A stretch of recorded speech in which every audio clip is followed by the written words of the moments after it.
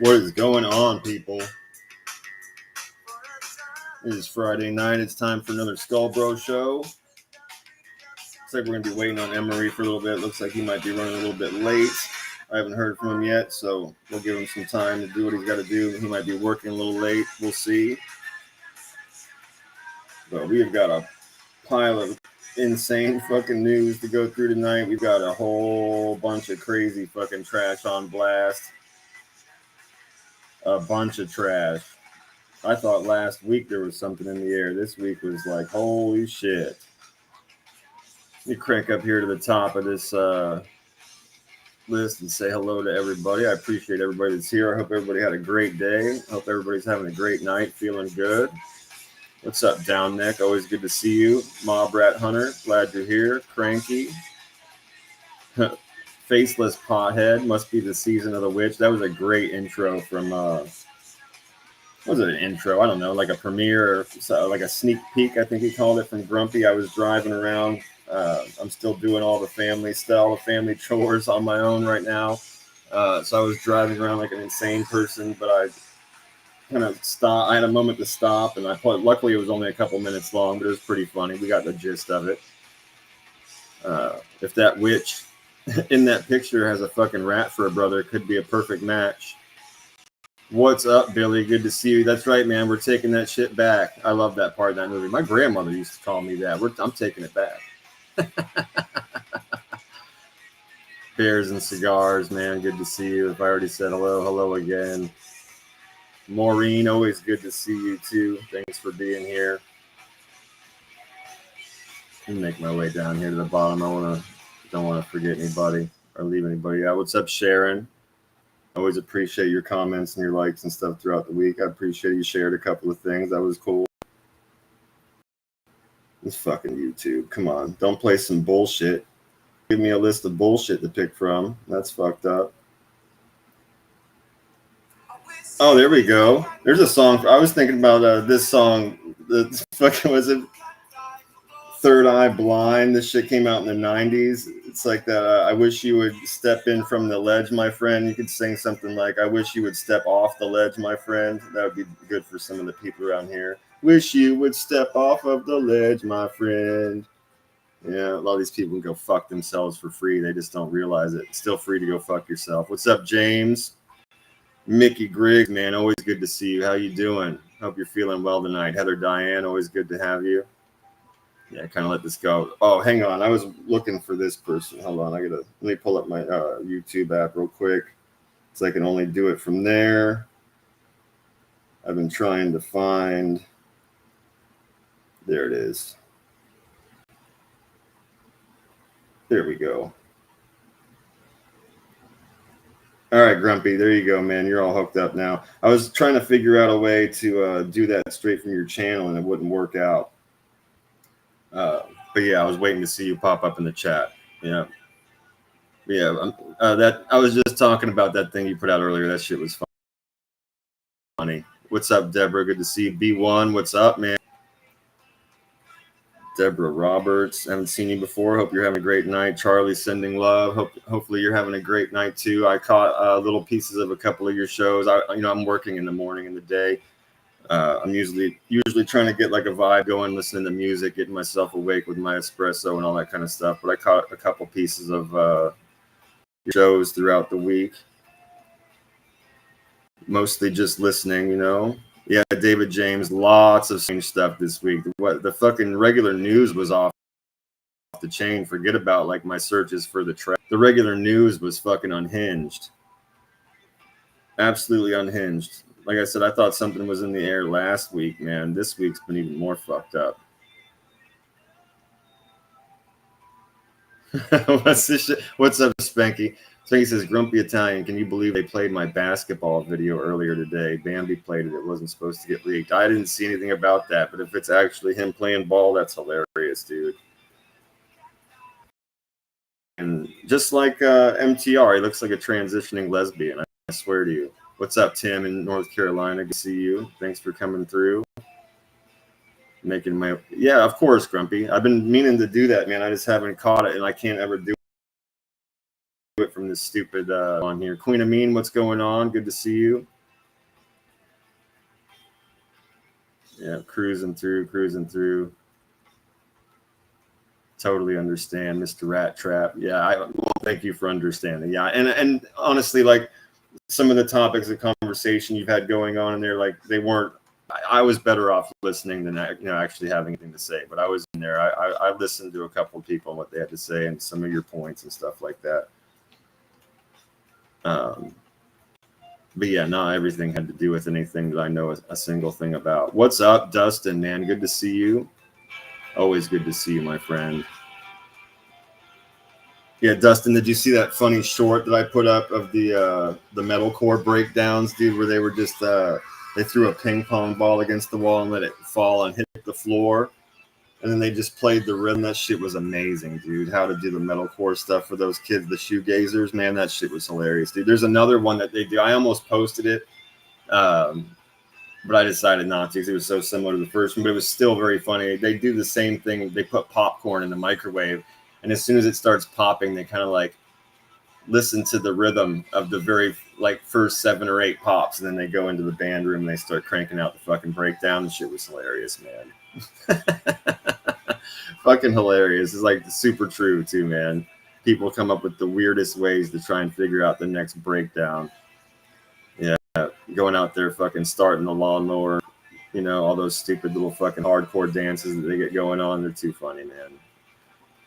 I've seen that a million times. Oh, okay, Dustin. I'm not sure if it's, you know me, I'm always like, I'm constantly deleting stuff off of my community tab. I only leave things on my community tab for like 2 or 3 days. I'm the same way with like hell chats and stuff like that. Like the random shit that I post, I let it stay on there for like maybe a week tops, and then I delete it and I keep it fresh. I don't like having it like 100 different things on there. It's just personal. It drives me fucking nuts. But Dustin, I'll post the popcorn one so you can check that one out, and then that'll lead you to the other one. But it's too funny, bro. It's too funny. And I know like a lot of the people that are in my chat and stuff don't listen to that kind of music. So I actually titled, I said, for those of my friends who will understand. And I knew you would understand. I figured you might have saw it, but if you haven't, I'll post the popcorn one soon. That shit's too funny.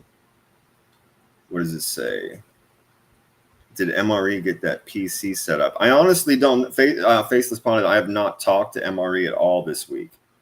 I have no idea. I have been fucking non-stop go time busy. I'm still doing like everything, all of the chores, all of the errands, all the running around from my house right now. So I've literally had no time to stop, and I've been fucking tired every day I woke up.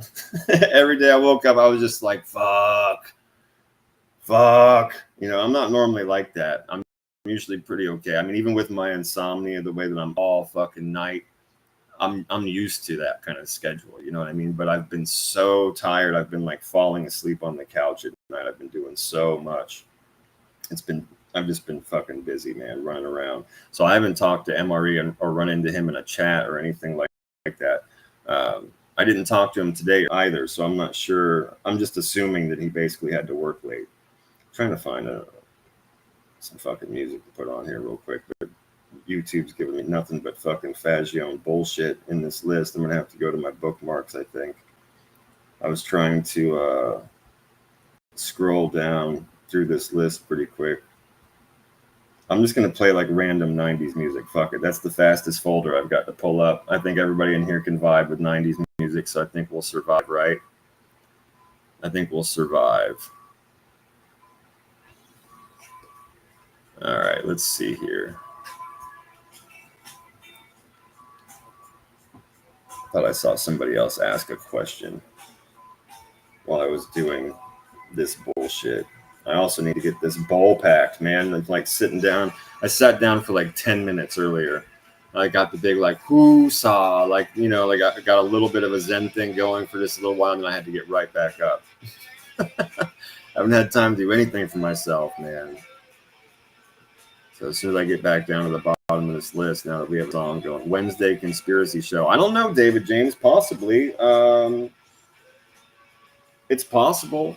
I'll email Egon and see what he's getting into. I know MRE's been wanting to jump in on one of those too because he wants to talk to Aegon. But when I spoke to Aegon last, he said that he already started checking out some of the stuff I suggested for the next one. So I'd say possible. You know, I'd say it's possible. If not, it'll be a hell chat. This last day, I was just so fucking tired. I was literally like during Wednesday evening, I was thinking, I was like, yeah, I think I could do a hell chat tonight. I even made a thumbnail. And then come around like 9:30, I was like, fuck that, man. I was falling asleep on the couch. I was so tired. Oh, right on, Nick. I'm sure that he'll appreciate that, you know. But I'm fairly certain he got what he needed to get the computer. Charlie sending love says somebody just doxed one of your friends. Oh, that's fucked up. That's a fucking rat move. That's a rat fucking move, man. Spanky says, Bears, I told you I got skills. Yeah.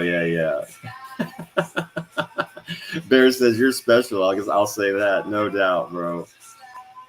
No doubt. All right, I finally made it to the bottom. Let me pack this fucking bowl up, ladies and gentlemen. Let me pack this bowl up. Get to being a faceless pothead. Yeah. Too funny. I've got so much like mean shit, that I could say right now about a certain person, and I'm really trying to be the bigger man. I got so much fucking opinion ranting type of shit that I would love to just let the fuck go like a shotgun. It'd probably be good for me to get it off my chest, but I think I'm gonna let the tension build a little bit longer. I'm kind of waiting to hear a couple other people go the fuck off before me, like finally like throw the gloves off and be like, I've had it, kind of a thing.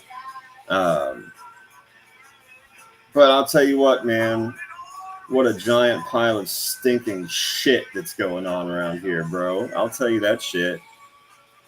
I will tell you that shit. And like to all the new people that are in here that have been coming through and stuff like that, I just want you to know, like, we're happy to have you over here. We went in on that motherfucker JT because he deserved it. Don't feel for a second like you need to worry about any of the people that we've been going at for a few years. You're probably better off not even knowing who the fuck they are. Like, I get it at first. Like, some of the people that are in here now and that were in here before have said things like, well, I started hearing all these people's names and, like, they were finding us in your chats and they were sending us messages, so we checked them out for a minute. And I totally get that. You got to research people, figure out who it is you're dealing with, right? You came into a new community. You didn't know us. We didn't know you. We're all still kind of feeling each other out. But it was all concentrated on that JT dude. So, like, nothing else matters. Like, I've been getting tagged in things that are really fucking weird that have to do with, like, infighting and bringing up subjects that I know literally nothing about, that are, like, having to do with people I do not fucking know. I'm not paying a single, just if anybody hears this out in the ether, just know, like, if you've tagged me in something that has to do with, like, weird infighting in a totally different group than I come from, I am literally not paying any attention to it whatsoever. I will not watch it. I will not fucking listen to it. I will not like the fucking in any kind of weird infighting that I have no business getting involved in, right? I'm a fucking grown up. So if it's got to do with the JT dude, I hate that fucking guy. He's a piece of shit, right? He's subhuman water trash. By all means, if you've got some information, do you think of us need to know or might help out somehow, or you're just informing us of more shit, then by all means tag me in it. But if it has to do with infighting with people I've never heard of, that I don't know, and it's got to do with shit I know nothing about, just save yourself that extra like millisecond and don't tag me. You know what I mean? And I'm telling you that in all fairness to say, like, again, I don't think you should give a single fuck about any of the people we've been fighting with or dealing with, other than if you find that kind of thing interesting, right? Like, if you are looking for somebody to go after, then by all means, fucking pay attention. We've got them by the droves. Believe me, the scumbaggery, the douchebaggery is at an all-time high with a lot of these people. But if you're just looking to like go after your regular person and you're happy you found a little bit of extra support, you like hanging out, you like coming through here for like the news and the trash on blast and shit like that, maybe a Wednesday night hell chat where I go the fuck off or talk shit about all that stuff, you know, then do that. Do that. You know, I'm not gonna for a second try and like educate you on certain people, right? Again, if you're into that, then by all means, ask questions, check it out. I mean, we all love Red. You're going to learn about it just by supporting. I know you all support Red, right? So like he's going to put this stuff up. You're going to get exposed to some of that shit. By all means, get involved in those conversations. They're funny. You know, Red is fantastic at that stuff. He puts motherfuckers on blast in using their own words, right? He doesn't have to fucking make anything up or go out of his way too much. These people, other than the excellent videos that he obviously takes time creating, right? But you'll see stuff like, you know, when you're supporting Red, watching his videos and going into those chats to have a laugh with everybody, you'll get exposed to some of that. But by no means should you go out of your way to learn about some of these people, and you know, unless you really want to like jump into the fucking fight, you know what I mean? And if you do, but it's by no means imperative or necessary. And I would just suggest saving yourself the headache and the heartache and all that from even fucking with a new person. You just go after Jake. Continue your great fight against an evil, disgusting human being, right? The one that you've already been after. Continue that. All right. This thing's fucking packed up. Let me roll this chat up a little bit so I can see who all's in here, what everybody's saying while I hit my bowl like the faceless pothead that I am. And all my friends out there, smoke it with me if you got it.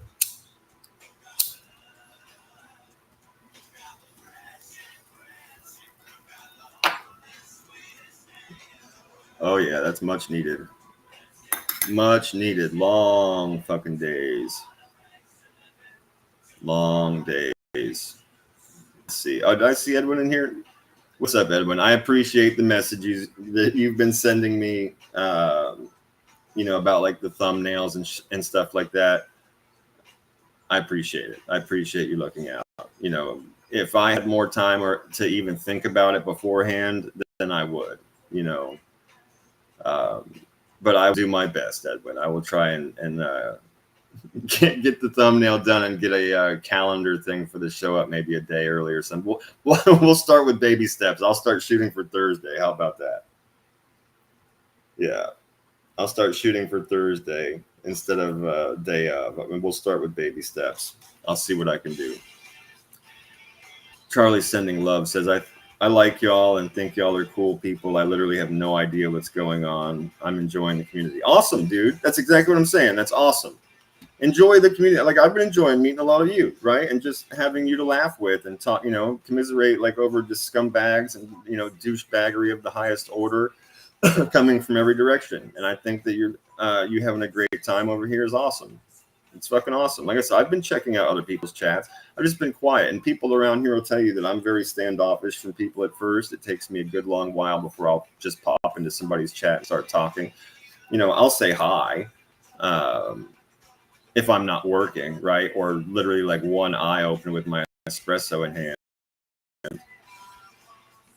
Oh, it's your friend tonight. Well, I'm sorry to hear that, Charlie. That's fucking bullshit. That guy is a fucking piece of work. I'm telling you what. Who did he dox? What's up, Roscoe? T. Marie, good to see both of you. Yeah, T. Marie's cool. I've seen some people talking shit this week, but I think you're all right so far. I think you're pretty cool. Charlie's the same way. I think Charlie's pretty cool so far. Watcher's been all right. I've been in a couple of Watcher shows and actually spoke a little bit, just said hi and, you know, kind of talked a little bit of shit because they were talking about JT. See, I'll get involved in that. That's somebody I know about, something that I know about, so then I'll talk shit. Roscoe says JT is easy to trigger. He's a goonie face. Oh no, he's a goonie. So, okay, and then I think you tried to put in an emoji and it didn't work out. JT is Leak Hole's long lost son. Yeah, fucking Leak Hole wishes. Yeah, exactly, Mob Rat Hunter. He's easy to trigger. Just don't agree with him. Yeah, exactly. He's also a born fucking loser. If he wants to be guaranteed to fail, all he has to do is try really hard to make something work, and he's gonna fucking fail, dude. He's a born loser. Down next says, I wish I could get a pair of Chuck Taylors with the skulls on them. Fuck yeah. Well, those are the socks, man. I've got socks that've got the skulls on them. And I saw Billy's comment earlier about the red laces. Those are orange, my friend. Those are orange, my friend. He's also not wearing suspenders either, Billy. No Doc Martens in the building, nothing like that. Everything is cool, man. Yeah, Red is unreal, Billy. Red's fucking awesome. That's my boy. Bear said there's plenty of videos of the scumbags here with Kane Shades and Redzilla. Yeah, I mean, yeah, for sure. Like Kane, you know, I think some people are planning to play some of those videos anyway. I'm just kind of telling people from like the new communities or whatever, like, please don't feel like you got to know about these people or like learn about them to kick it.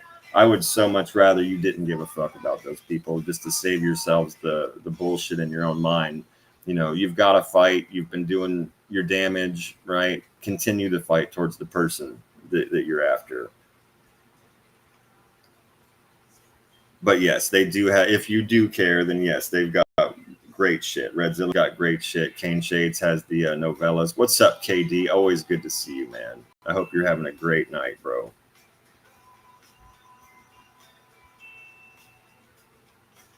Let me see. What's up, Aegon? I think somebody was asking if we're going to do another conspiracy chat soon, man. You'll have to hit me up in an email. We'll plan that out.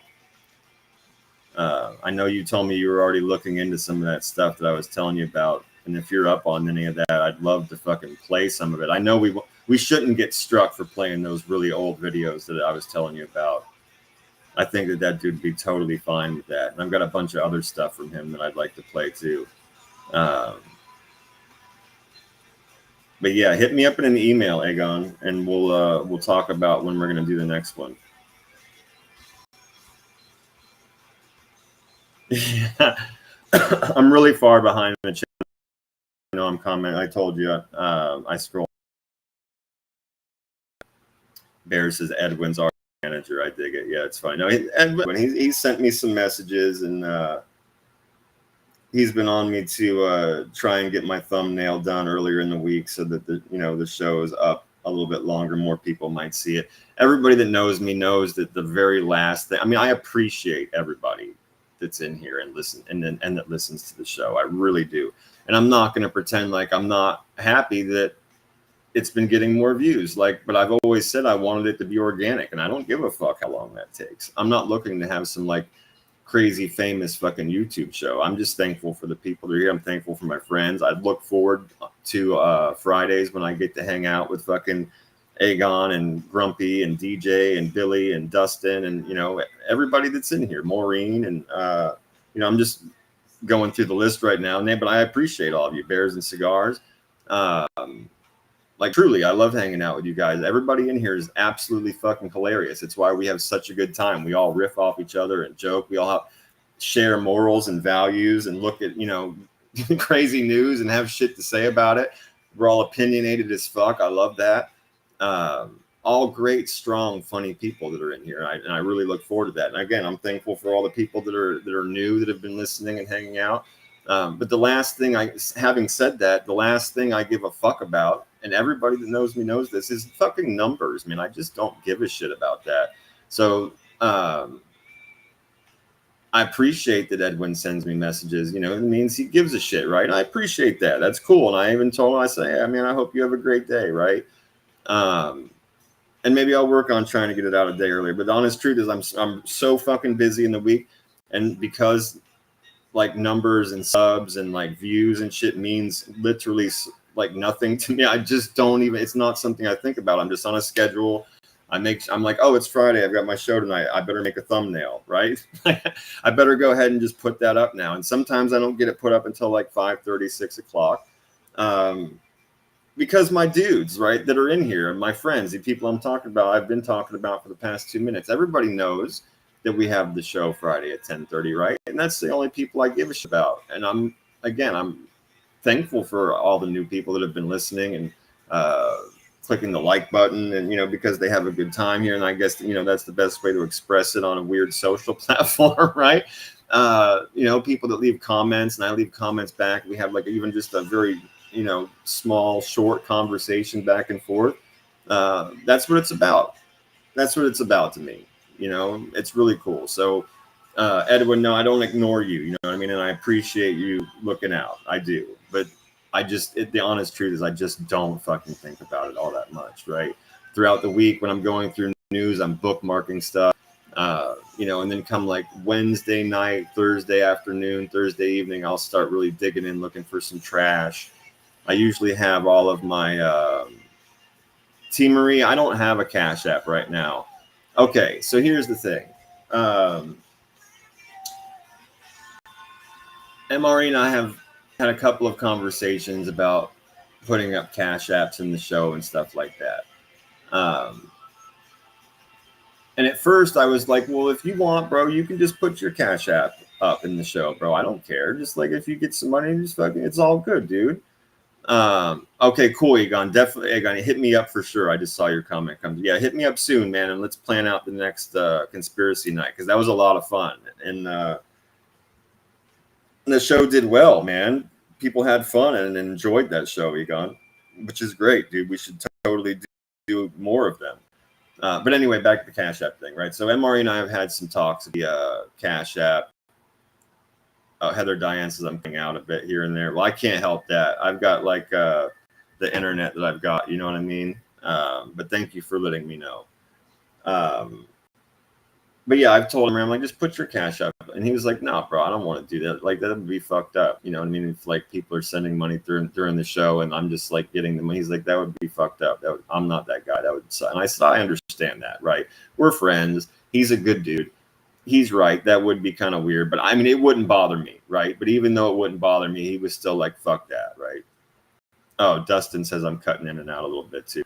Yeah, I'm sorry, guys. I'm doing, I got the internet I got, you know what I mean? Anyway, so basically this is what we've come to. This show is going to be a year old. We're going to do a show on March 28th, and that'll literally be like a year, right? Our first show went up March 29th last year. So here's what I'm thinking. I'm thinking that on that year show, we'll start a Cash App for the show. But here's my caveat, just because of my own morals and values and the way I feel about it. Usually in the beginning of the show, we're just kind of like talking shit. And a lot of times talking shit about people. I will not be fucking getting show donations or whatever the fuck you want to call it. It's weird. Donations is a weird word to say about a show. I guess like helping out with the show or like kicking us, throwing money in our tip jar, whatever the fuck you want to call it. I don't want tips while I'm talking shit about the people that I don't like. I think that's super fucking foul and in bad taste. I don't like it. I'm not knocking anybody else that has Cash App. And I don't mean that for like, if you do full on shows like about rats and you're providing content, you're bashing rats, they're out bashing other families and you've got a Cash App, that's totally cool. I'm talking about like, we talk a lot of shit about like other creators and stuff like that. You get where I'm coming from? It's not like rat shows and stuff like that. That's different. That's a whole different kind of content. But usually in the beginning of these shows, we get to talking about the stuff that happened,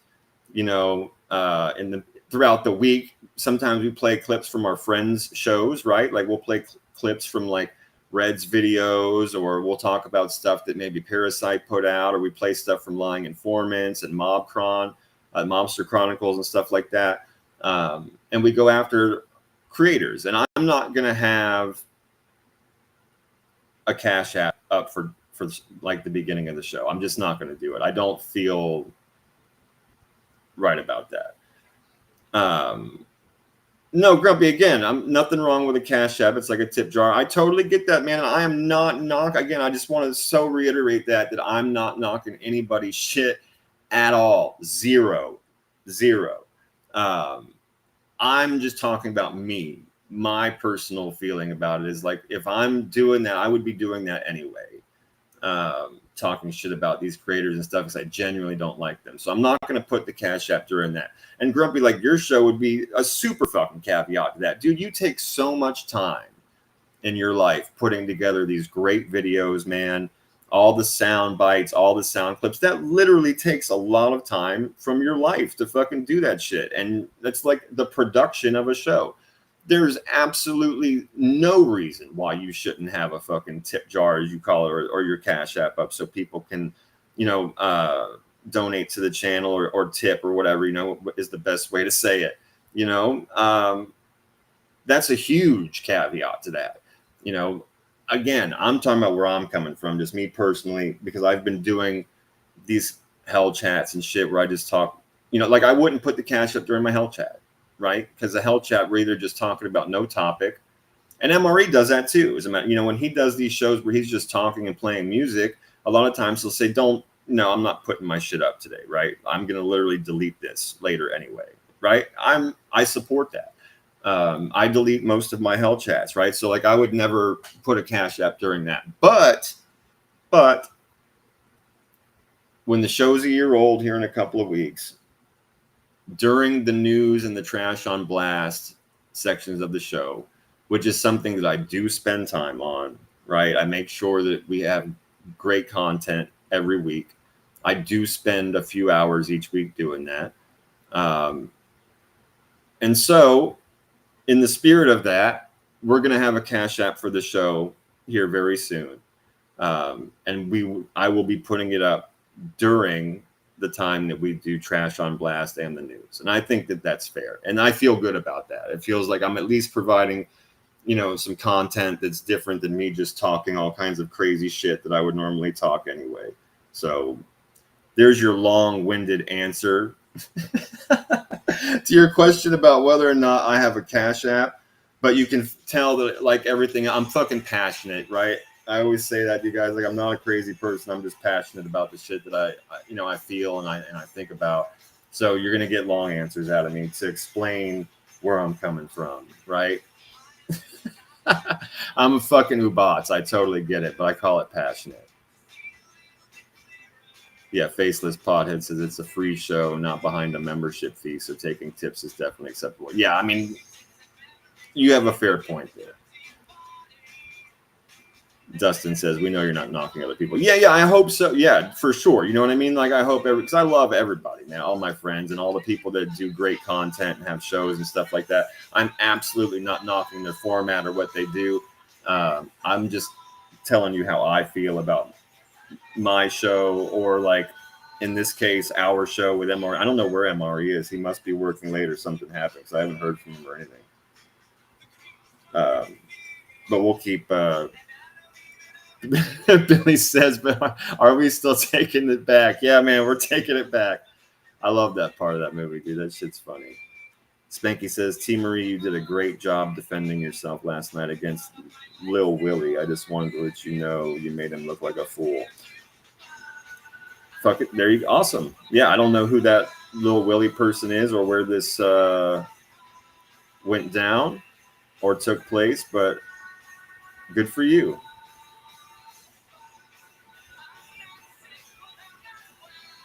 Well, I appreciate what you said, T. Marie. That's very nice of you. That's very nice of you. Okay, Bears and Cigars. Thanks. She was starting to piss me off. I have to stop. But yeah, I can't believe how delusional. I know exactly what that's about. I saw a different comment from you today, Bears and Cigars. That said you were going. Oh, there it is. Roxy Gage says, I saw you going back and forth on the page. Yeah, that's exactly the comment I saw you make earlier today. And I was proud. I was like, good for you, Bears. You know what? We weren't looking right at each other. Obviously this is weird. Like we talk when we're in these chats and stuff like that, but sometimes we see each other's comments and you can't look at somebody and say, man, I agree with you. Fucking good for you. Or like, I'm proud of you, bro. Or stand your ground. Or that's my fucking dude. And those are all the things I was thinking today when I read your comment where you said you were going back and forth and standing your ground and presenting your side, not taking that fucking bullshit. Good for you, bro. Good for you for standing your fucking ground. That's my dude right there. Yeah. It's fucking good stuff, man. More people need to do that. More people need to do that, and like really just hashtag fucking boycott straight up. I started putting that in. uh, a few people made posts this week, and I literally just went in and I put fucking hashtag boycott or like boycott this trash. And one or two of them, I was like, I don't know if I should have put that under, in in their in their fucking post. That might have put them in a weird position or something. But I just fucking hashtag boycott, man. Yeah, hashtag fucking boycott.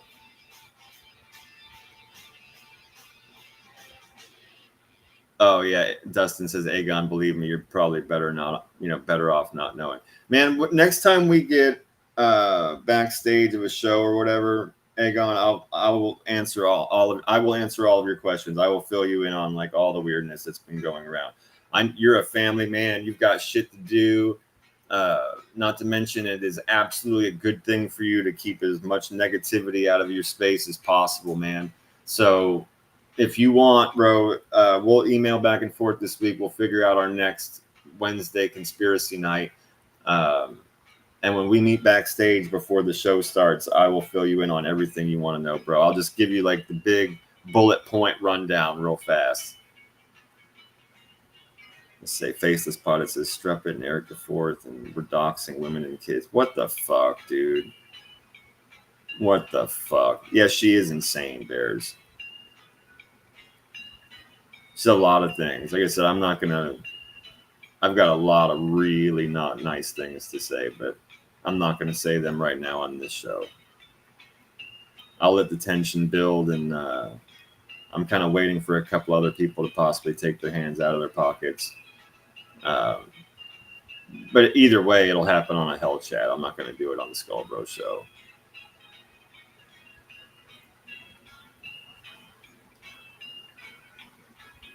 Yeah, KD, I understand where you're coming from, man. I just read I'm not going to read it out loud, but I understand, bro. I understand the position you were taking before, and I did not argue. We're friends. Call it argue, call it debate, which, you know what I mean? Either way is friendly between friends, right? But I didn't say nothing to you, man, right? It's like, because I respect you, and I respect your right to feel the way that you feel, and I would never come at a friend like that, you know? But I really respect what you said. I'm with the boycott. I respect that, bro. You're with the boycotts at this point. Like I understand that too. Like as any individual, not as a man, as any person, people can only take so much, man. People can only fucking take so much. Yeah, Egon, of course, that'd be cool. You're always lost. I got you, man. If you want to, I'll fill you in on an email when I get some free time this week. Maybe I'll just send you a fucking really long fucking email, and I'll be like, bro, check all this bullshit out. And what this say? Faceless Pod, it says RTC, you would go off if you heard that show. It's best you don't. I never hear these shows. I have not been in that fucking channel in 2 years. 2 years I've not been in that show. I was fucking done then, and I've only been like fuming and like every time this shit happens, I get more pissed off. I see my friends, and I said this before.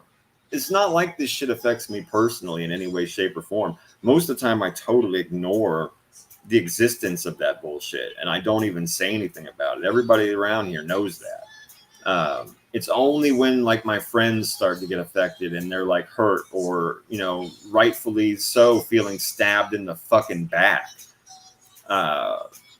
That's when I get affected. I get pissed off for my friends and the positions that they're put in, and the audacity of the actions that put them in that position. It's fucked up. It is fucked. Oh, Faceless says it's not that channel. It's Eric the Fourth. Yeah, I only see clips from that guy. But I imagine if they were doxing people, yeah, I would probably lose my shit. Yeah, I would probably totally fucking...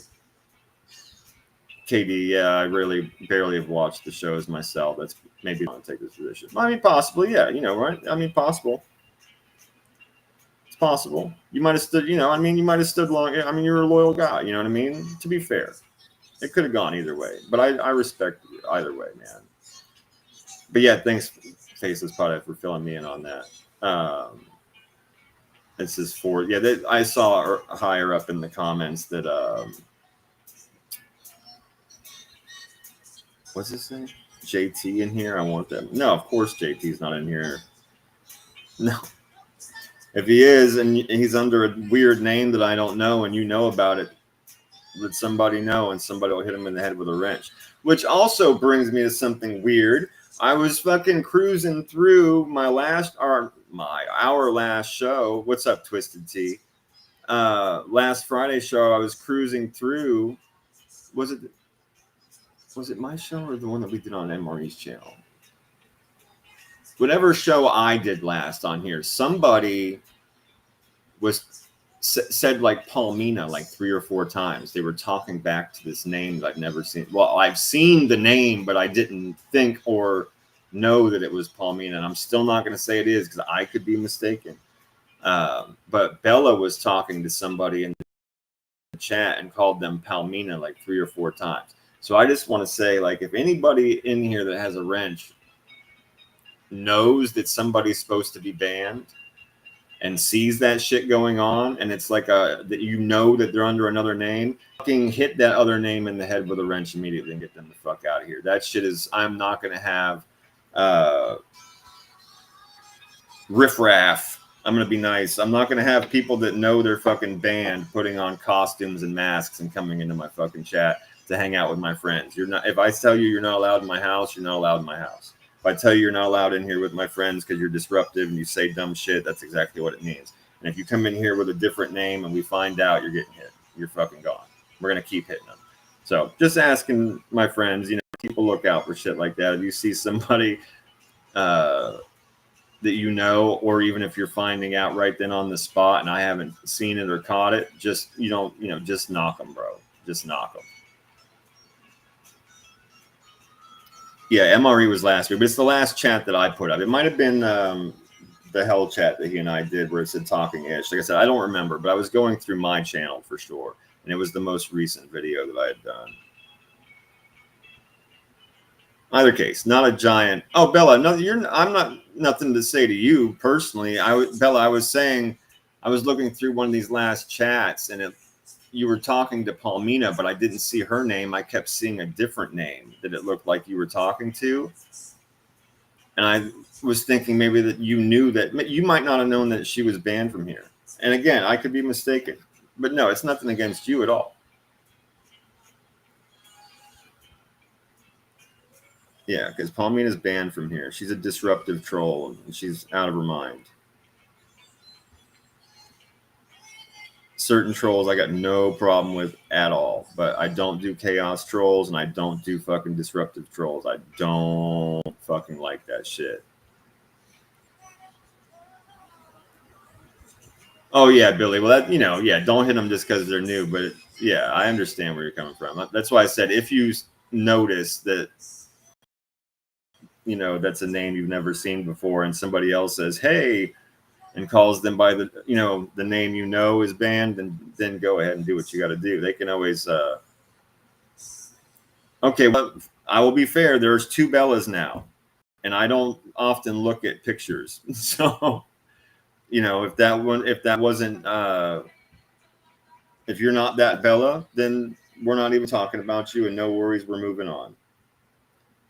No worries, and we're moving on.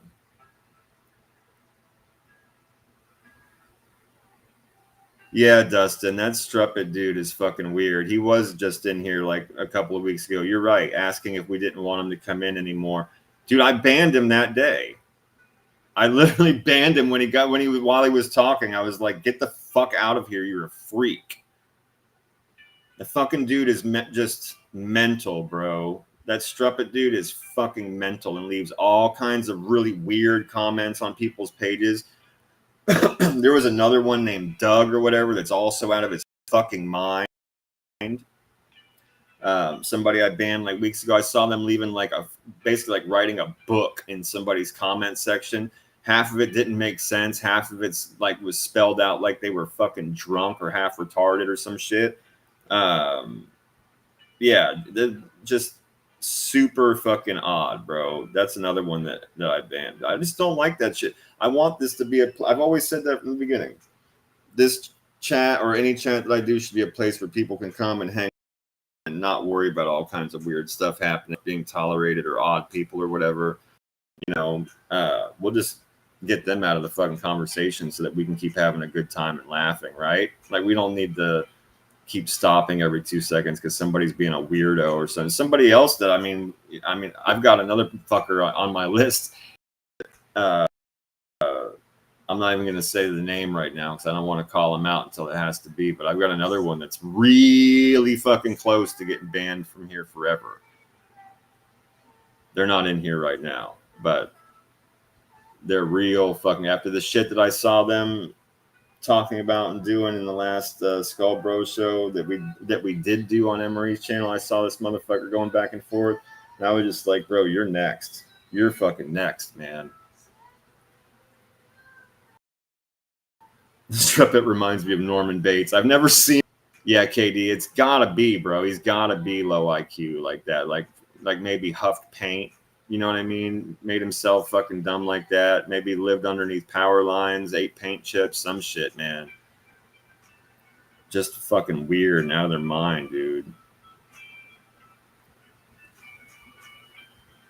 Struppet said I was lying. I've made it where Struppet can't go anywhere except turtles. Well, they can have each other then, T. Marie. Yeah, fuck turtle. Weird. Yes, KD, you nailed it exactly.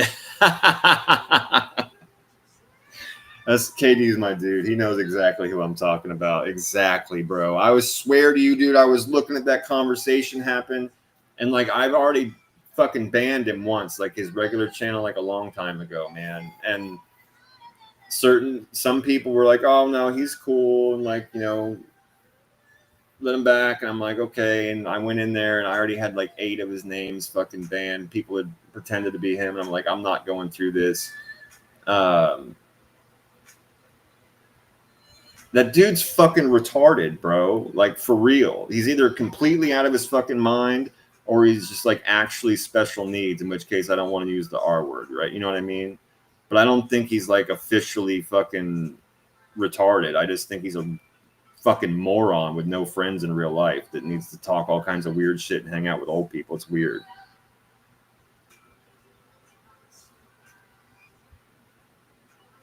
But yeah, I was just looking at that conversation go down. Yes, Jesse, we can see you. I was looking at that fucking conversation go down. I was like, bro, you are fucking next, man. You are a simp beta fucking weirdo, and you're about to be fucking gone.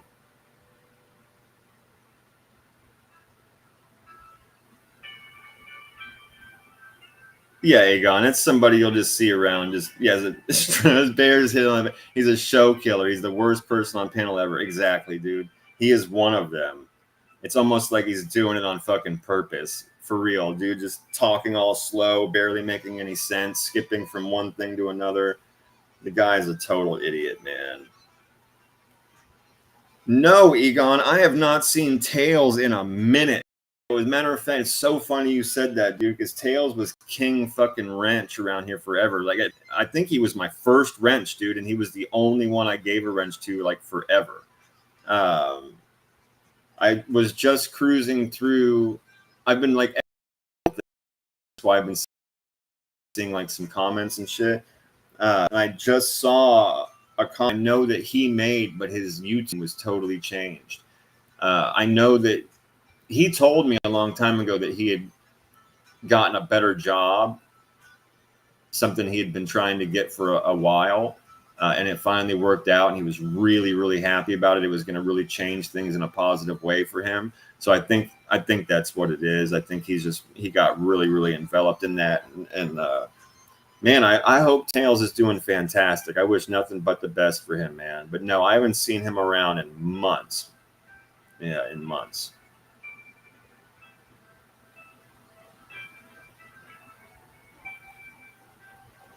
What's up, Fax, man? Good to see you. Morgan.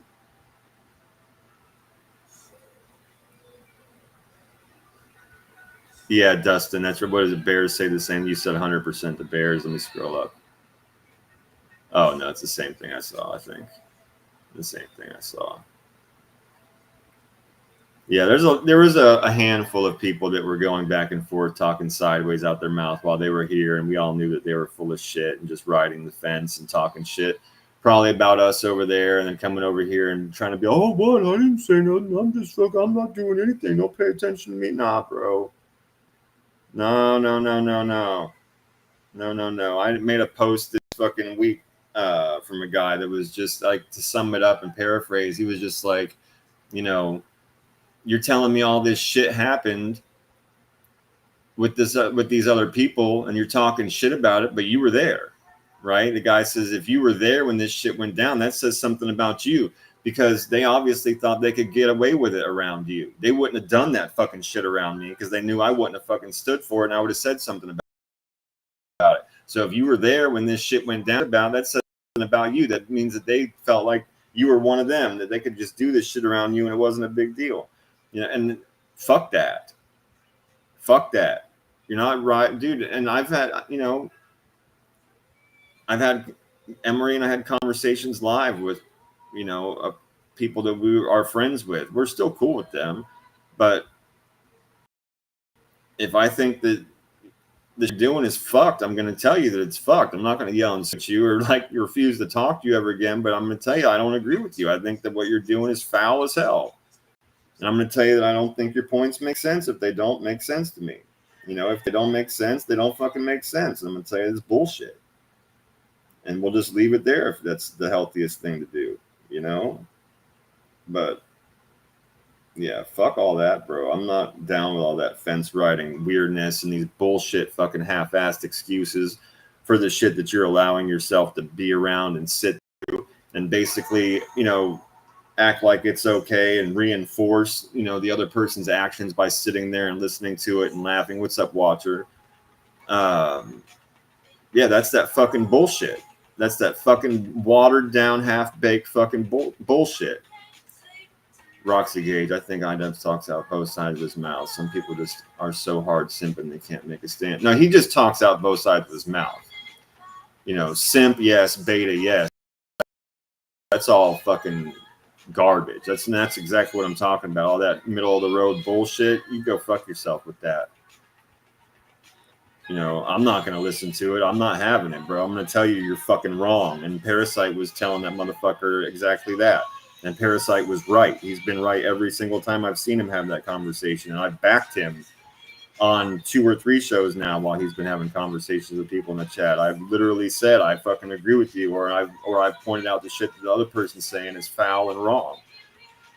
Thank you, Watcher. I appreciate that very much. I'm having a better Friday now. I'm getting ready to have even better now. I'm going to fucking hit this bowl real quick and stop talking for a second with my loquacious.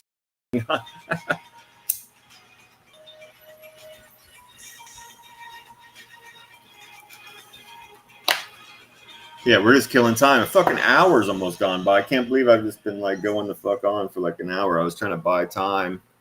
They need to put me on the radio and pay me a salary. I can just get on here and just fucking start talking about nothing, and an hour goes by before I even know it. Anybody that knows a radio station hiring, man, shoot me a message. I'll drop them a fucking application or some shit. We'll take over their airwaves, man, and fuck shit up. What's up, DJ? Always good to see my dude, DJ, bro. Hope you're well, man. I hope you've been having a good day and having a good night tonight, man. No doubt about it, Watcher. I've got it sitting here right in front of me. I'm gonna sit here and smoke a little bit while we're waiting a little bit longer for him. I haven't even heard from him yet, so we'll give it like another 15 minutes or so. We'll shoot the shit, and then I'll just start bringing up some. We've got so much insane fucking news this week, and Trash on Blast is just fucking disheartening. Is what it is. It's fucking disheartening, my friends. It's like some of this shit we're gonna look at and go, what the fuck, man? What the fuck? What is wrong with everybody besides every fucking thing?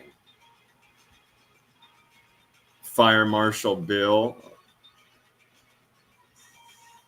John Martin says MRE was cooking. I don't think MRE's in here yet, bro. MRE's not here. I haven't seen it. What does this say? KD says, yeah, Parasite Slayer been right in the start. I thought he was wasting his time even trying to talk to these people. And there's something to be said for that, KD. Some of these people, it literally is, but it doesn't mean we're not going to stand our ground and tell them that they're wrong anyway, right? That's our job. It's like, especially if it's somebody that you've been like cool with, it's like, whoa. No. Let me help you get back on track here for a moment, right? Like, let me help you understand this from a different perspective so that you can see the light. You know what I mean? And you're 100% right that there are cases, there are some of these people. There we go. We're just going to play the fucking Smash album. We're just going to play that motherfucker from the top. What? And then YouTube says it's not available. You are a fucking disgrace is what you are. I'll look it up. I'll find it anyway now. I'm going to find it. I was just going to play Smash, the full album, and just get it over with so I don't have to keep looking down at this music. And that's a great album from start to finish. So let's do that. Get a little Offspring in our lives. All right. Yes, back on train of thought. Yes, some of these people, you are talking to a brick wall. They're so fucking simpish, dude. They're so fucking simpish. Or they fucked around and got that low T. You know what I mean? Don't fuck around, catch that low T. Some of these people did. Yeah. Simping out for some old lady they never even would have heard of if she'd have used her fucking actually married name instead of clout chasing off of her fucking dad. You wouldn't even know this fucking person exists. You wouldn't, let alone have a channel or go in there and bother to spend your time in there if she didn't use her father's name. Let's be fucking real. Be fucking real and honest with yourself for a moment. She's a fucking normal person that used her husband's last name instead of being a disgrace and going by a different name for the clout and fucking extra friendship and fucking concert tickets or whatever the fuck you want to call it. You know, all that, none of this shit would even be in that person's life, dude. They'd be able to live a normal fucking everyday life, but they need drama to fucking just breathe off of. Walter says, I'm toking apple fritter right now, and I have some Nimbus Kush OG. The apple fritter sounds amazing, Watcher. And I fucking love Kush. G13 is my favorite strain of all time. But straight up Landrace fucking OG Kush is a very close second. But that apple fritter sounds amazing.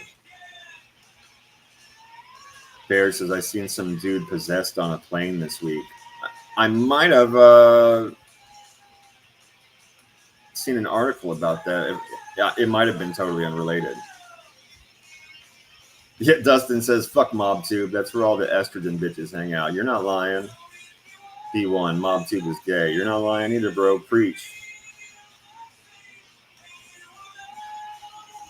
Yeah, she begged Parasite Slayer to be on her show daily, and now he disagreed with her, so he's a faceless troll. Yeah, bro. I remember a lot of that stuff. Yeah. He was like, she used him as a counterweight to fucking Common Simp. I remember that shit. And you are right. You are right in everything that you just said. I cannot disagree with that. Yeah, you are right. Aegon says the Deftones. Yeah, I like the Deftones too.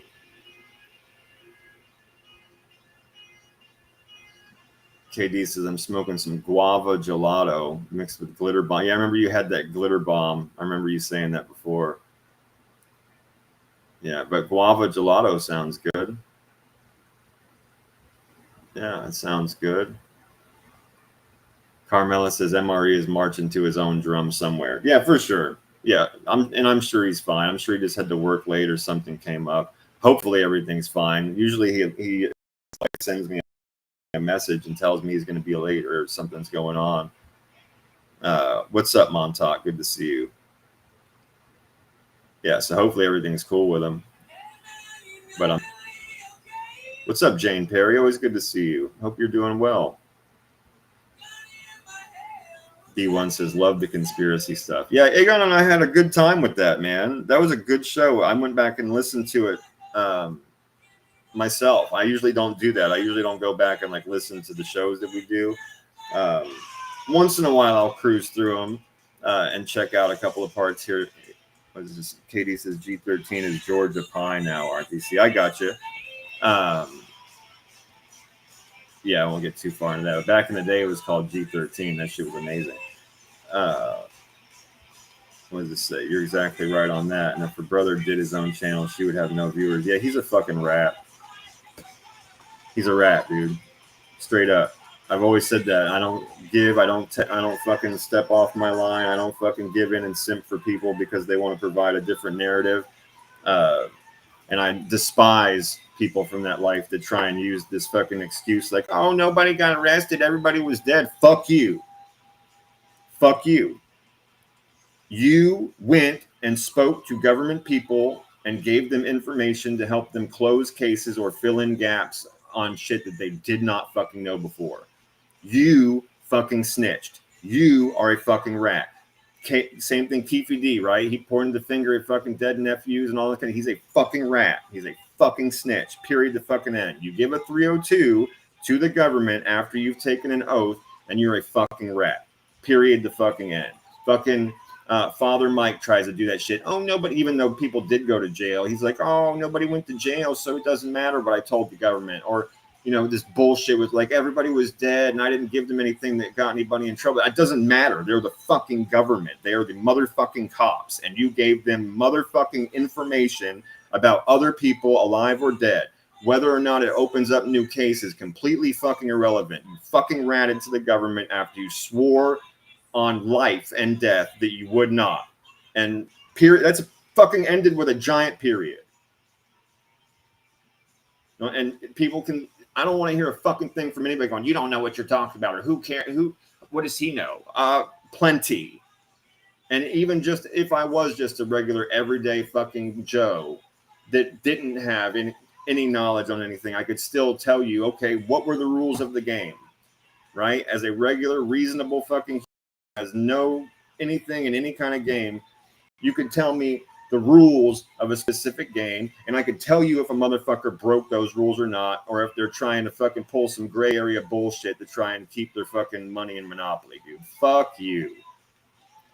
Motherfuckers have lost their fucking mind thinking that I'm just, like, people should be like, oh yeah, that makes sense. Oh, okay, well, I guess nobody got in trouble. What are you, fucking retarded in your brain? Are you fucking high on some shit that you dumb?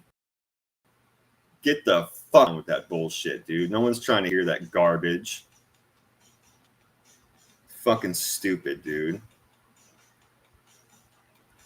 Oh, Faceless Pod. I totally get where you're coming from. I'm not yelling in your general direction. I'm just fucking that stuff pisses me the fuck off.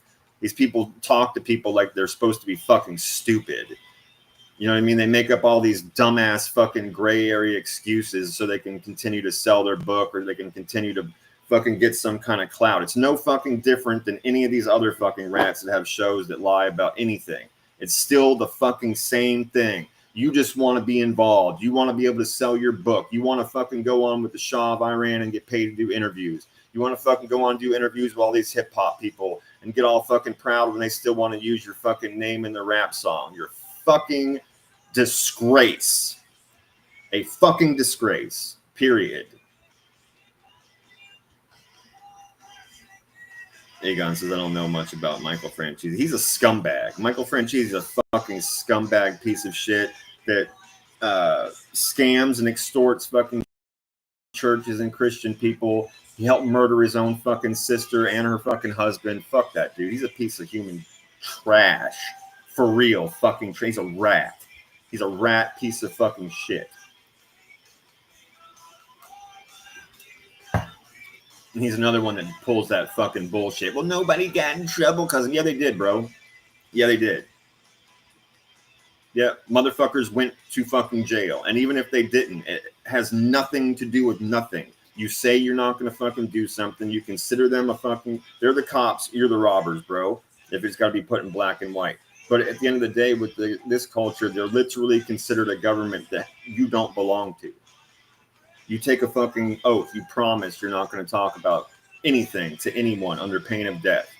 Well, you did that. And you did it because you got tried so many fucking times, or some of them do it because they don't want to go to jail the first time. Other people do it because they've been tried 6 or 7 times. They're running out of money. They're tired of getting treated like garbage by the government, and they break and they go, you know what? Fuck it. I'm just going to go talk to them. I'm not going to give them anything that's going to put anybody in time. Fucking try something to get myself. And that's what that motherfucker did. It fucking moved. It doesn't matter. There is no fucking gray area. Period. The fucking end. And she can call me any fucking goddamn thing she wants. She means nothing to me. She's literally a nobody who has never done a fucking thing. And again, nobody would know her at all except for some fucking old lady in a grocery store, your random fucking woman on YouTube.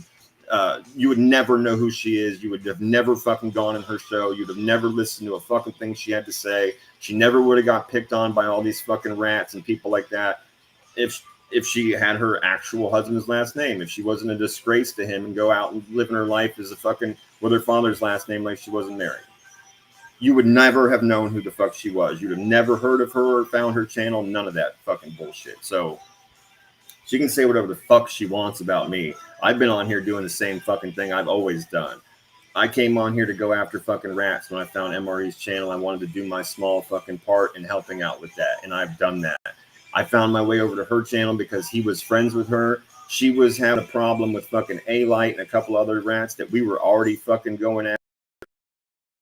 So we all people continued that on for years, fighting for her and fucking standing up for her against some of the worst, disgusting human beings I've ever seen in my life here on YouTube. You know what I'm saying? And she just treats them like fucking garbage. Every few months, she just like, fuck you, and brings up the people that everyone's been fighting against, right? These people will talk the worst shit about her in the fucking world and her family and do the worst things in the world. And all her friends come to her defense and troll these motherfuckers and make content on these motherfuckers and use their own words against them, pull out all this shit against them. And she just fucking sweeps you under the rug like garbage when she fucking chooses to. And she'll bring all those same people that you just went out of your way, out of the kindness of your heart, or some of these people's simpness. You know, you spend all this time fighting for this person you don't even know, and then she's just like, fuck you, I'm going to bring up all those people that you've been fighting. I'm going to be friends with them now. It's cool. Oh, and if you don't like it, don't come in here. Fucking insane. Literally fucking insanity. Sympathy junkie. It's a fucking professional victim. Straight up. It's what it's fucking gross, dude. People fucking eat off of that shit. Just eating it like it's fucking life, bro. Right, that's how you found MRE. I already hated A-Light. Exactly. Yeah, Carmela, I was trying not to. I said, and I'm even backing myself up now. Carmela says RTC's going off. Yeah, I mean, dude, I told you I have a lot of shit to say about this. It's ludicrous at this point, and I've held back so much of this shit because she's not worth it. It's not somebody that's even on my radar most of the time. I'm just so tired of this shit happening over and over and over and over and over again at fucking infinity, at infinitum, fucking forever, back and forth, back and forth, back and forth, and watching my friends get treated like straight shit. It's fucking bullshit. You know, I said in the beginning of this, I was trying not to fuck. I had a lot of not nice things to say, and I was trying to hold it back, but you got me going there for a minute. And I'm trying to hold back a little bit even now because I've got even more shit to say. But all that stuff I just said is 100% true. It cannot be fucking contested. You can call me whatever the fuck you want. You can say whatever the fuck you want about me. Not a single thing I just said can be contested at all. And I know this because I'm talking about basic fucking principles here. There's rules to game. You don't follow the game. You don't follow the fucking rules. You fucking lose. If you cheat at the fucking game, you cheat at the fucking game. You know what I mean? If you walk around telling people that, you know, you are a fucking celebrity's kid and you're not using the fucking name that you're given when you're married people, you're literally clout chasing for some kind of other life that you think might be better than the one that you're going to end up with. It's just fucking sad and pathetic. And people got to be real and honest with themselves and say, I would not know this person at all. She was never in the mob. This person was never in the mob. This person was never, you know, in like even the simp documentaries that like Bumpoke fucking jacks off to. never had their own channel like some of their siblings, you would not know this person at all, right?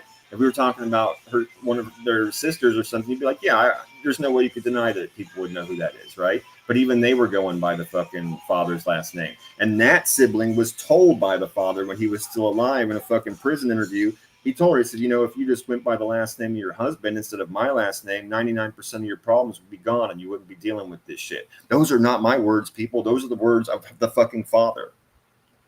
So, like, so I'm telling you, the shit that I'm saying is not fucking contestable. It's fucking not. It's not arguable. So take it for what you want. Anybody that hears this out there that's fucking hate watching or whatever, off on cool, go fuck yourself. But you can't disagree with me. You can you can talk all your fucking shit and him and haw and fucking get mad and not like me all the fuck you want. But deep in your heart, you know everything I just said is a fucking 100% fact. As he hits his faceless ass motherfucking weed bowl. What's up, Cuban B? Always good to see you, my friend.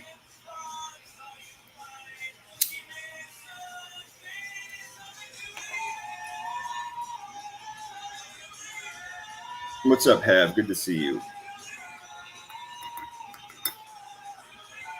Faceless is off the chain.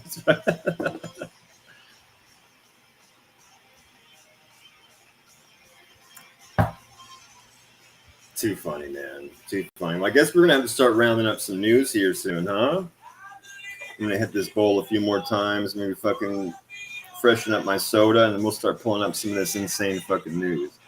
Watcher says, I'm loving this side of you, bro. Yeah, just stick around. I'm a ranting fucking crazy person. I do my best to keep it fucking tamped, you know, especially when we're doing the Skull Bro show and stuff. But I have been left here on my own like a hell chat this evening, so it's coming the fuck out. If I'm going to sit here and talk, it's been a fucking hour and 15 minutes I've just been talking, you know. So if you're going to let me loose and let me talk and just run my fucking mouth for an hour and 15 minutes, you're going to get ranted at a little bit. It's just the way it goes down. So I'm glad you enjoy it.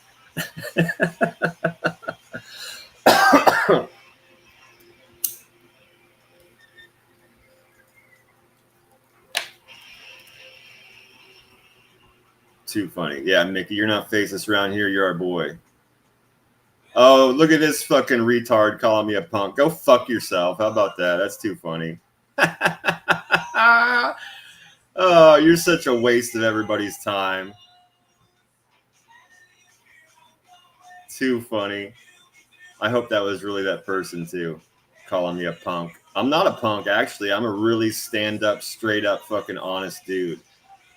I'm well-liked in real life. I'm educated. I'm well-liked by my friends here. I'm not a punk at all. You know, you're fucking pathetic. That's the truth. You're fucking pathetic. And you literally eat drama. That's what you use for sustenance, is fucking drama. So have fun with that pathetic existence. I'm living a kick-ass fucking life. I'm doing great. And I don't have to lie about who I am to make friends. I can be myself here. I don't have to show my picture. I don't have to tell you my fucking name when I'm out here fighting against scumbags that like to dox people and harass their fucking families. I can stay anonymous and still be who the fuck I am. Yeah, I'm authentic. So you can take that shit to the pathetic ass bank along with the other money that's ill-gotten and disgusting and filthy and fucking embarrassing. Every dollar you're fucking embarrassing yourself. So enjoy that.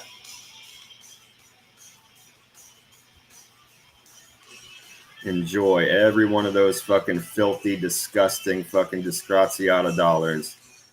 And I hope it's all worth it when you've lost all the best fucking people that stood for you, because they're not standing for you anymore. And that's not based on me being a punk. That's based on you being pathetic and embarrassing.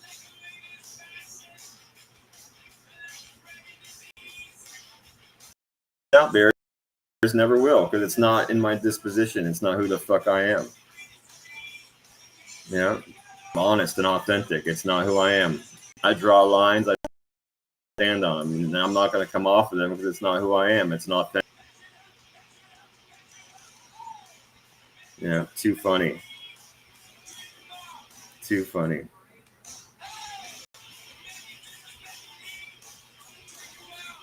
Always appreciate you, Dustin and Billy. Appreciate both of you, but I got it. I didn't even see it at first. Too funny. Selling their souls is right, man. 100% right.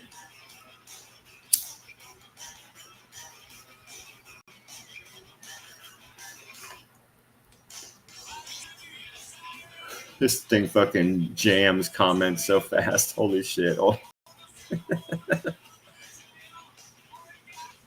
Yes, yeah, no doubt about it, Nikki. It's 100% true. Yeah, it sure does. Yes, it does change people. But I don't even, I mean, that's just like icing right now. It's just another excuse. Person was sounding like FBS a week ago or 2 weeks ago. They went into somebody's chat and they were like, I've got more subs than you even have viewers. Like, wow, how FBS of you. That shit is ridiculous, man. That's absolutely fucking ridiculous. Makes you sick when you hear like Fatty talking to anybody else that sounds like him. It's just like, wow, dude. Good for you for being a fucking disgrace.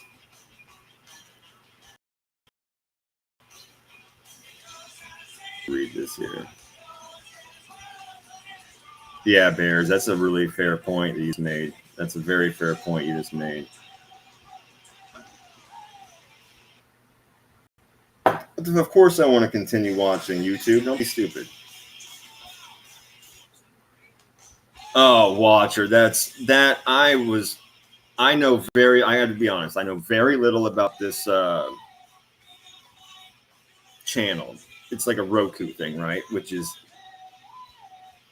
that's fucking priceless, dude. So they might as well like be on the Betamax network, right? Like, what the fuck? That shit is so antiquated and ridiculous. Anyway, and like out of the way in like third corner of the world. It's like it just doesn't exist basically, except to a very small percentage of people, let alone the people that would find it on their own unless directed there. But to pay $30 to watch some Faggio and half-produced bullshit, and I bet you're 100% right. That I bet that person will be like wearing a logoed hat and T-shirt with their fucking channel name on it, and they'll be like telling people, "Oh, go check this out," or tell them, "Oh, we'll just lose some shows over there," right? And try and get people to do that. Too funny, man. MRE is a good man. Templar, 100, dude. Yeah, I wouldn't be standing next to somebody that wasn't a good man. Emery's a great guy. Always honest with his friends, like beyond honest, like more honest than anyone should ever expect another human to be on YouTube. That dude has put everything on Front Street. Okay, the shit that man has been through with these people is fucking appalling. It's fucking appalling, the shit that they've done to him. And every single time he's just defended himself plainly. His story has never changed. He's presented the facts. He's brought friends on here to speak and talk. We've met them. I've had them on my show. I've had his friends on my show, right? It's not like Piggy Hawk. It's like, I've got a gang of goons outside my house all the time, and they're never there. He got beat up there. You know what I mean? Like, dude just calls the police. This Emery brings his friends on here. They're in the chat right now. Like, it's fucking unbelievable, man. These people just have talking points. They can't. It's just all bullshit. There's never any receipts. Never any evidence. It's always coming tomorrow.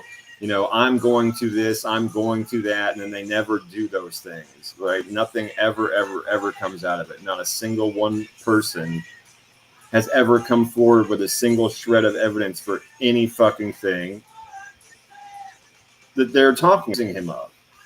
It's been 3 years since I've been on here, and I've heard every fucking horrible thing you can say about another human being said about him. And every single one of those people has said, it's coming. I have evidence. You just wait and see.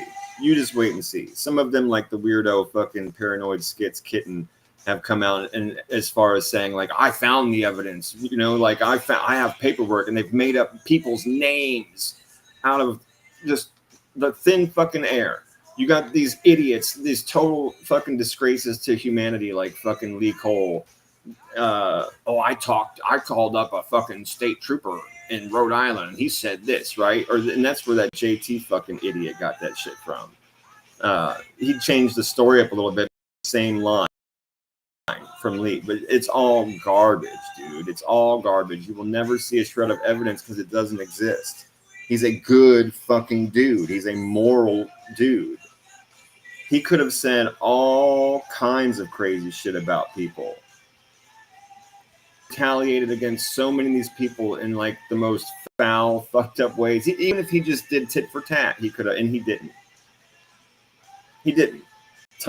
Just chance after chance, time after time, these people have come at him with foul shit, and he had mad information on them. People just give and send him information. He said it before. He's told everybody this. I'm not making something up or providing some secret, right? He's told us people have given, and you have to know it's true. With just the sheer number, do a numbers game in your head. Just the sheer number of people that hate some of these people that do look them up, right? You don't think that they send it to people like NB or MRE or fucking any, just name your content creator. You don't think people send information on other motherfuckers hoping that the fight gets ramped up? Of course they do. Of course they do. But every single time he's denied them and said, no, I'm not doing that. Right? I'm not doing that. I'm not doxing these people. I'm not going to say anything about their fucking kids or provide information on them. I'm not even going to go at them with like super foul language, right? The dude doesn't, there's language the guy doesn't even use. He won't even be like, I get fucking dude, I get wild, bro. I say a lot of shit that out of respect for him, I don't say when we're on show together because I know he doesn't like it. And I don't put my friends in weird positions like that. I've said that before. I would never do it to comedy. Carmela, Dustin, DJ, Grumpy, Mickey. I would never do that to any of my people, dude. If you were literally on screen with me and I knew some things offended you, I would never do those things because I'm your friend. Right? And the only thing I would ever ask in return is the same of you. Right? So why wouldn't I give that to you freely? Right? And that's the way I feel about it. So like when I do these shows and stuff with MRE, I don't go the fuck off and say all kinds of crazy shit. I tamp shit back. Or when I address Edwin earlier in the show is a good example of that. I almost said the word shit while I was talking to him, but I stopped. I said shh, and I stopped, and I said something else. Just out of respect for somebody that's been friendly to me. Who I was literally at that moment talking about had been looking out for me, right? It's just fucking respect that. So of course he's a good dude. And all this shit is foul as hell. Foul as hell. And again, I'm going to wait to continue on more of like the whole shit that's been going on from that side of the world about him. Because I'm not going to... TJ, that shit's fucking hilarious. That's fucking hilarious, DJ. Oh, that's fucking hilarious, dude. That .com up. That is too funny, bro. That is too funny, bro. Oh man. But yeah, anyway, I'm gonna wait, because I know there's been a lot of foul shit being said about him and a lot of back turning on him, more stabbing in the back, but some of that is like also not my place, right? I've not had a discussion with my friend about that yet. I don't know where my friend stands. I don't know where my friend is planning, what my friend may or may not be planning to do or restrain from.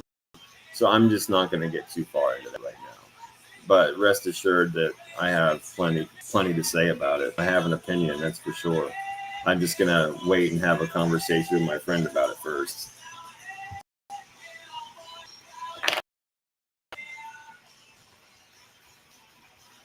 Bear says, we had a good conversation last week. Made me like the guy even more. Right on.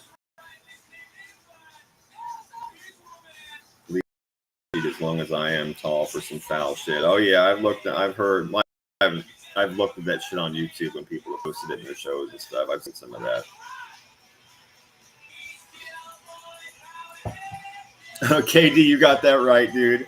It's like, Billy, of course we know you're always kidding, bro. 9 times out of 10. And sometimes Billy will say, okay, I have to be serious for a moment. Then you know he's about to tell you something he wants you to know and he's not kidding.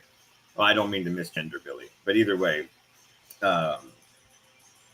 we know 9 times out of 10 Billy is kidding. But KD has a very fair point in saying that, yeah, some really weak, fucking desperate weirdos like Kitten or something like that absolutely would like screen capture fucking into Photoshop, AI, fucking, oh, look at this whole conversation that happened. They're building fucking grenades, right?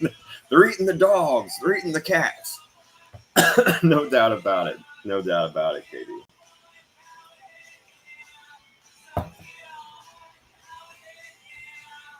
Yeah, B1. So yeah, you'll end up on that list, Tom B1. You fucking search for the wrong thing in Google and it never goes away. Your ancestors in 1,000 years will be looking back at like we look at census records and shit. Our offspring, like in like 1,000 years, our progeny, they'll all be fucking looking back at our Google searches and shit like that. Like, oh shit, this motherfucker looked up how to make a bomb. What the fuck? 4-time great grandpa, right? Too funny. Yeah.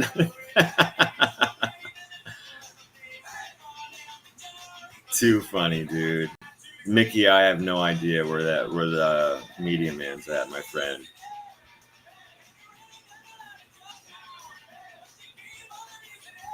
What does it say? You are fake news? What? What are you talking about? B1. Roscoe says Lee's a sensitive LGBTQ weightlifter. That's too funny, dude. He's definitely got the bitch. Yeah, he's got those fucking. He needs a, what is it? A bro. The man's ear. He needs a bro. It's on Seinfeld. That's what I forget which one they ended up going with. I think Kramer wanted to call it the bro, and then Costanza's dad wanted to call it the man's ear. I don't remember which one they went with.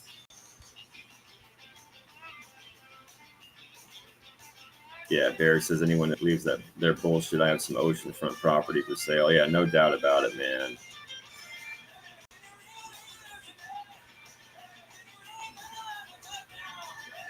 Yeah, T. Marie, I have no idea. I've never even heard that expression before where you said called you a nazi. That's too funny.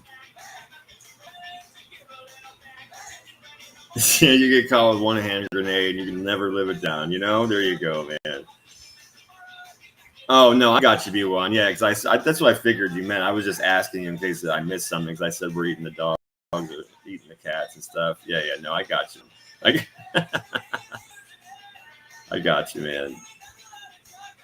No doubt about it. All right, well, I think I'm gonna grab a smoke and then we're gonna kick off some fucking news. I think some news for the week because I haven't heard from Bro yet. So he's obviously had some shit go on tonight. He's obviously had something happen, something go on.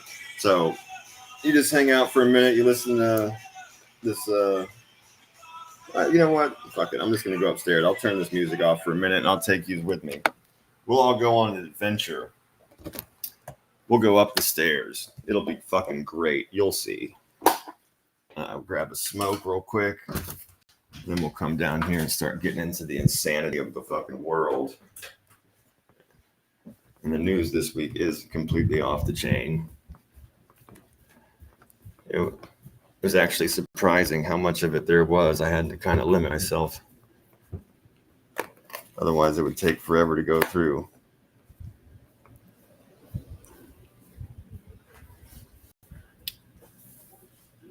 All right, here we go. To the outside, Batman.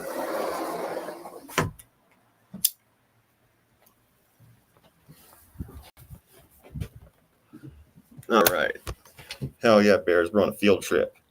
It's like when you go to the grocery store in elementary school, you get to see where they make the bread and shit. Faceless Pothead. You think Pizza kidnapped him? No, never. Pizza's weak and frail. That guy's frail.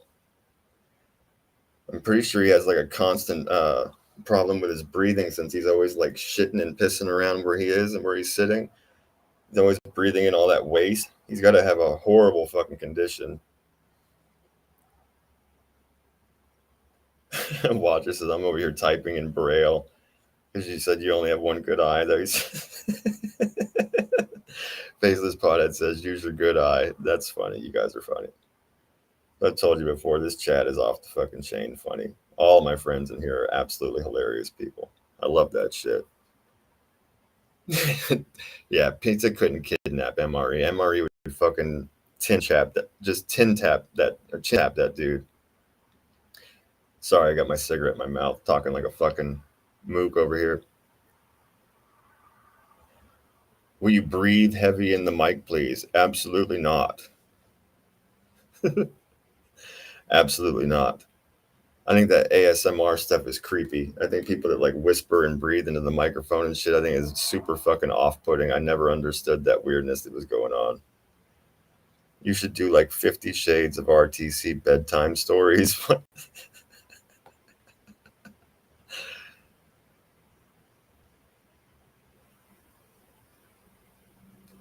Exactly, Mickey Griggs. I'm in hell, man. I told you. I got to go upstairs to get outside. Rat Trap City's in hell right off the highway, my friend. Just right off the fucking highway. Thanks, Mustang Mike. I appreciate it. I got a couple more pictures. I'll switch them out and stuff after the news. But I like this one for sure. I like the way Rocco came out. But I appreciate you saying that. Thank you. Yeah, DJ Pizza's a wuss, 100%. He really is, man. And I believe what Josie was saying as far as because he would have to have some mental conditions, right? I mean, I've said before that guy's constant. I always have joked that Pizza's in the Klan. Everybody's heard me say that a million times. I hate racist shit, and everybody in here knows that. I fucking don't like that shit, man. I don't like ist in general. Just anything ist, I don't like. I'm not a fucking fan. And that dude is all around ist. He's fucking feminist and classist and racist. He's all the ists, man. Always looking for his Klan hat.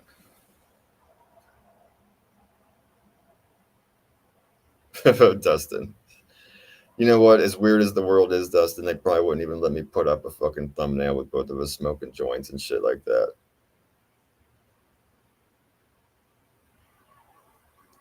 Pizza was going batshit crazy on his donors. I seen if they give him money after.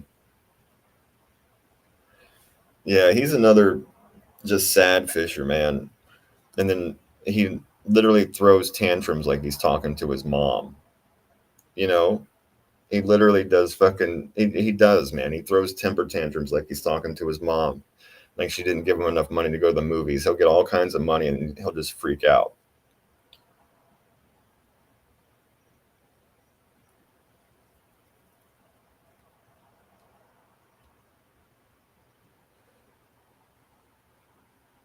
What does this say? Oh, that's nice, you watcher. You found a dog today. You took it to the vet to get taken care of. That's cool. Yeah, that's real cool. Good for you. Yeah, he is fucking scum. He really is. Bears Pizza. That guy is a real piece of work. That guy, and that's why I believe Josie. But we've said before, even before, like I'm not taking anything away from what Josie said because I agree with her. Like as far as what she was saying about his like racism and stuff. I do believe he's a fucking full-on racist. People don't just like say shit like that and like pull that kind of hate out of their hearts out of nowhere. Like, but I do agree, and I've said this a million times. MRE and I have talked about this. I've talked about it with other people, which is even me and Vinnie Green way back in the day used to talk about it. There's no way this guy walks around in the real world using that kind of language. He wouldn't be alive, or he'd have all kinds of like visible scars on his face and his head, like one of those fucking whales or the dolphins or manatees that gets run over by boats or gets attacked by an orca or some shit. You know what I mean? There's no way that dude walks around in life using that kind of language, or he would just get fucked up by everybody. Like you just can't do that in life and survive this long. There's no way. There's no way. Yeah, Dustin, he does choose to be homeless. I've said before, that dude is literally such a spoiled, entitled little fuck that when his family didn't give him all the money he wanted, he would just say fine. He just wouldn't work anyway. He'd say fine, fuck it. He could go home. He's pretended to be homeless while living in his mom's driveway before on YouTube. It's like a disgrace, dude. It's a fucking total disgrace. He chooses this life. Yeah. Yeah, Dustin, I get what you're saying. YouTube, I don't know if they'd find it offensive, but they'd say it was like against some guidelines or some shit like that, you know?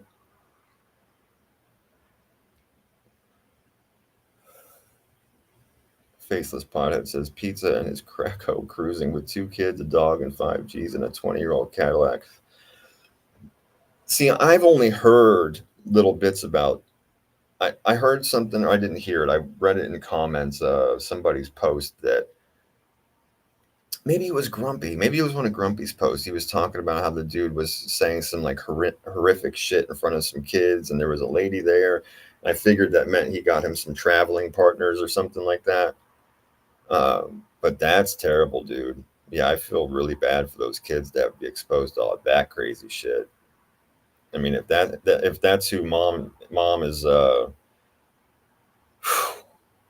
shacking with to get by or for whatever reason, man, that's rough on those kids, man. They've got to be in a rough spot.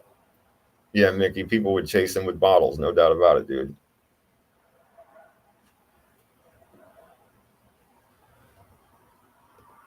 He has a new family. Yeah, that's fucking crazy, dude. That is absolutely insane.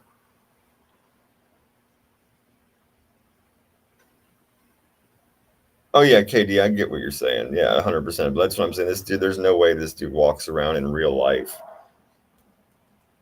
calling people the things that he's called them on here, or like talking. There's just no fucking way. There's no fucking way. There's a content creator that smokes weed on lives. Oh, and it's visible and stuff. I got you. I mean, maybe YouTube wouldn't be so hardcore, and I don't know. I just kind of assume that. Yes, Spanky, Grumpy and DJ have an awesome show. Yeah, they have a great show. They put a lot of time and work into that stuff, man, and it shows. Yeah, Dustin, he chooses to be a bum. Yep, yep. I truly believe that, man. I really, truly believe that. All right, let's get ready to do some fucking insane news for the week.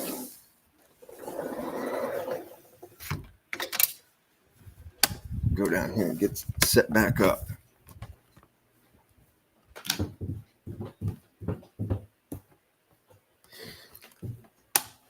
Oh, KD says that YouTube is fine for weed. I got you. That's cool.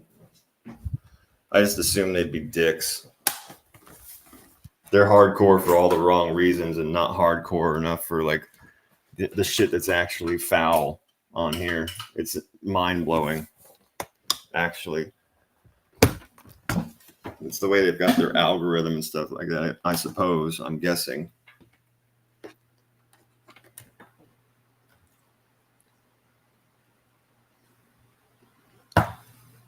Spanky says, "Can we play my basketball video? Where is it? I'm not opposed to it."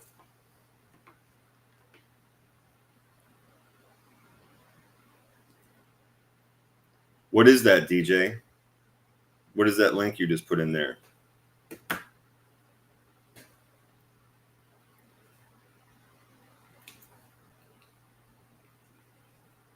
Yeah, Mickey says you better show your face too, man. Yeah, Katie, they allow all kinds of totally ubots fucking shit on YouTube. You know, I figured that they would include some of that stuff. Yeah, I see the link you put in there, DJ, but what is that?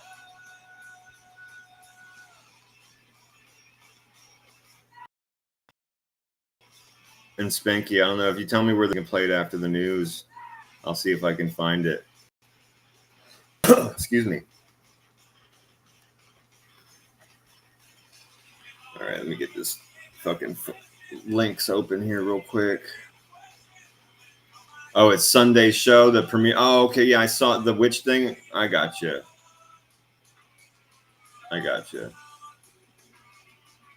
All right, hang on. Yeah, I'm going through these news links right now, but we can, in between news and trash on blast, we can play a couple things. Let's see.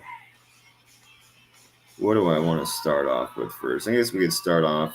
Well, no, where is it? Oh, yeah, this is the one. Here's the one I was looking for. This woman deserves an award.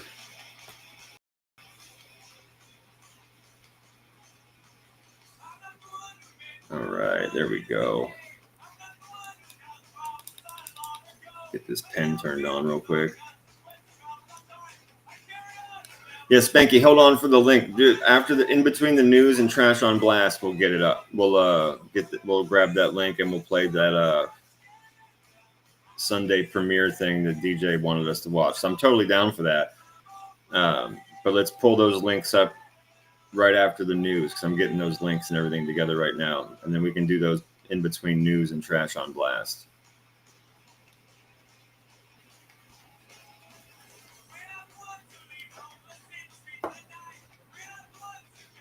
Yeah, Mike. A lot of the kids in school and stuff, their spring break basically already started. Yeah, this next week is next week and the week after, I think, are the spring breaks for people depending on where they live.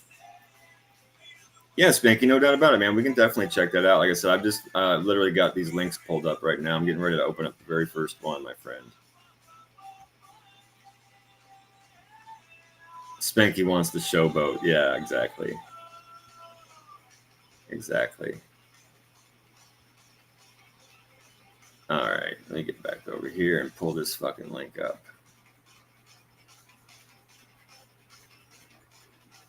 This fucking lady right here deserves an award.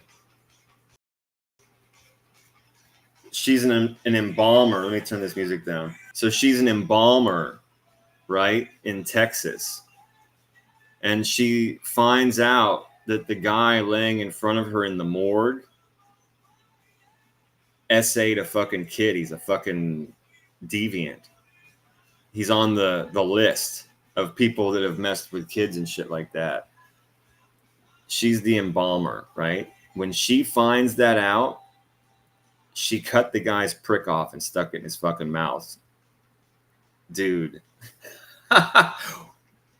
Yo, she deserves a fucking an award, not in any kind of trouble. Now, the woman that was working next to her, there was another woman in the room, right?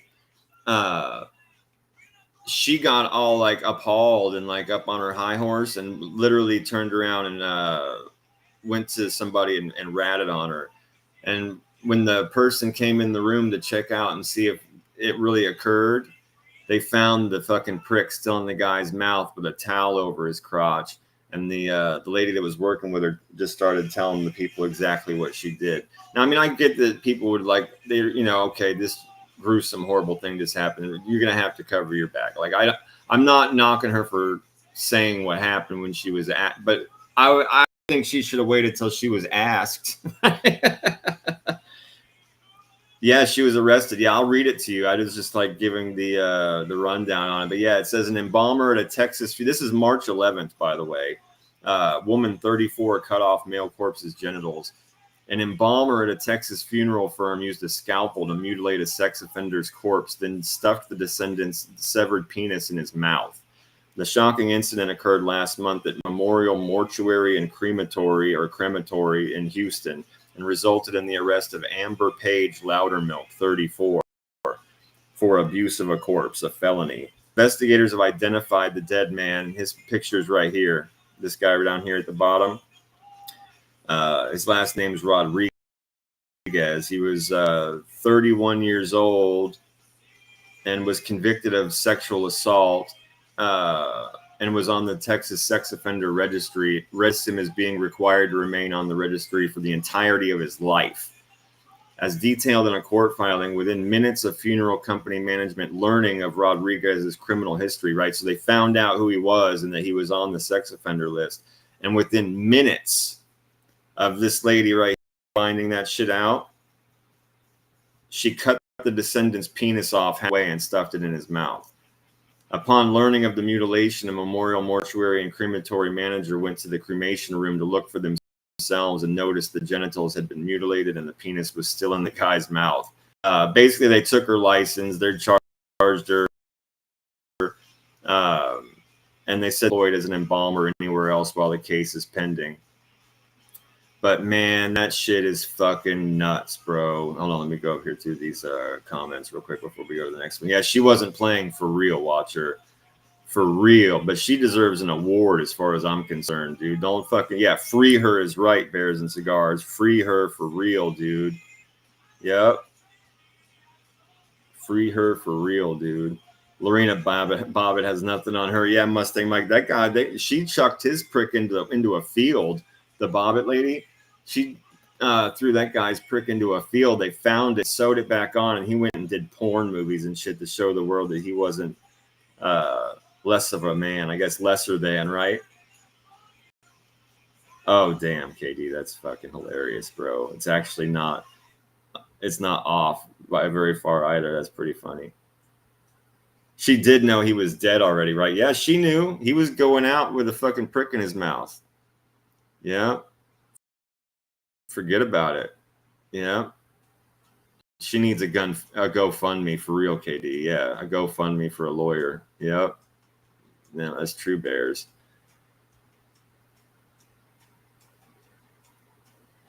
Reminds me of Curtis Sliwa, Mike Johnson. Oh, he got shot in his prick in his stomach and stuff like that too, right? I remember he got shot a bunch of times, but yeah, I think you're right. He got shot a bunch. I know he had to have like his bowels and stuff done. Yeah, so that makes sense. All right, let me pull up the next one here real quick. But yeah, that was the first one I wanted to show tonight. Oh, and this one right here. Oh God, I'm gonna put this one goes in our idiocracy column. Let me pull this one up. Let it load for a second,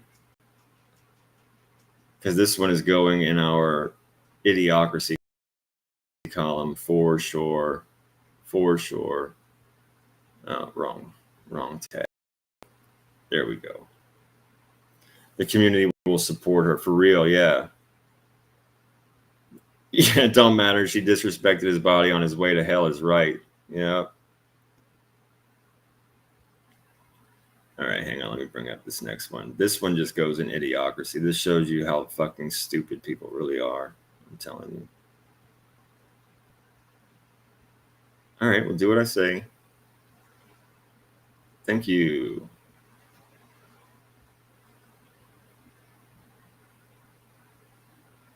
Yeah, this shit right here is ridiculous, man. So I don't do like celebrity gossip or talk about celebrities or anything like that ever, but I had to make an exception for this one because of just how legitimately stupid these people are. The title is Kim Kardashian thought India would be like the Disney movie Aladdin and couldn't hide her shock at reality. Now, I'm going to save you a long article about a bunch of bullshit and just tell you exactly what an idiot said.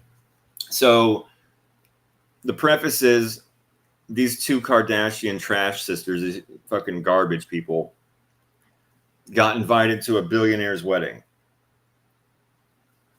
And it's in Mumbai, India. Yeah, Katie, that's an even better point. Does she know Aladdin is an Arab? Yeah, very good.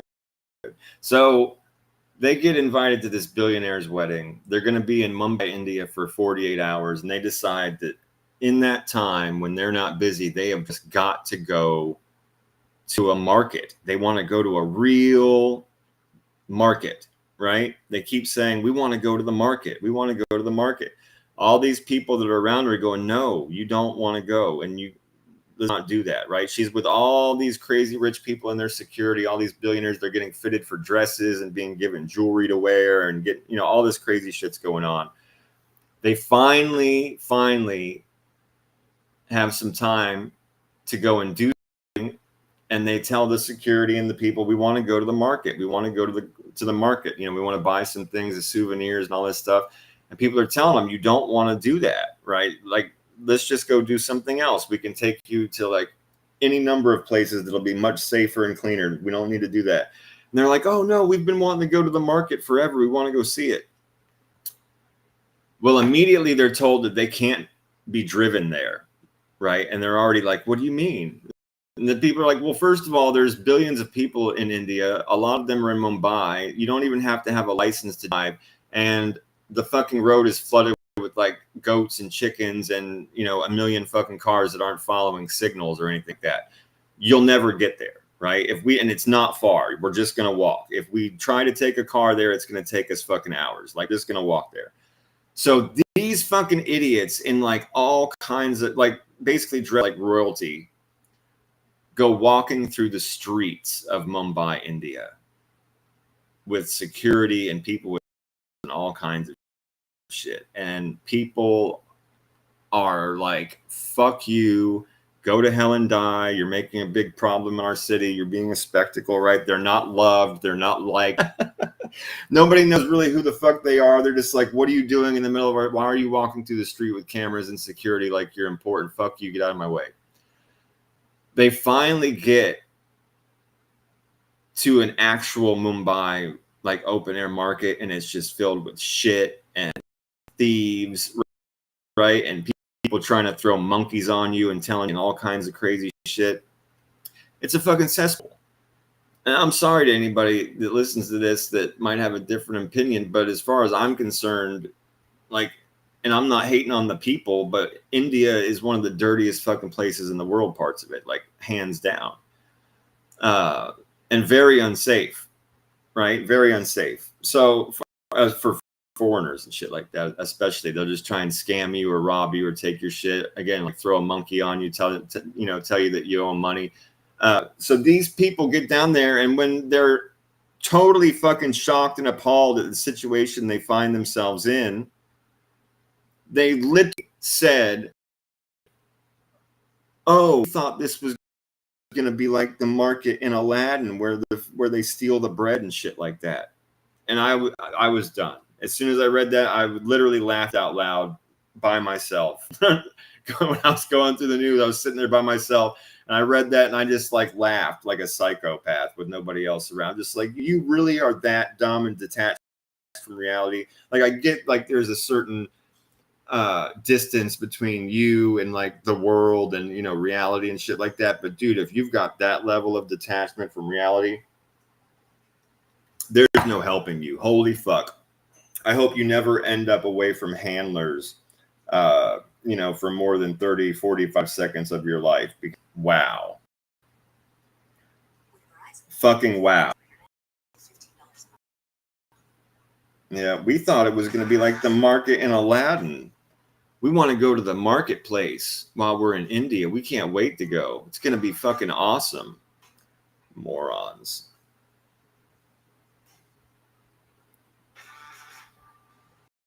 Now, let me see if this is the... No, you know what? Let's just go to the top here. I think I'm going to save that one for when we have MRE on. I wanted to talk to him about that one. Here, we'll open up. We'll do this one. This one's pretty mild. We need a little bit of mild stuff before we get to like insanity and shit like that. And I'm pretty sure I have the article about the dude was talking about that somebody was test and shit like that on an airplane. I'm pretty sure I have that article. We'll do. All right, here we go. Let's pull this one up. Yeah, Heather Diane, that's funny. I wonder if Walmart sells walls. Doubt about it, dude. Thought she was in a cartoon version of Iran, but ended up in the reality version of the rape capital of the world. Holy shit, dude. Holy shit. Yeah, funny. That's too funny. All right, quit loading, motherfucker, so I can pull it up, so I can bring this up. All right, there we go.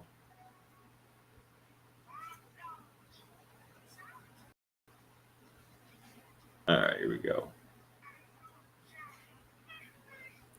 All right, this fucking idiot right here. Oh my God. And of course she has to be from America. And of course she has to be a quote unquote influencer. She's in Australia. She has an Australian visa, right? On video that they shot and then put on fucking social media, this idiot grabbed a fucking baby animal, right? It's a wombat. But either way, grabbed a baby animal away from its mother and started handling it and holding it and fucking with it so that they could take pictures and video of it and put it on social media. Like literally just walked out into nature of a fucking baby wombat, took it away from the clutches of its mother just so this bitch could take pictures and videos with it. It's disgusting. Of course, people have freaked the fuck out, gone off the deep end about it, and rightfully so. It's foul. What's considered an influencer? Well, I'll let you look up that definition, faceless pothead. So yeah, it's just fucking up. It's disgusting. And she's now being like, oh, I'm so sorry. I didn't know it was wrong. Please don't get rid of my visa. Please don't make me go back and leave my vacation. Oh, fuck yourself, dude. Like I would nobody in their right mind that's a reasonable human that's not entitled and selfish would ever even think about doing something like that. Right? You would just take a picture of the fucking animals in the tree or in the bush or wherever the fuck it was at. You wouldn't walk up and steal the baby from the mother just so you could hold it and shit. They want to deport her. Hev, yeah, you're in Australia, right, Hev? Yeah, that's what I was saying. They want to take her fucking visa away and kick her out. Yeah, but you're in Australia, yeah, so I'm sure you've seen this. But yeah, I was blown away by it. I couldn't believe stupid, dude. This is almost idiocracy. Unfortunately, it's much sadder than that. It's just selfish entitlement, you know, to think that you're so important and your followers would have got to see you hold the baby. Absolutely fucking insane. This next one, though, is in the idiocracy column. Let me get this pulled up and loaded. Told you the news this week was just fucking dumb, bro. People are fucking idiots. This shit makes no sense right here. Let me pull this up. Here we go.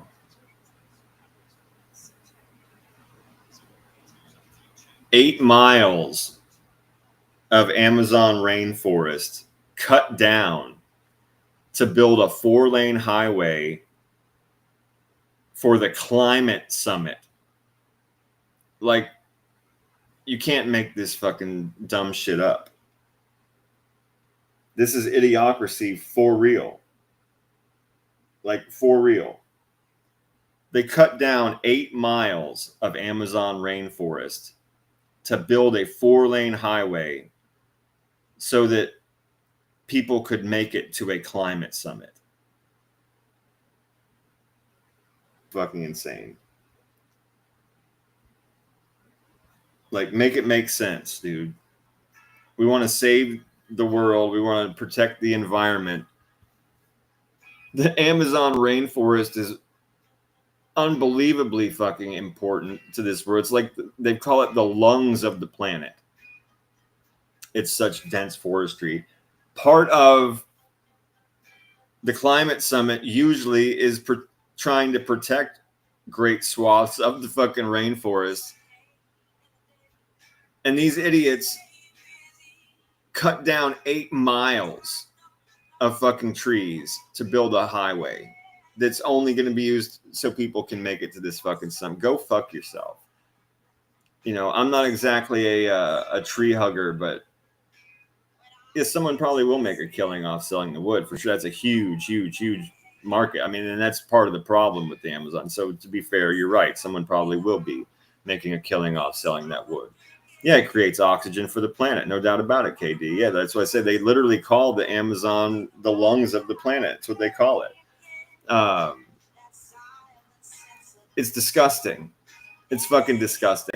not like your average tree hugger, like, you know, bitch about this, moan about that, but fuck, man, this makes it makes zero fucking sense, man. It's like counterproductive to the cause. It has it all. You can't make this up. It's total idiocracy, man. Total fucking idiocracy.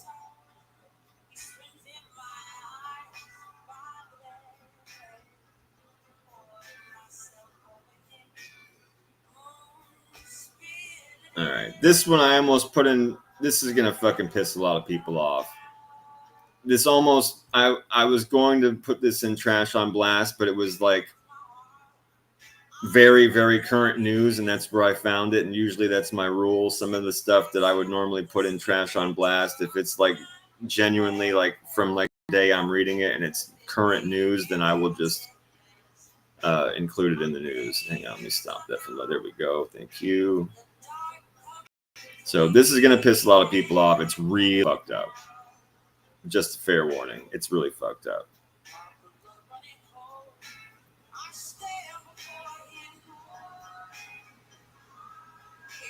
All right.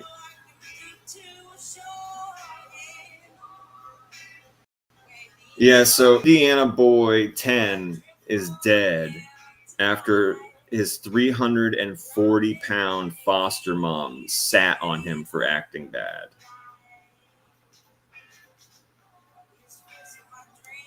This shit is fucking unbelievable, dude.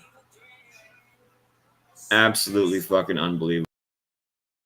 A 10-year-old Indiana boy was crushed after his foster mother, who weighed 3 pounds, allegedly sat on him for several minutes because he was, quote, acting bad. Jennifer Lee Wilson, 48, was sentenced in January to 6 years in prison with 1 year suspended to be served on probation. That's not long enough. That young boy was fucking tortured and crushed to death by this disgusting fucking human being. 6 years in prison for killing a 10-year-old that was in your legal care. You're a foster parent. This kid has been abandoned, or his parents, God forbid, have died, and he has no other family. Like, that's a special, different kind of responsibility you have as a foster parent. You're trying to rebuild and help build a child up and show them love that they're not getting from their direct family. Like, you're an evil, disgusting person. What would make you think that sitting on a person for punishment is even an option? Weighed 90 pounds. What the fuck is wrong with you?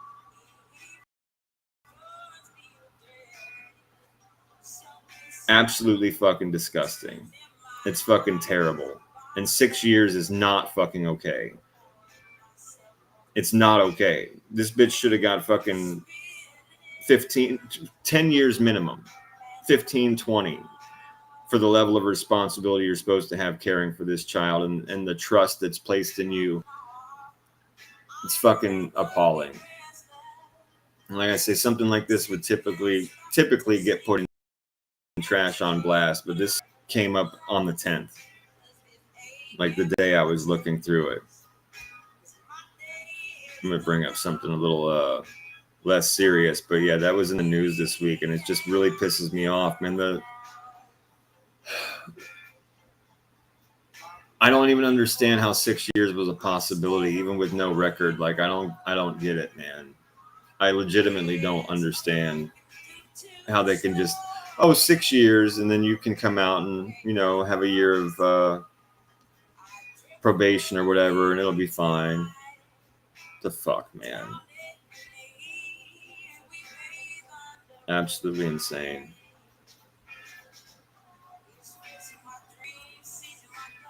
All right, let's pull this next one up.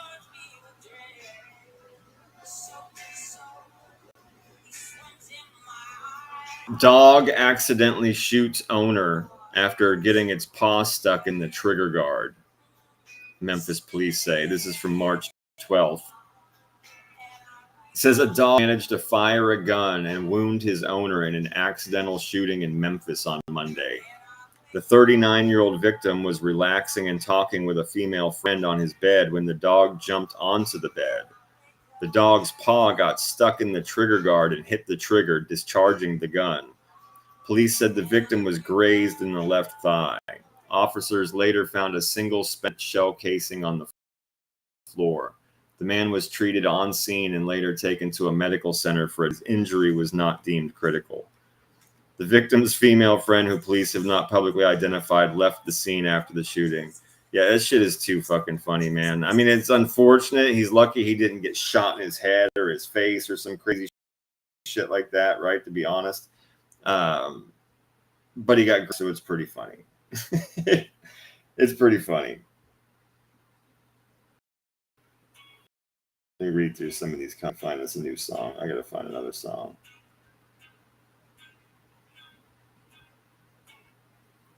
Fuck it, whatever this is to do. Yeah, let me check out these comments. Yeah, that's fucking nuts though, huh? Has dog ever shot anyone else before? Yeah, who knows, man? Maybe it's a slightly murderous dog. No, but I doubt it. Yeah, that's insane. People get more than 6 years for weed charges. You got that shit right, Bears. Yeah, they throw people the fuck away for drugs. Forget about it. But yeah, can you believe this shit? The dog jumped up on the bed. I guess they had the gun on the bed for whatever reason. Maybe he was showing her one of his weapons, or like, I don't know, maybe he carries it around the house with him and just set it down. But the dog jumped up onto the bed, got its paw stuck in the trigger guard and pulled the trigger and shot this fucking dude. That's crazy. You think it's BS, B1? You think like she shot him or he accidentally discharged the gun? Like what? Like maybe while he was cleaning it or something like that? Yeah, Bear says dog wanted some fucking treats. It was, yeah, I'm gonna bust a fucking cap. Exactly, dude. Yeah, right. The dog said play dead. No doubt. But yeah, what do you think, B1? You're calling B. What do you think? He shot himself? You think she accidentally shot him? What do you think, man? Let me know. I'm gonna look and pull up the next link real quick. I think we'll pull up the let's pull up the guy on the airplane. I think somebody else was talking about this earlier. Let me pull this up real quick.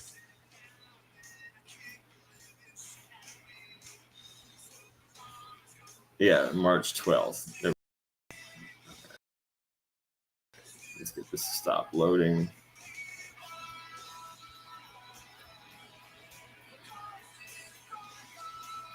All right, here we go. Maybe she shot him and they made the story up. Yeah, the negligent discharge he blames on the dog. It's a fair point. It could be 100% possible that there was some other kind of way that the gun discharged. Maybe he dropped it or she fucking accidentally got her toe stuck in it or something. They were messing around on the bed. They had a gun on the bed for some weird reason, right? Maybe that's not even where it happened. Oh, Aegon agrees. He says the dog, laugh out loud. Yeah, no way. Okay, hey, I see we've got some people that are calling bullshit. I'm up for it. It sounds fair. Like I said, it's totally possible. If it was on bed and dog stepped on it, I don't know. I guess it could have the odds of it happening, in my opinion. Yeah, so that's Aegon, Bears, B1, Faceless. Yeah, it could be. Did they arrest the dog? No, they did not arrest the dog. No, they did not.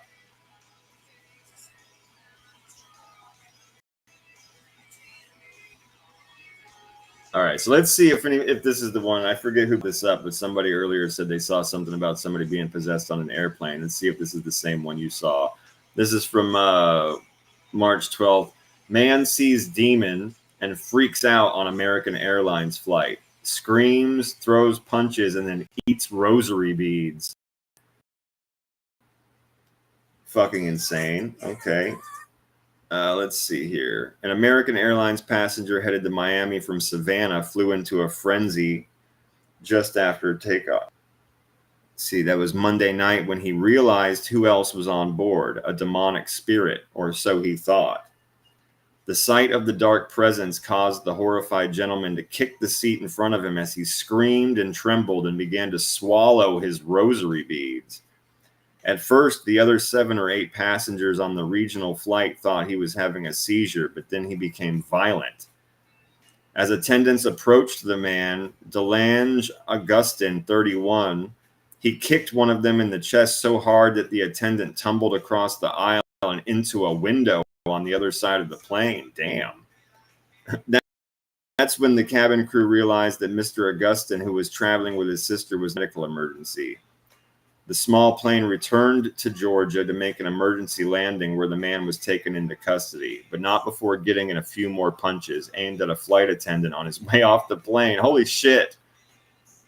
Then there's like a big letter from the fucking airline. Whether or not the aircraft of the sinister spirit is unclear, but what is clear is that the man was arrested and charged with misdemeanor battery, misdemeanor obstruction of law enforcement, and a felony count of criminal property damage. Fortunately, according to reports, nobody was badly injured. Well, I mean, that's good. A flight attendant, they got kicked in the chest so hard they flew across the plane and hit the window. Holy. Thought he saw a fucking demon and he got so scared he was trembling and swallowing his fucking rosary. That's fucking nuts, man. That's fucking insane. Oh, Aegon, you saw this one? Bears said Leon just found his way to freedom. That's a funny joke about the fucking dog shooting. That's fucking hilarious.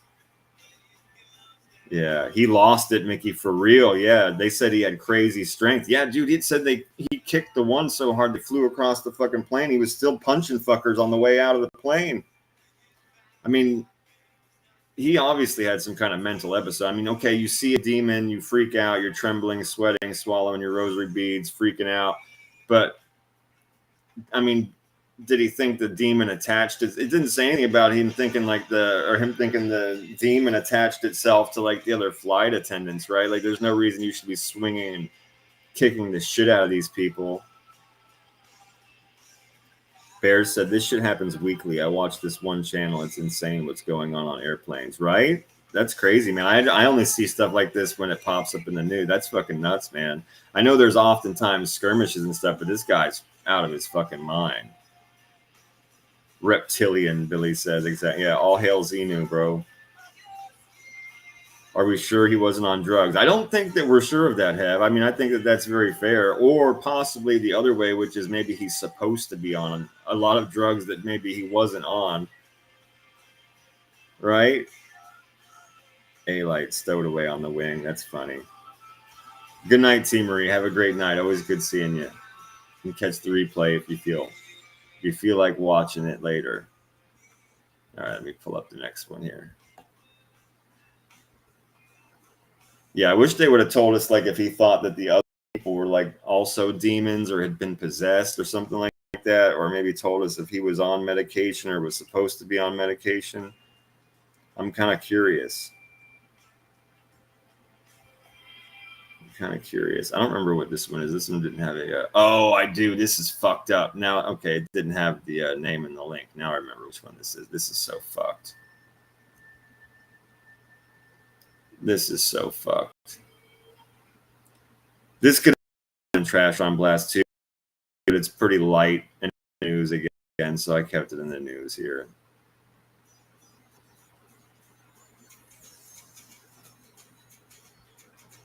All right, so I want to see what everybody thinks about this. Okay, so everybody can let me know how they feel about this. If they think washing them first was good enough, or if they still think this is foul. So, okay, there's a marathon. It's a half marathon. People are running. They were giving people cups of water as they ran by, as they do. But then they washed the cups out and reused them for the next group of people that ran by. So I'm kind of curious. I mean, I think it's gross, man. I think it's fucking disgusting. Washed it out with what? I mean, if it's how fast are we talking? What's up, Jason? Good to see you, man.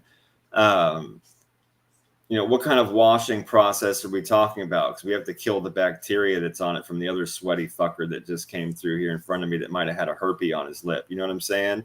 People got all kinds of weird shit in their mouth and on their mouth and fucking, ugh, dude. Not to mention they're dirty and sweating and gross, bro. And What'd you wash the cups with? Even if it was just soap and cold water, I still don't want a cup of water some motherfucker just drank out, 30 seconds ago, 2 minutes ago. So for me, washing it out is just not enough. I think that shit is sick and foul. And on top of the fact that plastic cups are cheap, dude, like, come on. You guys ran out of money. You couldn't spend a few more dollars on a couple more stacks of cups. You really, for real, reused these motherfuckers and gave them to people. That shit is mad sick. Yeah, Watcher says, no, I want a new cup. Yeah, that's foul. Same. Yeah, Bear says, no, that's foul. Yeah, I agree. You'd want to wash it in boiling hot water, right? That's what I'm saying. Like, washed it in what? That's what I was saying. Like, what are you going to use to actually, like, for real kill anything that's on it? Especially if somebody had a disease or something fucked up like that. Somebody's walking around with a ninja. You know what I mean?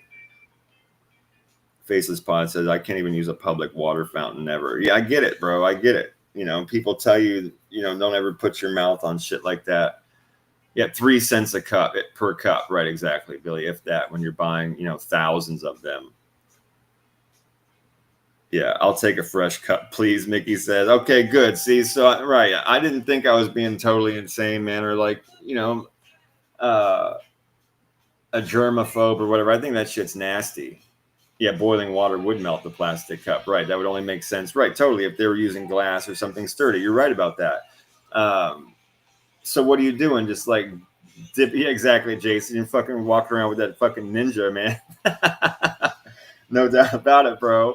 But yeah, man, it's like, what do you use? You just dipping these in a cooler full of fucking Dawn soap and some cold water. You know what I mean? And then like just sticking it. What, you just like letting it air dry? Am I drinking soap residue now on top of this bullshit? It's just fucking nasty, bro. That shit is nasty. All right, good. I'm glad I'm not the only one that thought it was sick. Yeah, all right, good. Faceless Pot says, I don't even share joints. Just roll another one. Yeah, I got you, man. Especially if some motherfucker's got a herpy on his lip that's got a herpy on its lip. You know what I mean? That shit is nasty, bro. That shit is nasty. I'm glad I'm not the only one that thought so. Because I was like, whoa, bro, you guys are fucking up. That is foul. And I'd be mad pissed off. I'd be all kinds of pissed off if I found that shit out later. Like, whoa, what are you talking about? It's like, I'm not Hughes or anything, but gross, bro. Yeah, Dustin, plastic cups are not that expensive, bro. What the fuck? Yeah, you just use disposable plastic cups. That's right. Yeah, Bear's right. If you're thirsty, and no doubt about it, you're in a race, you're running by, you're hot, you're sweaty, you're thirsty, and the last thing you're thinking is that they even handed you a dirty cup in the first place, right? You're assuming that people were responsible enough to like give you a clean cup, right? So you probably wouldn't even think about it. Yeah, and then when you find out later, you're just like, whoa. Who did I drink after?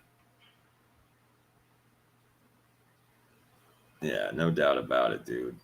All right, let me get this next one pulled up. Thursday. Yeah, it's March 3rd. Okay, good. That's the one.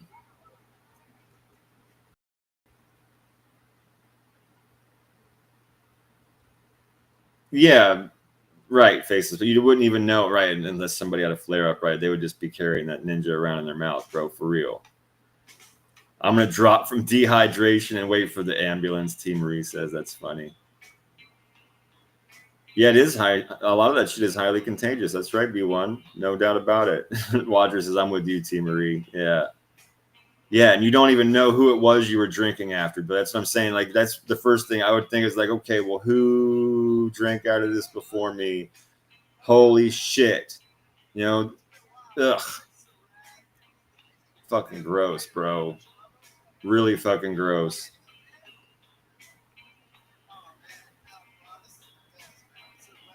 All right, here we go.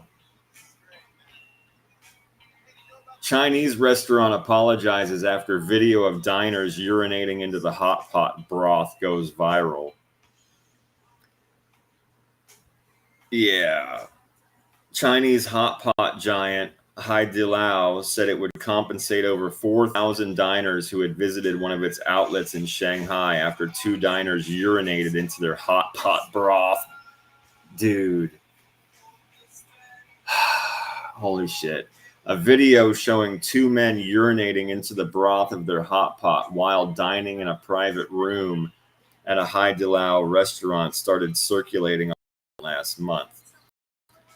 The restaurant said on Wednesday the incident occurred on February 24th, but that it only became aware of the issue 4 days later and could not initially determine the time and location. It showed that the case revealed a lack of training procedures, which led to staff's failure to detect the situation promptly. What do you do? What? Like, how are you going to train for that? You have to have people standing there watching them the whole time. If someone stood up and pissed in the fucking broth and nobody saw it, like, that's not super abnormal, but you don't have cameras in the place. That's weird. We fully understand that the distress caused our customers by this incident cannot be fully compensated for by any means. We are willing to do our utmost to take responsibility. The company did not say how much it would be spending in compensation. The restaurant reported the case to the police, where it's headquartered, in other locations. The police have since detained two men, both 17 years old, of course, a couple of dumbass kids. They filed a civil lawsuit application against them on Monday, the restaurant did. Yo, that's fucking crazy. That's fucking crazy. What the fuck is this? Yeah, okay, anyway. Yeah, so a couple of dumbass kids fucking pissed in the broth. I mean, it doesn't, I'm not really clear on whether or not, it says that they're going to be compensating up to 4,000 people. Is that the number of people that ate out of the broth? Because holy shit. Exactly, Billy. That's you. Yeah, you hear that shit in the background. Yeah. Yeah, I'm not clear on the article. Wasn't really clear on that. It was kind of dodgy as to whether or not 4,000 people drank the piss broth, and that's why they're compensating, or if like that's the number of people they think in the. It has to be the number of people that ate it, right? In which case, that's a lot of broth. Oh yeah, Billy, I bet that was a great concert, man. Yeah, them and the Pumpkins. That's a great show. Yeah, I bet that was great, bro. Yeah, pisser alert, pisser alert. Mickey says, yeah, it's too funny. But yeah, it's really weird the way that the article is worded and written. It's really clear that the two 17-year-old kids pissed in a big pot of broth, a hot pot, whatever broth. It's clear that they blamed the employees for needing additional training to catch or spot something, like, which doesn't make any fucking sense at all. That's the kind of thing you would expect to get caught on camera. You wouldn't expect these employees to be like standing directly over motherfuckers while they're eating, right? At all times. That's just fucking weird. Yeah, so that's a weird. I'm left with questions on that. I'm gonna have to maybe look into this more this week, or hopefully there'll be another article on this that'll fill it out a little bit. Because if 4,000 people ate all of this fucking broth, that's this restaurant. Like that must have been some concentrator. They must have been feeding a lot of people, bro. That shit's wild.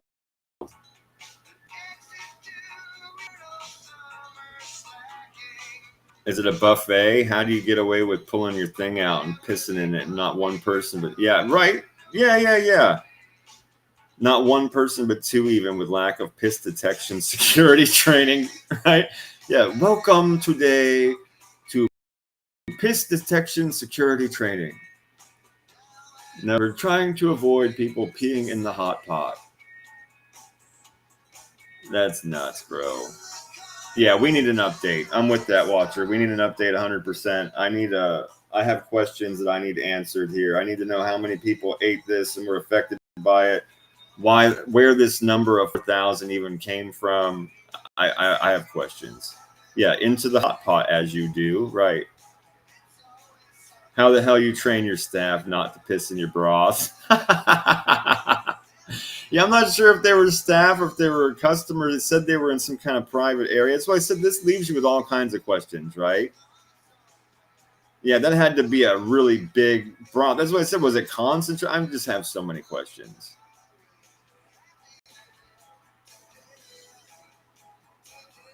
Yeah, I don't even know what this person's talking about.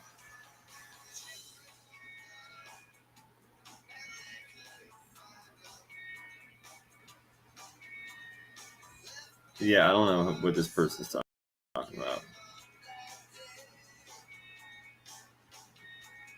All right, whatever. I'm gonna pull up the next article. Yeah, I don't know what the hell they're talking about. Let's see.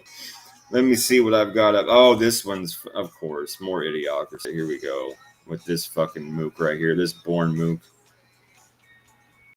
A fucking idiot this fucking guy is. All right, let's pull it up.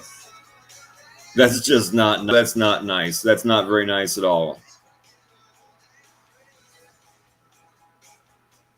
Use a black light to scan your zipper. And yeah. This fucking idiot right here. Now this is all kind of. He was charged with mistheft. Okay, we'll start there. Let me turn this down just a second.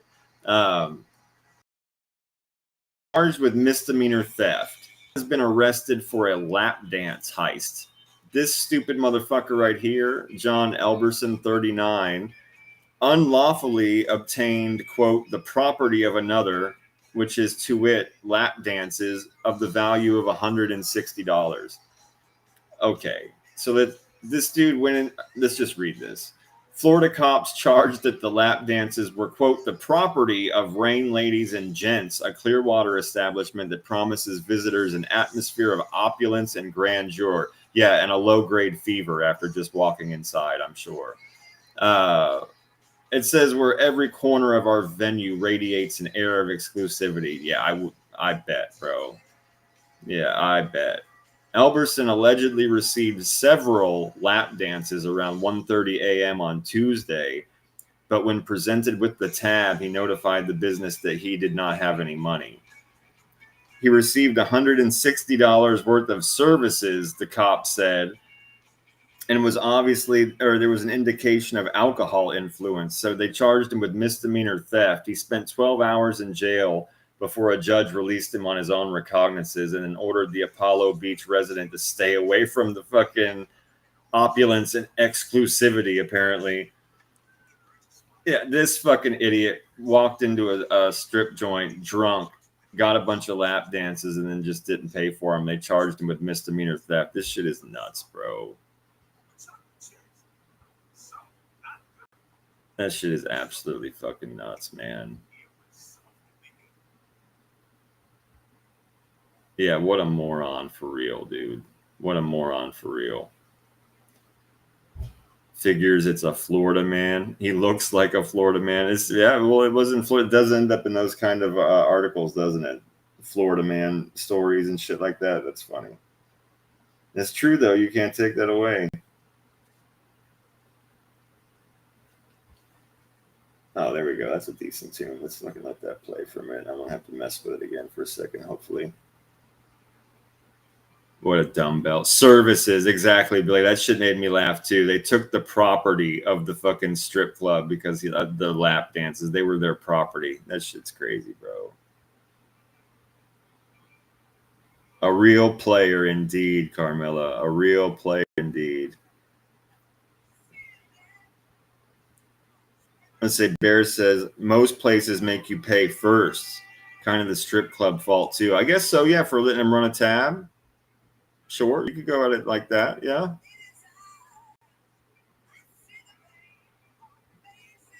He can't keep getting away with it. Yeah, no doubt. No doubt.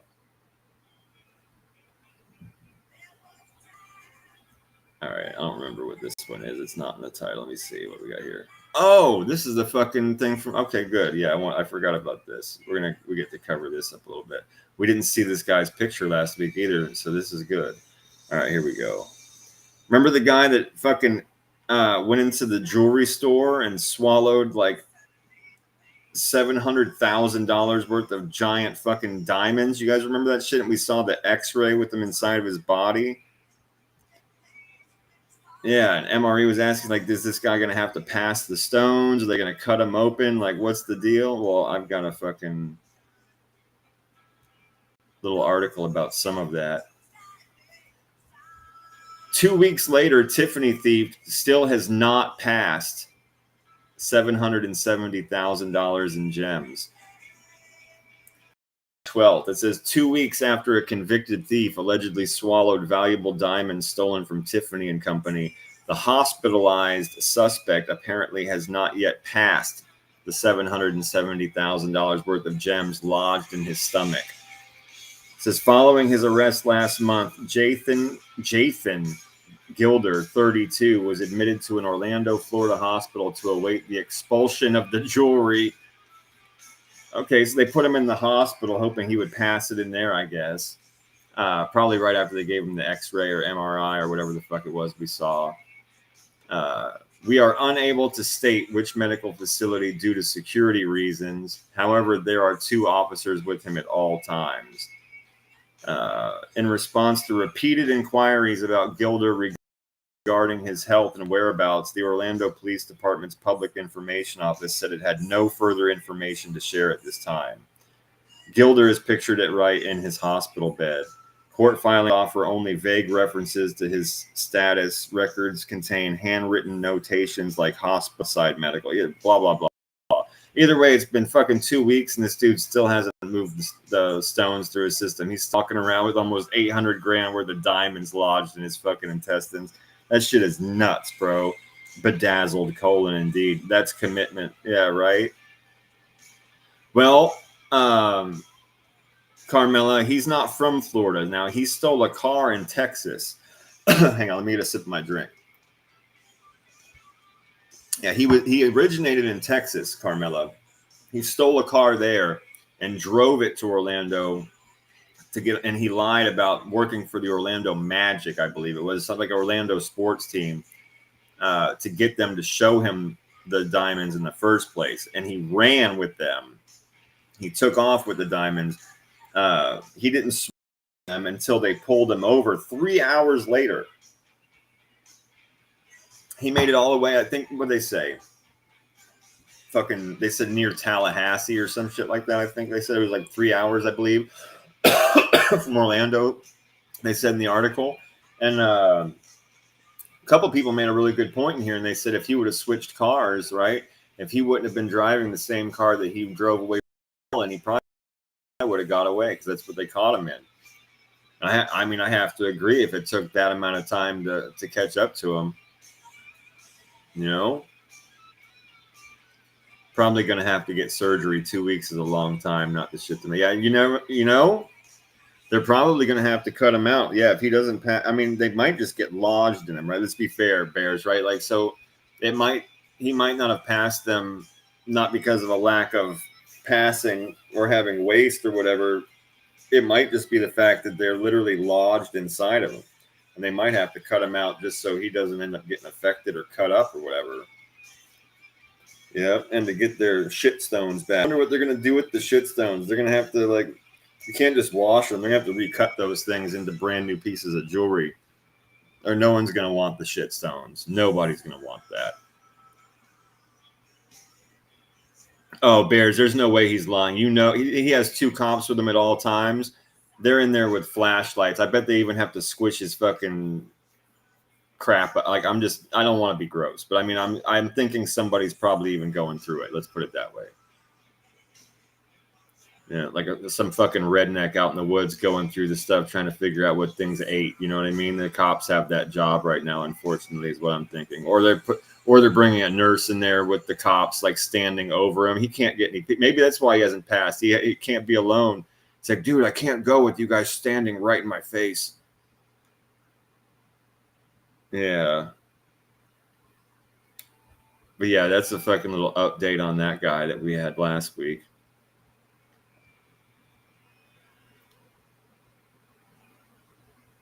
All right, is that all the ones for the news? What's this one? Oh, yeah, cool. All right. Yeah. Here we go. Hang on. Let me make sure this plays from the top and doesn't play an ad. Okay, good. All right. Let's get that a little bit bigger on the screen.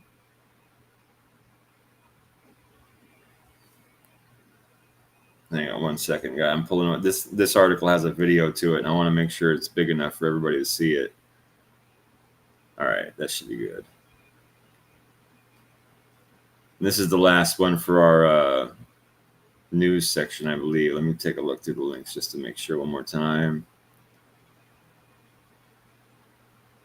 Yeah, because there was 2 of them I'm going to hang on to. Yeah, that's okay, cool. So this will be the last one for our news section before we move on to Trash on Blast and all that stuff. All right.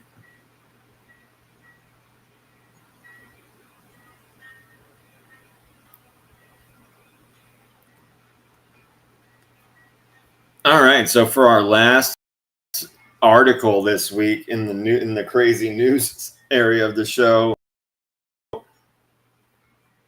this is a video of a guy that survives being run over by a train in Peru, and then he gets up and fucking actually like literally stands around and walks over to the curb and sits down. Like, I'm guessing they're waiting for people to come check on him.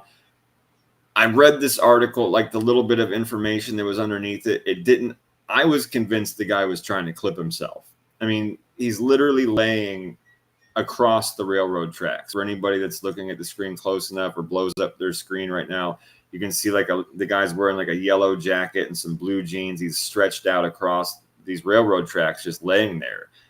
I was pretty convinced that he was just trying to clip himself, but apparently it doesn't say anything about that in the article. It doesn't say he was sleeping. It just says he was laying on the railroad tracks. He gets hit by a fucking train, and then he gets up. This is fucking nuts. Just wait till you see this shit. Check this out. All right, see the circle? That's where the guy is with the yellow jacket. There he is a little bit closer. Watch this.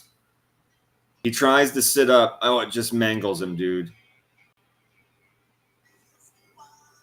Look, holy fucking shit. Knocks one of his shoes off, spins him around, mangles him up like into the tracks a little bit, and then the train stops. Look at him. He's fucked up. But he's not like covered in blood. His bones aren't broken or anything. He's walking like shit. I'm sure he's hurting. I'm sure he's sore as fuck. Dude, we got to run that back. Look at this shit.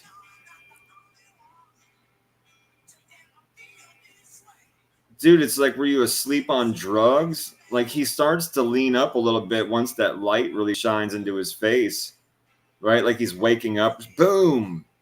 Look, and then it flips him over and mangles him into those tracks. Dude, holy shit. And he actually fucking gets up. He falls down, but he actually stood himself up out of there. He's severe injuries, it says. The video has no sound. But yeah, look, he's walking fucked up, but he's walking. Dude. Is that shit fucking insane or what? I mean, it's weird. If he was like asleep, you can see he starts to like kind of lean up and sit up a little bit as that light like really gets close to his face.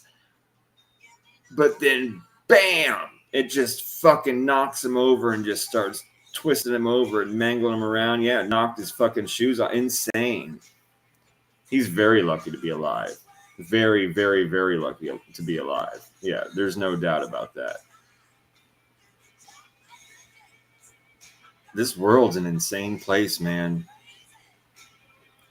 Like, who knows where we were when this shit happened? You know what I mean? Like, you could have been walking down the street. You could have been buying a pack of smokes, buying a drink, sitting on the phone talking with one of your friends. Meanwhile, this guy laying on railroad tracks getting run the fuck over. Dude, this world's nuts, bro. You never know the kind of crazy shit that's going on while you're doing whatever it is you're doing, walking around living your life every day.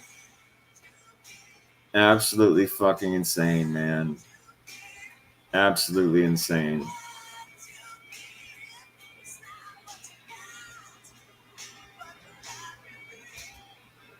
Fucking nuts, bro.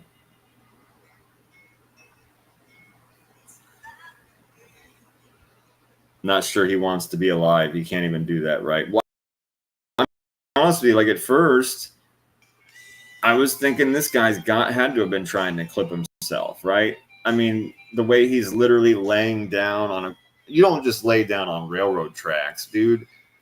Even if you're, I mean, you'd have to be super drunk or high or like out of your mind to do that. And he didn't appear to be that. He was able to get up and like walk around. He was all fucked up. He was obviously talking to those people. It's like he chose that place to sleep, unless he was trying to kill himself, right? If he was trying to clip himself, then that made sense why he'd be laying across the railroad tracks with his head literally laying on the far track, right? And his waist like right along the second track. It's like he's trying to get cut in half or decapitated or some shit. But the article didn't say anything about that. It didn't say he was trying to do that. And the way, I mean, maybe he changed his mind right at the very, very end. Because like I said, that's when he started kind of leaning forward, when that light like really, really hit him in the face. He finally started to kind of like lean forward, and then bam. He's lucky that train wasn't going faster than it was, right? It wasn't really going, I mean, it was cruising along, but that train wasn't like flying by, right? How many times you had to stop at a light because the train's like really fucking moving, right? And it's shaking everything. That train was going really, if it wasn't already stopping, because it stopped, right? Basically, like after it hit him, it might going that slow because it's stuck in tracks, and it was already kind of cruising to a stop. But exactly, Mickey, who falls asleep on a train track, right? That's what I'm saying. He had to have been trying to go out, right? I mean, unless he would have had to have been so fucking intoxicated to sleep there, and he didn't appear to be intoxicated like that.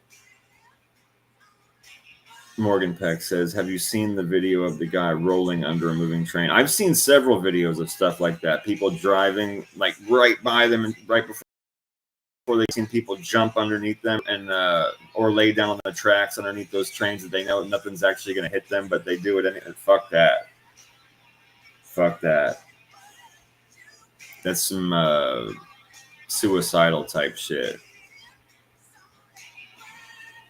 Spanky, I have a tryout tomorrow in the NBA D League. Wish me luck, everyone. That's funny, dude. That's funny. Yeah, Spanky, for what it's worth, they tried to grab the link to that video, but I guess it wasn't copying or whatever. But I'm sure it's very, very funny. I'm sure it's very funny. What's up, Perp? Always good to see you. Yeah, Carmela, he got a train schedule and brought his pillow. It did look like he was laying on like a bag. Maybe it was like a book bag or a pillow or something like that. So this is super weird. Super weird. I wish, again, with some of these foreign articles, it might, to be fair, it might have entirely everything to do with like the translation of certain things where we're missing stuff. Maybe certain cultures don't find all of the details important. I can't tell you. I wish they would have had more information in there, though. Definitely thrill seeking. Yeah. The people are fucking nuts, man. People do insane shit. A lot of times they end up dead, too. That thrill seeking bullshit. You're just fucking rolling the dice with your life. You're playing craps with your life. It's no good, right? It's just not a good idea. Not a good idea. These people that scale buildings and scale out onto the ends of cranes on top of buildings, or fucking put on those crazy wingsuits. Oh, for sure, Spanky. And if we get a hold of it, we'll still check it out. But yeah, these people that put on like the wingsuits and jump off mountains or like free fall off the top of buildings with a parachute in their hand. Get the fuck out of here, dude.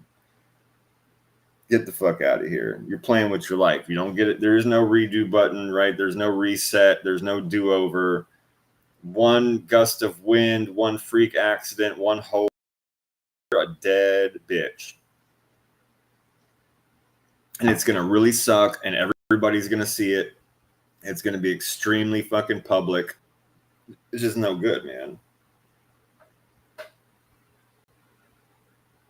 Yeah, it's just no good. That's why I don't fuck with stuff. We were talking about that last week, I believe, when I said I was joking around. I said I'm going to live to be 100 because I don't do shit like that, right? I stay on the ground. I don't go under the ocean. I don't go in caves. I don't go in fucking holes. None of that there. I'm good right here at ground level. I don't need to do any crazy shit. You know, if it's something like extravagant and like once in a lifetime, it better be like something I've always wanted to do my entire life, or I'm not getting in a fucking helicopter. I do not ride motorcycles. I will not get on a motorcycle. I've had too many friends get hurt. I had a friend, one of my best friends, end up in a coma. And then years and years later, he still had fucking trouble with his brain. Had a couple friends die in motorcycle accidents, always because of people running into them. So I know a lot of people that have tons of experience safe. I realized that a lot of that probably totally freak accidents, but I've seen enough of it in my life where it's just put me personally off of them, right? So I don't give like I have very close friends that basically only ride motorcycles. They don't even own cars. They only ride their bikes, but I won't get on it. I won't get on them. Couldn't care less. I'd be dead, Billy says. Click on the short while you're watching video. Just click the share button and that'll allow you to copy, then paste it. Yeah. If it's a short, yeah, you got to click share and then copy the link. Yeah, absolutely.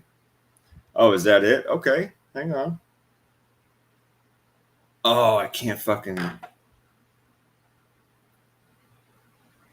grab it from this stupid fucking. Hold on, I'll have to try and copy it on my phone. Hang on, because when I try and click on it and restream, it's just giving me the option to show the entire comment. That's fucking stupid. Hang on, let me open my phone real quick, bud. Hang on. Let's see if we can do it this way. Because if not, I'm gonna have to type all that bullshit in. God. All right, let's see. Let me copy it from here. Fuck no, it just takes me to the thing. Okay, hang on.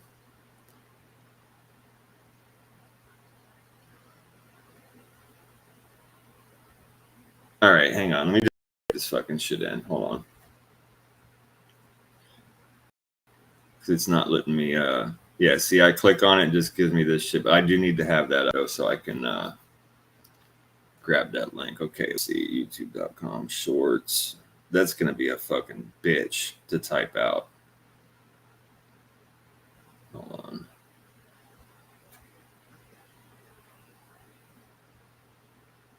Too bad I can't just fucking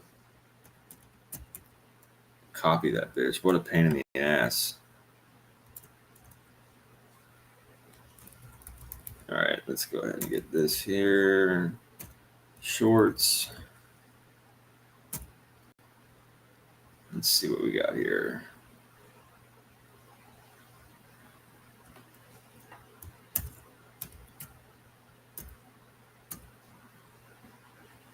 Do this in pieces here.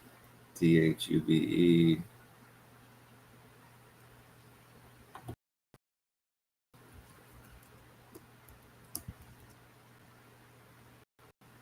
All right, excuse the dead space. Let's see.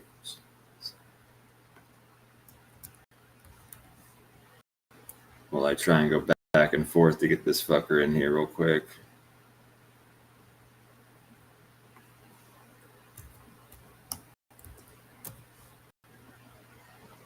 Yeah, give me just a moment, people.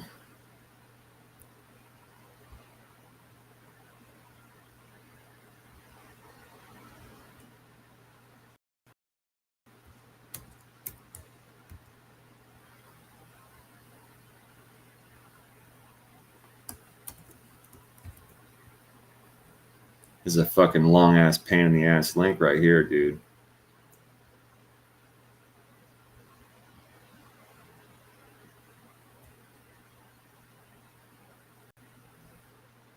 Right? I think I got it though. Hold on. RZK. Almost there.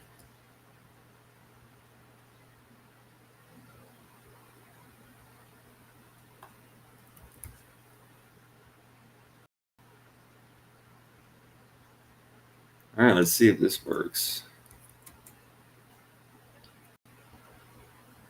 Oh, it pulled up the right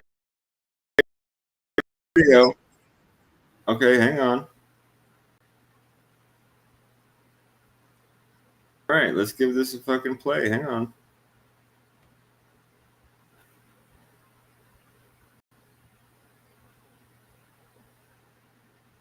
Yeah, I got it. Thank you, Dustin. I got it. Hang on 1 second. Let's see. Oh, no worries, man. Yeah, it wasn't like like a fucking paragraph or 2 sentences long. It just took me a minute. I had to go back and forth to the tab. There's no way I'm gonna remember all that fucking shit.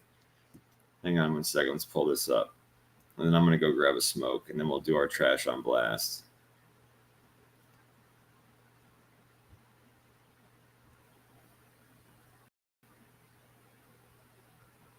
All right. We got that thing up? Yeah, we got that up. All right, cool. Here we go. All right. Out there doing the hard hitting work. We have people in the southwest of America. We got people in the northwest, the northeast, the southeast, in the Midwest, down in Louisiana, down in Texas. It's the hard hitting news channel, guys. Pizzaverse. Breaking news, guys. The Pizzaverse to your laptop or cellular device. I'm your host, Sunburn Trichome. Guys, this is breaking news. Welcome, everyone. The Pizzaverse news station has received footage of Jeff Nadu of Amish Mafia fame prepping for his next fight. Here's the footage. I remember that fucking show. Look at this fucking moron. One mile in blood patches. Showers early Friday. I'm proving greater than 6 miles on Friday morning. Wow. Oh. Make it rain.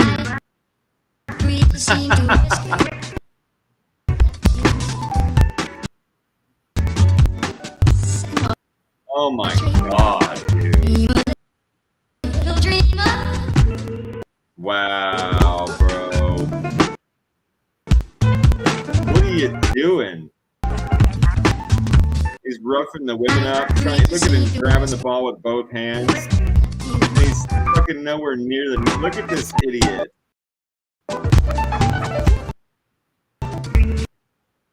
That dude. All right, listen, man. I got nothing but love for like all of like our special friends out that actually have any kind of issues, but this dude, he looks like fucking Corky, bro. Like he really does look like Corky out there. He looks like he's about to start screaming about John Cena and fucking demanding a bologna sandwich and like hitting on all the women around. That shit is crazy, bro. Look at this.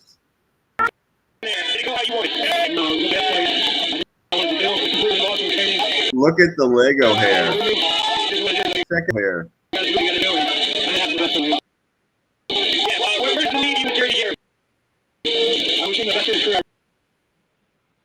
That was during the midget fight. He's ready for his next fight. This episode of the He's gonna Pizzaverse News is brought to you in part by Murray Wigs, where Jeff gets toupees. This has been another Pizzaverse News. Good luck. Too funny. Too funny. That shit is absolutely pathetic. Wow. Larry Wong. Now he really did look like Corky, dude. Yeah, that's amazing. And pathetic, bro. It just never gets old. It never gets old. Yeah, good call on the video. Wow. Wow, man. Told you I could ball. Yeah, no doubt about it. Bro, he was like bumping into all those women and like holding on to the ball with both hands. Like, no, gimme. Struggling to get away from it, bumping into everybody. And then he would take a shot and it would go no. Like, couple of those times, that's the fucking thing. Bro, wow. Yeah, it reminds me of that movie, Along Came Polly, with Ben Stiller, and his best friend used to be like a child actor. And he like hires people to follow him around with cameras and shit and acts like he's still a big deal. He's such a loser and so pathetic. And then they go out and they play basketball, and the guy's terrible, and he's just like acting pompous and arrogant and stuff. And every time he takes a shot, he yells something stupid like "Make it rain." Yeah, and it goes nowhere near the hoop. That shit is too funny. If anybody knows what movie I'm talking about, or even if you don't, check out, if you like to make clip channels or clip videos and stuff, check out Along Came Polly. Look for the basketball scene and put Nadu's face on on Ben Stiller's best friend. Bro, it's literally spot on. You will just absolutely fucking kill. I used to make a lot of clip videos and stuff like that. I haven't had time over the last year at all to dedicate any time to it at all.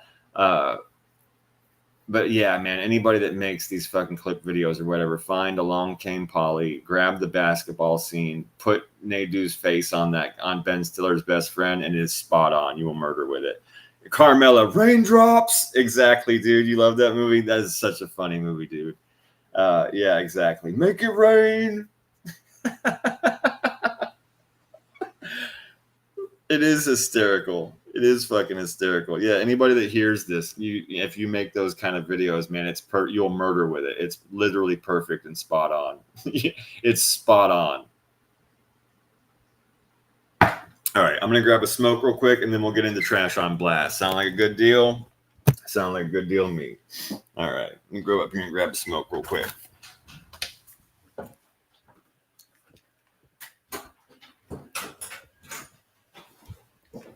Yeah, that fucking Raindrops. That shit's too funny, man. That shit is too funny. Or how about, since you know that movie, Carmela, the other part of that movie that's so disgusting and ridiculous, when they go to that fancy fucking party, and he walks up to Ben Stiller, and we gotta go, right? It's fucking emergency. We gotta leave. Ben Stiller's like, what the fuck's going on? And his friend's like, I just sharted. He's like, you're the most disgusting human being I've ever met in my entire life. Yeah, that is too funny. Just the fact that he hired all those people to follow him around with cameras and stuff, and he acted like a documentary was being done on his wife. Fucking pathetic. Oh, cool, Hev. Yeah, join me for a smoke. Absolutely. Philip Seymour Hoffman. Yeah, that was his name. Yeah.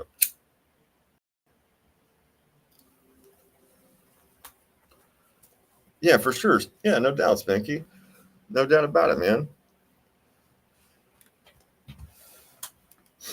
No doubt about it, bro. Yeah, that was funny. That was good stuff.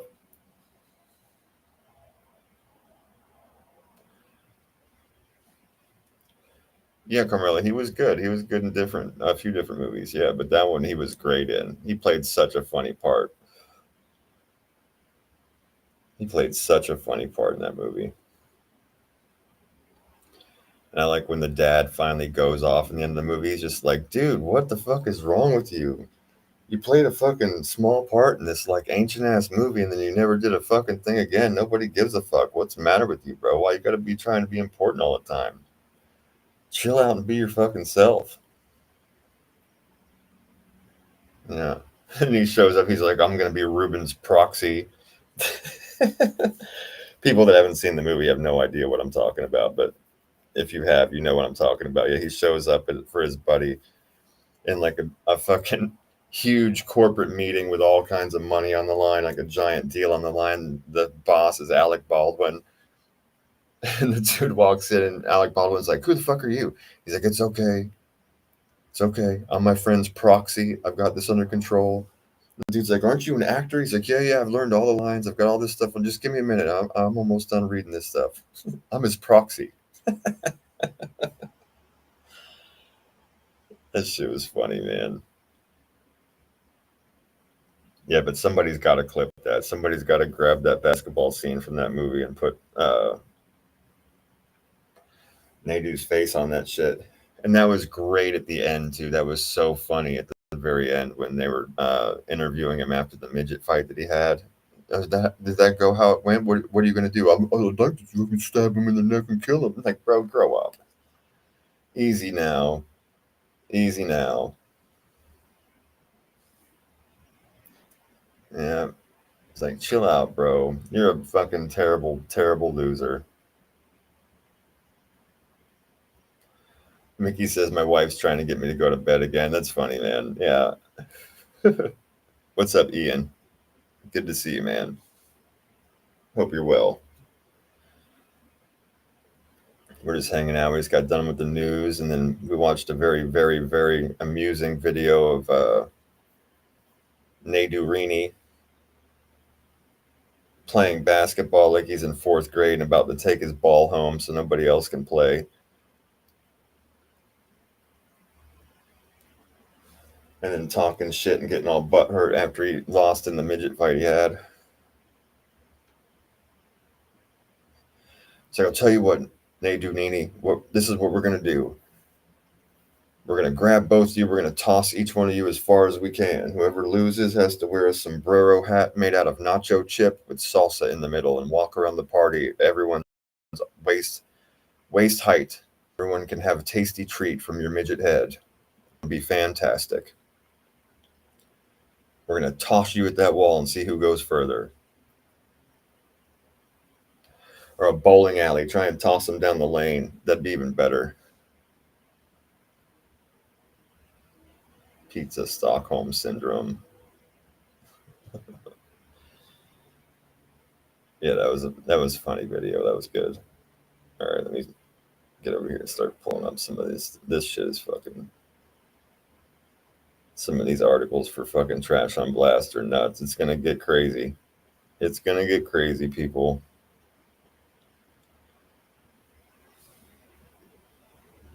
Some trigger stuff in here for sure. A few of them. Most of them are pretty fucked up. But there's a few in here that are actually just genuinely funny. I'll try and sprinkle those in so we don't hit too many patches of just like Trigger Central, you know. But Trash on Blast this week is just, it's a lengthy list.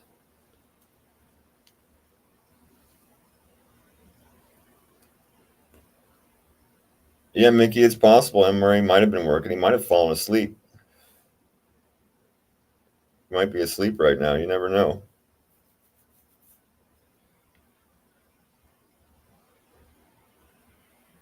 But if he is working long hours, then, you know, I mean, that sucks. But yeah, like you said, if he's making that extra money, then good for him.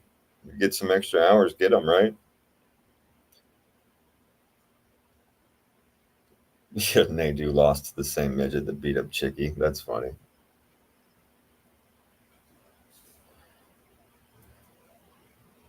Yeah, I mean, the guy that was trying to beat up Chicky's probably of like fairly average size. Chicky's just such a gargantuan walrus of a human being that anything you put next to him looks tiny.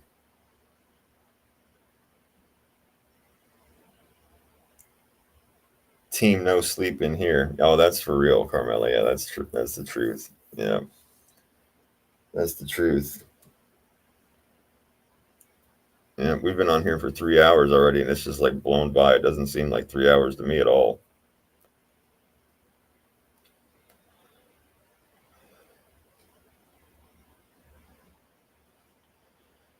All right, cool. I got these links ready to go now. Good. And sit here and smoke a fucking couple cigarettes, though, and then we'll get into it. Yeah, he's gigantic. No, like for real, that guy is absolutely fucking gigantic. I don't pay a whole lot of attention to Chicky.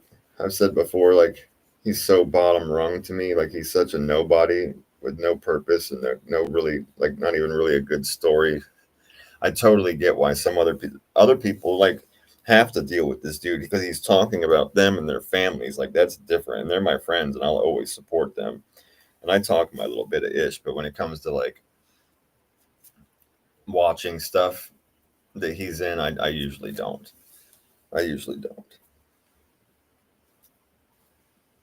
because he's just such a fucking nobody. Oh yeah, Insomnia Crew for real. Yeah, that's not a joke. Yeah, that's real. Insomnia big time. I'm gonna grab another smoke real quick. I've been down here just talking shit for a fucking hour and a half. I'm gonna sit out here and have another smoke. Then we'll get to our trash on blast here in just a few minutes.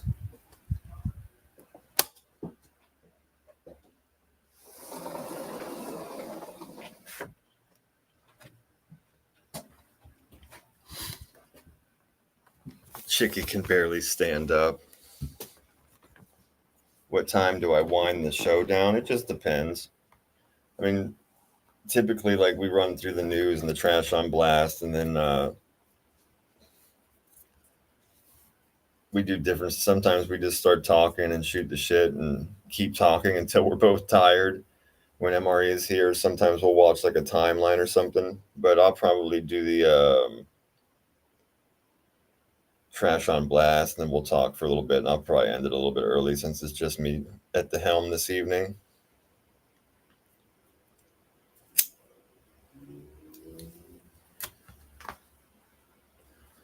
Yeah, Watcher. Yeah, that's exactly what I smoked. Yep.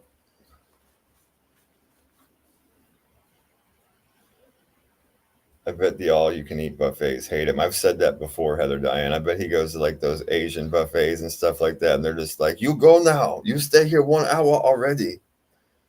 Yeah, you go now." There was a funny comedian back in the day that would talk. He was a real. I can't. Was his last name was like Panette or something like that. He was a really, really big guy, and he used to joke about the owners of buffets getting mad at him, and he'd be like, they'd tell him, "You a bad man. You a very, very bad man." Yeah. Oh no, he's getting up to get more. Yeah, too funny. Too funny. Yeah, you go now. I'm sure of it. He probably brings his own silverware and shit. He probably has like a plate in his bag and brings his own silverware in there. Has like a double wide cup. Like giant mug. And they could just put a trough down there and just start sprinkling feed into it and he'd be fine. No, I don't have a Zippo. I don't like the way they smell. I'm not a big fan of the Zippo lighters. I don't like the fucking fuel in them. They stink. I don't like the way it tastes when I light my cigarette. I never have. But yeah, they could fully just put some feed in a trough, charge them the same $15, just sprinkle in a little bit of everything that they have at the buffet. If it's like Metagon, they could just put like a bunch of macaroni and cheese and like some applesauce and like bits of salad and lettuce and carrots and shit like that. Maybe throw in a piece of steak.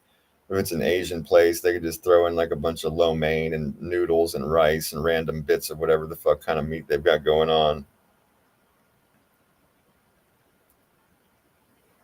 Yeah, right. They see him coming, they turn the lights out and lock the doors. Yeah, it's funny.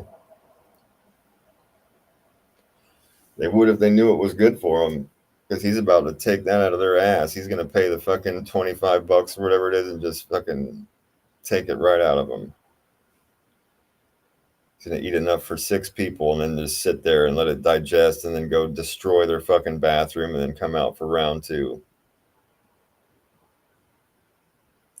Yeah. People like him is probably what they have the hour, they break things in. It's always the same buffet, but they'll break it up into like lunch and dinner. So like you can't just sit there anymore.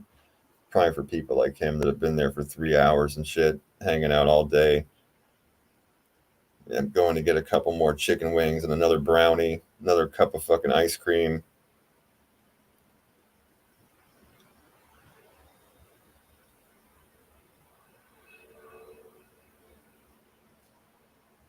Oh yeah, you don't like the taste of the Zippo lighters either? Yeah, I mean, I can't say I've had one leak on me, but I have heard that they leak, Mickey. I have heard that. But I have not had one personally long enough for that to happen.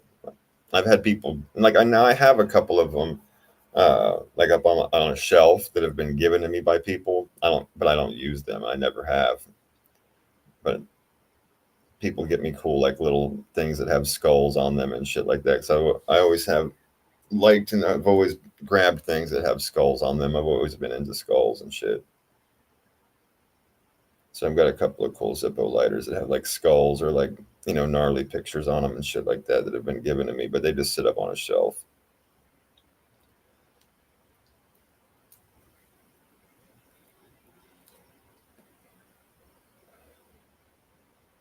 They do come in handy though when it's windy. I will say that. I've had to grab a light off of a friend every now and again in times when it's been windy and I couldn't get my lighter, like even like in my shirt, trying to light yourself on fire.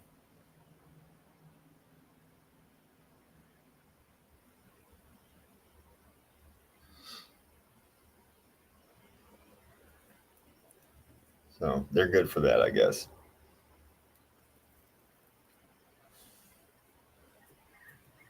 I did have one of those ones that like shoots off a fucking little like blue flame, like one of those like little torch lighters. I had that for a while, but it was just a novelty thing somebody bought for me. And when it ran out of fuel, I just stuck that up on my shelf too, because it had a pretty cool like little design to it. But I had one of those for a while, and that didn't have the taste of like, full blown fucking grill. Like it reminded me like grill fuel, like that lighter is the same thing, I guess. The lighter fuel. That's cool, Mickey. I know you do like the Hot Wheels and shit, right? Like you've got like a lot of really cool old Hot Wheels and things like that you collect.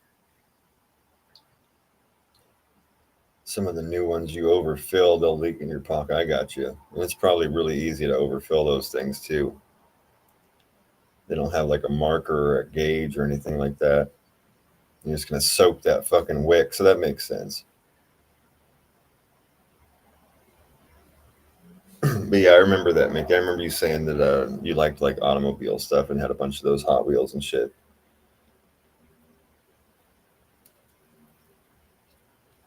Yeah, I'll stick with a Bic lighter too. Yeah, I have a friend of mine that only uses matches because they had a lighter explode one time that they were using, and they've just been like totally mental about it ever since. That shit happened like 20 years ago, 25 years ago, and they still use matches. But they had a lighter literally like explode in their fucking hand. You know, I wasn't there, but they told me about it. And they've used matches ever since, man. Even today, they use matches. Matter of fact, I've lit a couple of their cigarettes for them when it's been windy and they couldn't get the match. I'll hold the lighter, you know. Here, bro, we'll just do this quick.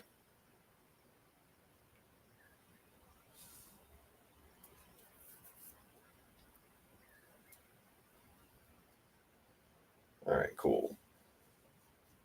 Go back down here and fucking get a bowl packed and do some trash on blast.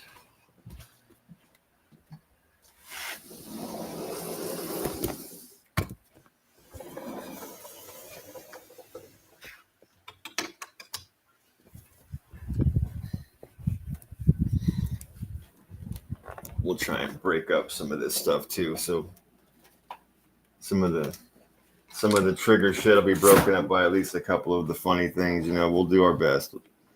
We'll sprinkle some shit in between the triggering. But it is trash on blast, people. So there's going to be some things that we don't like. It is the trash after all. So some of that can't be escaped.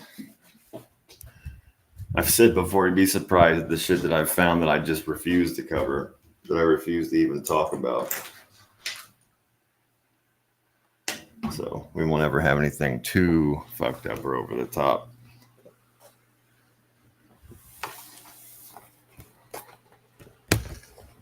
All right.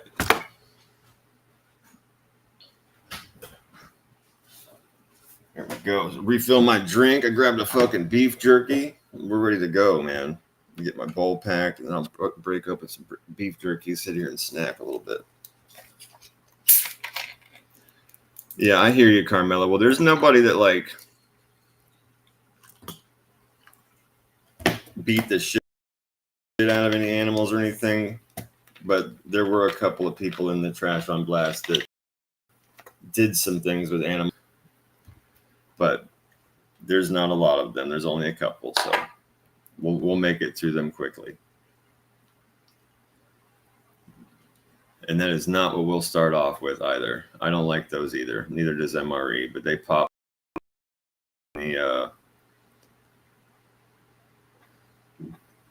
they pop up in the news, and we got to put them on blast.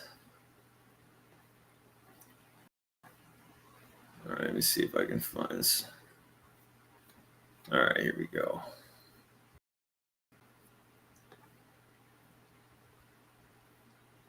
This dude's a fucking freak.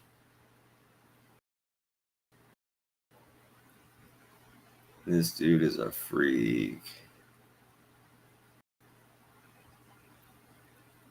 Yeah, when we get some more information on Diddy, I mean, he just went to court, but not a lot news happened. Not a lot new has happened. He goes on trial. His trial starts May 5th. So Diddy's pool house will be back in full effect as soon as we start getting some more information. They've got everything on fucking lock right now, though. They've got everybody not allowed to talk about anything. So it's been kind of few and far between for new information with Diddy and his case. They brought a few more charges against him, basically all the same thing, you know. So we'll get to Diddy's pool house soon enough.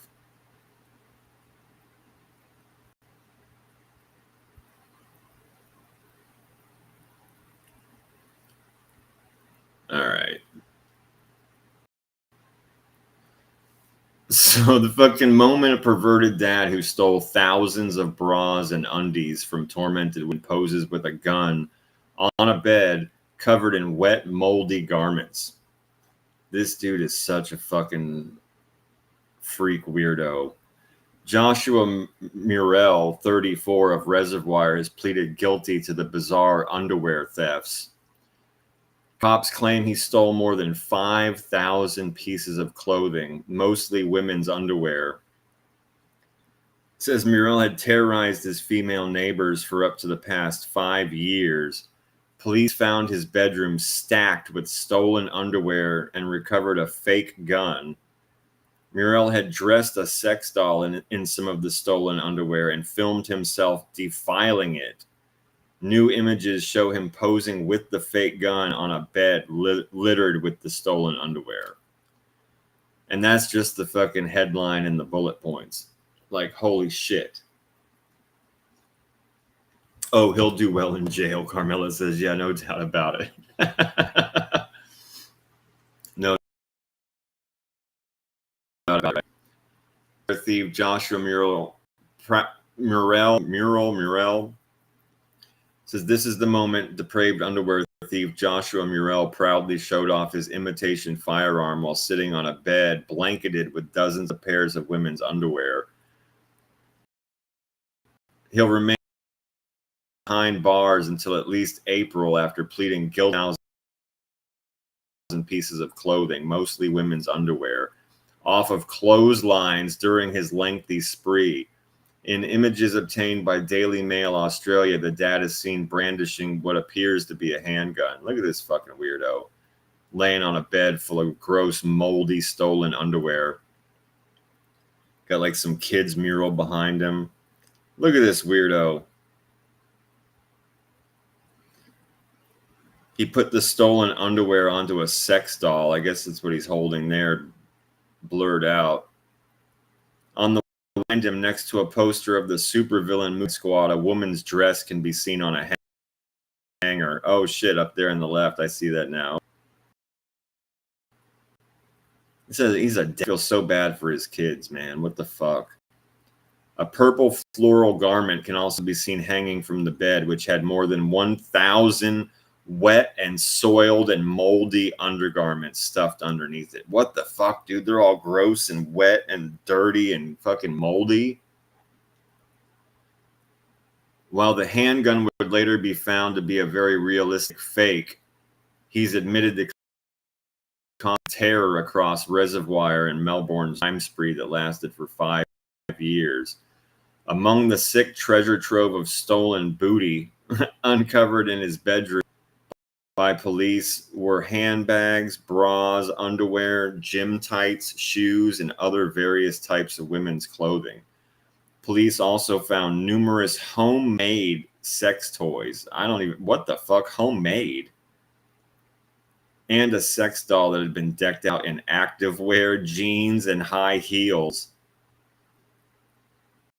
Murrell's mobile phone and several USB sticks would later reveal he had been filming himself have sex with a plastic doll while dressing himself in women's underwear. Oh, he was also wearing fuck. Upon his arrest, Murrell claimed he had the doll for just a bit of fun to cuddle. He's been behind 11th after stunned detectives raided the home he shared with his father, his poor father, and his poor kids, man. The court heard Mel had not been home when detectives initially came knocking, but when they found him days later, he was packing even more stolen women's clothes. When asked about how he felt, his victims felt. Okay, so when asked about how his victims probably felt during the offending, he said there was nothing fearful and that it wasn't personal. The accused did not seem to realize the serious that he felt only the toy gun is going to get him in trouble. Oh yeah, no worries. Spending fucking years stealing all of your neighbors' fucking underwear and gym tights and dresses and shoes and all kinds of shit. Yeah, no big deal, bro. You're not gonna get in. What the fuck, man? And what the fuck is your toys? Like, what the fuck? He pleaded guilty, though, to dozens of charges, including stalking, theft, dealing with the proceeds of crime, and possessing an imitation firearm. Appearing from his prison cell, the tailed man who sports a tattoo on his bicep showcasing the 3073 post suburb. Oh shit, he's too fly for a white guy. He showed no emotion as a 6-page summary outlining his depravity was read out in front of him. What the fuck? Oh, and he fancies himself a DJ as well, does he? Murrell was captured only after one of the victims caught him on CCTV cameras she had set up after repeatedly having her underwear stolen in the dead of the night. What the fuck, dude? Police had also found video footage of Murrell violating a sex doll with homemade sex toys while he was dressed in the stolen women's underwear. Dude, he says, I have an issue and need help. I've been doing it for you. Yeah, no shit. You need like shock there. You need to be put at the bottom of the ocean, bro. Numerous items were damp or moldy, and multiple items still had the fucking pegs attached from where he stole them off the clotheslines. What? I'm not reading that line. That's nasty. The court heard many of Murrell's victims believed they were going insane after years of having their underwear vanish. One woman was so convinced she was losing her mind, she took a photo of her washing line after hanging out her lingerie. She moved out after coming home to find they had been stolen. He targeted women living within walking distance of his home. Dressed in black, he would creep into their backyards in the early hours of the morning to steal their underwear. He was caught on CCTV masturbating underneath the clothesline of one victim. Bro.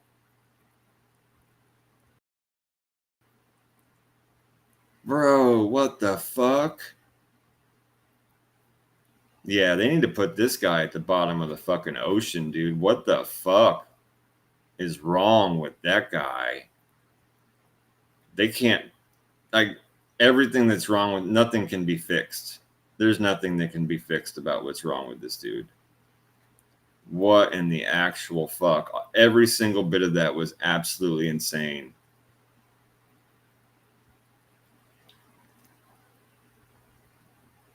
Dude, wearing the women's underwear, getting under the clothesline, and What?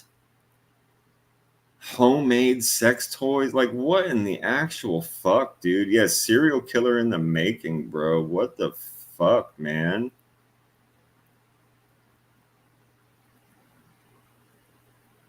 That's fucking Billy. Taylor Swifty model, maybe. Yeah, they can't let this guy. Absolutely cannot fucking let this. They've got to stick him in the ocean, bro. They've got to throw him off of a fucking building or some shit. Yeah, he looks friendly, right? Yeah, total psychopath, honeybee. The dude's a total fucking psycho. Holy shit, man. What the fuck happened here? Thank you. All right, let's pull up another one.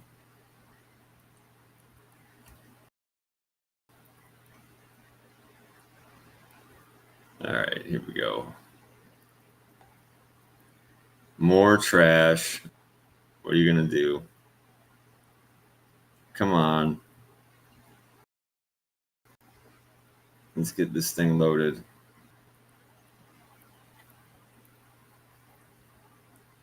What are you doing to me over here? Fucking move.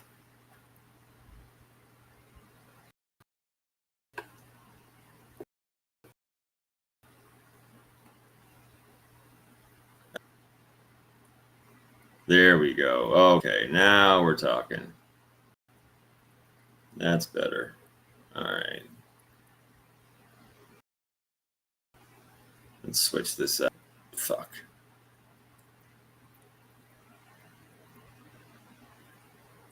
Yeah, I'm gonna throw away the key. You gotta drop him off a building, bro.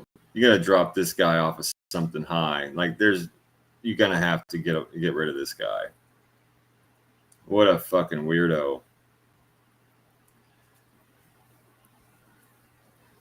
All right, well, this says it's a Florida woman, so I'm just gonna have to take their word for it. That looks like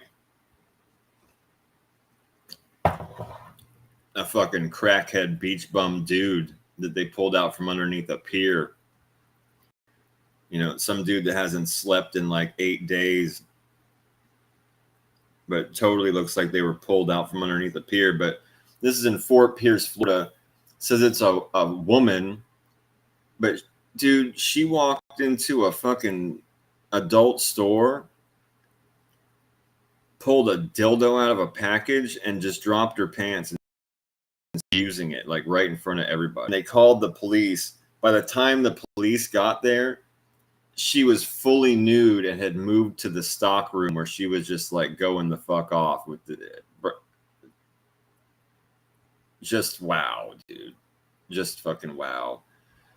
Again, every part of this story. Yeah, Bruce Jenner. Yeah, no shit.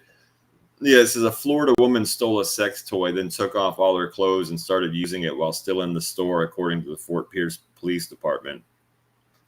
Records show employees at the store, which was not identified in an arrest report, called police to report that the 36-year-old Teresa Stanley had stolen a pink sex toy from a shelf, removed it from the packaging, took off her pants, and began using it.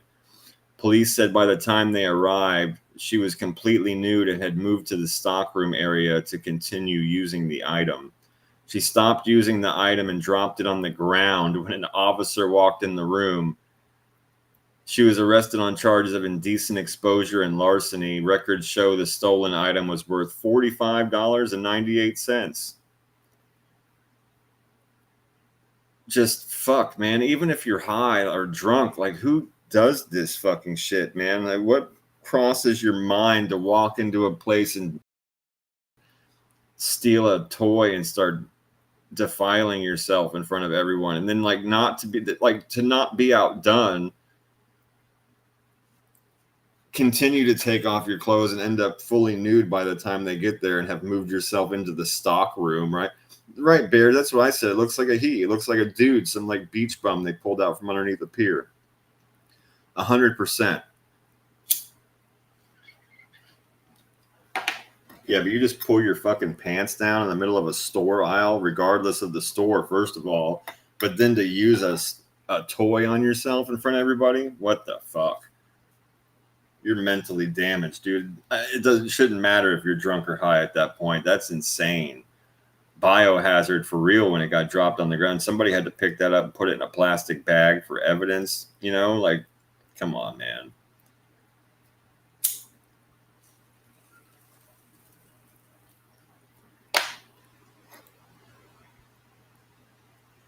Yeah, I mean, it's a fair enough point, Ruben, if that's the way you feel. I'm not going to take nothing away from that, but I mean, I don't. God definitely wasn't hanging out anywhere around that store, I don't think. That's for sure. No, that could not have been a pretty sight, Bears. That could have been that's just ugh. That had to have been appalling for anyone standing nearby to see this creature just pull its pants off and start going to town. And then get like the officers that had to catch this creature back in the stock room fully nude doing oh man. Yeah, you're gonna have to bring in some salad tongs, or that toy's not making it into an evidence bag. There's no way. And what's up, Grandbino? Yeah, there's no way in hell anybody should hazmat suit. Right, she couldn't wait to get home. I mean, maybe she didn't have the $46 B1 to get the toy that she really wanted. She should have taken a fucking play from that crazy dude's book that we just saw and made some homemade sex toys. I mean, Kitten does it all the time. I've said before that all of the doorknobs in Kitten's house have all got flies on them. You know what I mean? He's not allowed to even have like furniture that has, you know, like he couldn't have a headboard and a foot. Like he wouldn't be allowed to have bedposts in his room. The guy would just be sitting on them all the time. There's nothing in your house, lady, that you could use. You have to go and take a $46 toy off a shelf and use it right in the store. Come on, dude. That's why I say you can't. There's drunk and high isn't even an excuse at that point. You're just super fucked up. Yeah, you're super fucked up individual to follow through on that thought.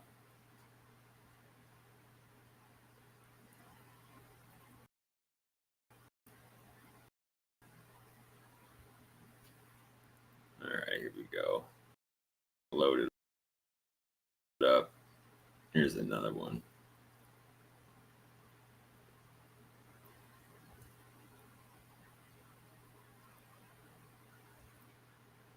And this shit's just another fucking bunch of weird. She wanted a test drive. Yeah. No shit, right? Where's Kitten's litter box nowadays? Don't see him around. Yeah, who knows, bro? Who knows? All right, let me get this next one pulled up here.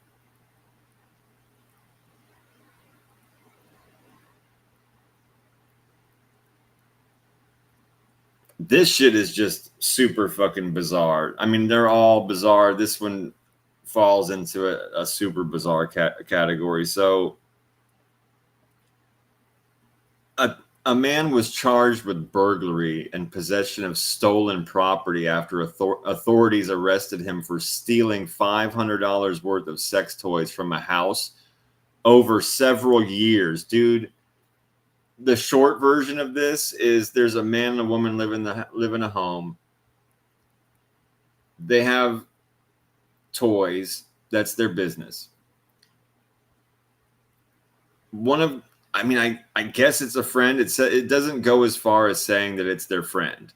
It just says that it's a man they know. So maybe it's a man, maybe they did like weird swinging shit with. Maybe he knew about their, I don't know, their kinks, right? I'm trying to put this fucking lightly. Maybe he knew about their kinks or something like that. But every single time, over the course of years, dude, every single time this man and woman would replace the toys that went missing, this guy would come back into their house and steal the new ones. Yeah, Grambino, he was a repeat sex toy offender. It's so fucking weird, dude.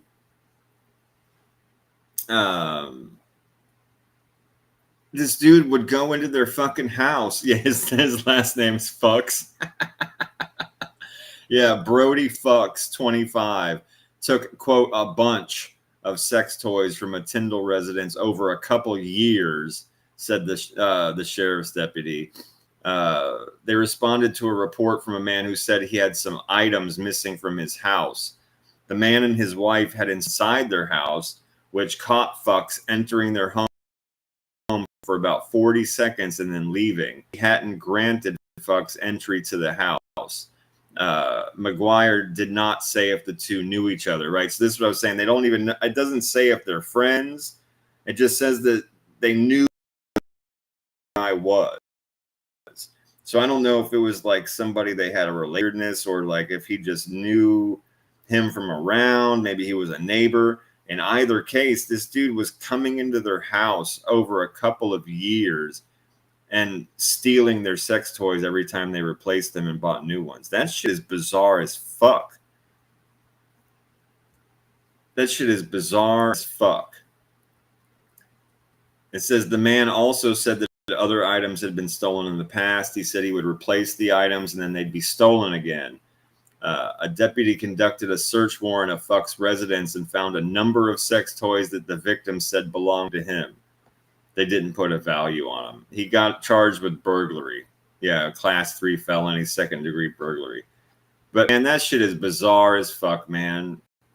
Going into their house every so often to steal the fucking sex toys that they replaced after the last time you stole them. This is some wild shit, bro. Time to put up cameras. Yeah, for real. Yeah, they sure do. They kept replacing them, B1. Like, where the fuck did that thing go? What happened to that new one? What happened to that thing? I don't know. It's gone. You're cheating, aren't you? Like, all kinds of problems and fights and shit, probably. Weird stuff going on in the house. Thinking somebody took a sex toy and, like, used it someplace else. Fucking crazy, bro. No, it wasn't in Florida. No, it wasn't in Florida. Hang on a second.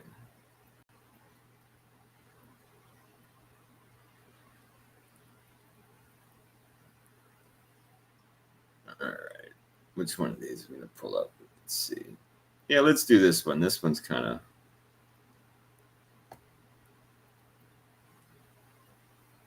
This one's fucking weird and out there for sure.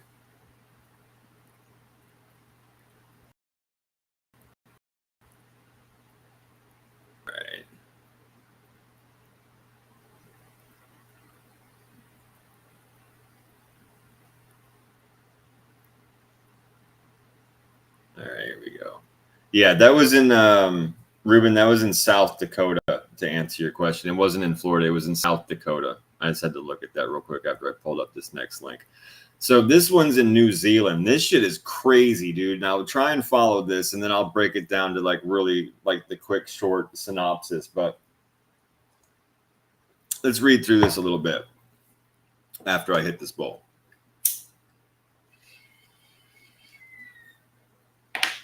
All right. A charity working with homeless people. Okay, so in New Zealand, there's a charity working with homeless people. They unknowingly distributed candies filled with a potentially lethal dose of methamphetamine in the food parcels after the sweets were donated by a member of the public. Okay. So there's a charity in Auckland, New Zealand that works with the homeless population, giving them food and drinks and candy and shit like that. An anonymous member of the public donated to them a bunch of candy, but each candy was filled with a potentially lethal dose of meth. It said that the fucking staff tried to contact the up to 400 people that they had given the fucking packs of candy to. 400 fucking homeless people were given parcels that included methamphetamine candy. Insane. It said the solid bricks of meth enclosed in candy wrappers. 3 people were treated in hospital after consuming them, but were later discharged. The amount of methamphetamine in each candy was up to 300 times the level someone would usually take and could be lethal, according to the New Zealand Drug Foundation. I'll get out of here with this bullshit. Ben Burks, a foundation spokesperson, disguising drugs as innocuous goods was a common cross-border smuggling technique, and more of the candies might have been distributed throughout New Zealand. The sweets had a high value of about $608 per candy. Imagine that if you were a homeless person and you knew what meth was and you were given an entire bag of these candies and each one of them was worth $608, dude, what the fuck? Yeah, donation by an unknown member of the public was obviously accidental rather than a deliberate attack. It was obviously people that were smuggling drugs and somebody donated the wrong fucking pack to these people and they ended up with all this meth and they gave it to all these homeless people. Apparently a handful of them got sick, had to be hospitalized. I'm betting a whole bunch of them knew exactly what they had and started selling that shit.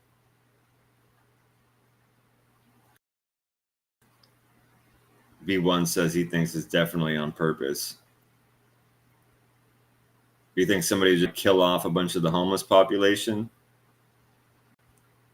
Yeah, or it was a mistake, and that's what I'm saying. Like a lot of those homeless people couldn't. They went out looking for these 400 people, and they couldn't find them, and that's why. Because I bet a bunch of them knew exactly what they had and knew exactly what it was worth. And then to your point, a lot of them a lot of them probably already had a problem with it, so they might have used half of it and sold half of it. Yeah, and this is why are they taking food off of anonymous people? That's not normally allowed. Yeah, I mean, you have donation banks. I mean, we give you're asked to give canned food. They have big drives and stuff like that at baseball games, even where you can come and give them food, boxed food or canned food or whatever. And they donate that shit to like churches and homeless and all that kind of stuff. Yeah, it was probably smuggling. Yeah, and then they fucked up. Yeah, probably so. B1. That's what I'm thinking. I'm thinking it probably was smuggling. They gave the wrong shit to them, or it got to them in a roundabout way, as unfortunate it is. But I thought the same thing. Is like, yeah, I know why you couldn't find all 400 because a lot of these fucking people knew exactly what they had. Yeah, Dustin says $608 is a lot more money than I'm willing to spend for any candy. I don't give a fuck how good it is. Yeah, but imagine if you knew that each one, maybe you got a pack of 30 of them, dude. Think about that. You get a bag of candy. How many are in the bag? Say there was 10 in there, bro. That's $6 fucking grand. Say you've even got a bad meth problem. You decide to keep fucking half of them, bro. I mean, dude, you know? Yeah, that shit could be it's insane either way. I will say this though. I am very happy to hear that the ones that ended up going to the hospital, they walked out of there okay. Because under worst case scenario, they could have had a lot of dead people, right? Let's be real. They could have had a lot of unsuspecting people. God forbid a child, right? Some parent goes to the fucking homeless play, they give them food, right, to go, and they give their children a candy after dinner. I mean, God forbid, bro, right? So it's like, I'm glad that none of that crazy shit happened, but wow, what an insane fucking mix-up, dude. That's crazy as fuck that you've got like an official organization handing out meth candy to the homeless population. That shit is nuts, bro.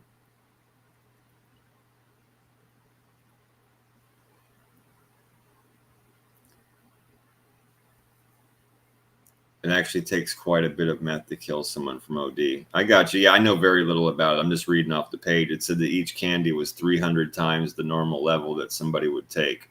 So whatever that is.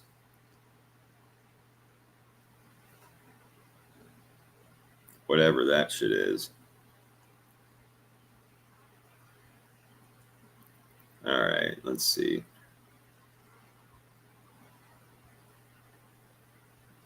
See, I'll keep a couple of these for next week when MRE comes back on. This guy, all right, let's open up this one. This is another psychopath.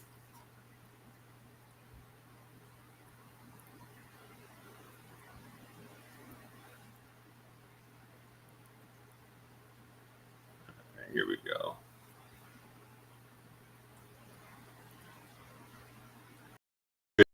fentanyl. Yeah, for real, right? Yeah, if it were fentanyl, people would have dropped dead everywhere. That's for sure. Yeah, that's for sure. Well, Ruben, the problem is, I totally disagree with that, with restaurants throwing food away. I think it's super fucking foul. I always have. I don't like, they go by liability, right? So they figure that if they feed this stuff, this food that's been, that hasn't sold or that's been sitting for a while or whatever, that there's a chance one of these people could get sick or something could happen with them, or they could claim any number of things and then they'd be liable for it. But that's usually the bullshit they try and stand for. I don't like it at all. You should be feeding people.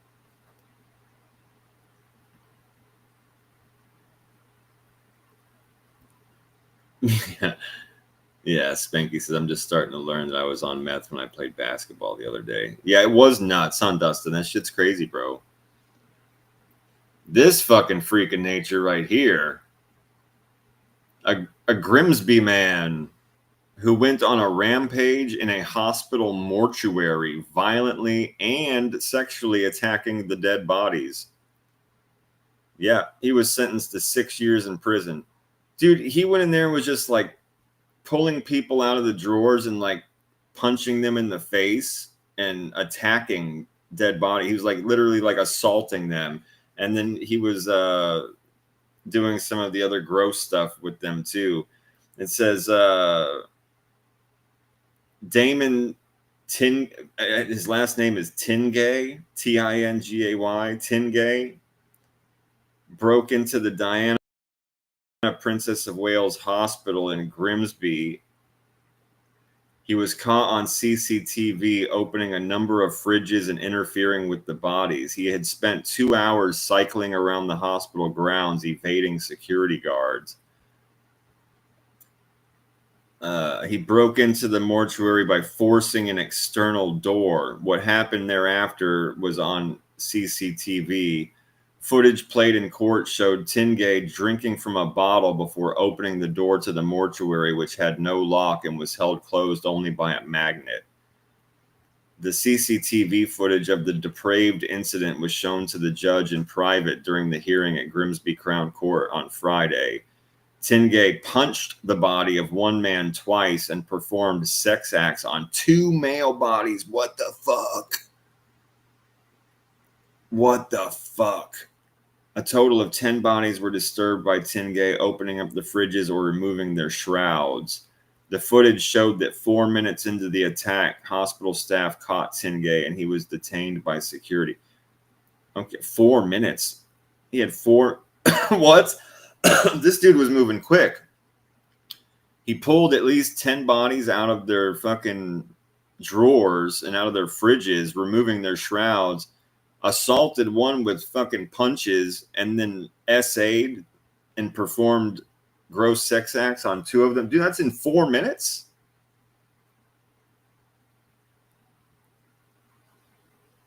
When he was arrested, he was described as volatile, shouting and screaming that he had done nothing wrong. In an interview with police, he said he had no memory of the incident. Bullshit. He's a father of 3, those poor children. He pleaded guilty to the sexual penetration of a corpse. Dude, you had 4 minutes. How is that possible? What the fuck? Yeah, the judge told him your actions were depraved, perverted, indeed utterly grotesque. You violated and defiled loved ones, causing immeasurable harm to numerous victims. You caused incredible pain and turmoil. The families may never recover. No shit. No shit. He's going to serve 6 years in prison with a further 4 on probation and has been given a lifetime sexual harm prevention order. Well, that's good. Dude, how are you going to assault a fucking corpse, let alone like do the gross stuff to it? Like, what the? Why would you need to punch bodies, bro? What is wrong with you?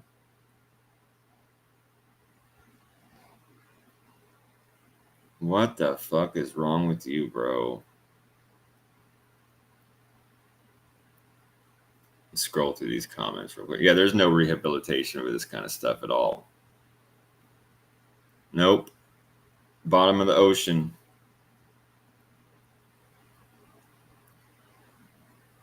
Yeah, leave the dead alone. They've been through enough. Yeah. Well, I mean, yeah, the stuff they've been through is definitely now over, but yeah, you don't defile bodies like that. That's wrong, dude. And I think the judge made a good point too about like the families know that you penetrated their fucking. It was two males, like so. You know, the families, brothers and sons, like dads, they've been violated, bro. We're not even safe after death, yeah, for real. Yeah, I don't want to know what acts he did either. 4 minutes, though. That blows me away, bro. 4 minutes. In 4 minutes, he made it in there, pulled 10 people out of the things, like punched one of them, at least one of them, a couple times, and then had time to do the other gross stuff that he did in 4 minutes. 2 of them. That's insane.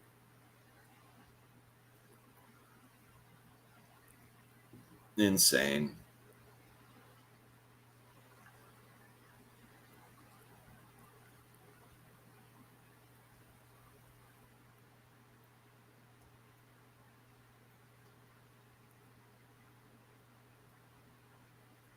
All right.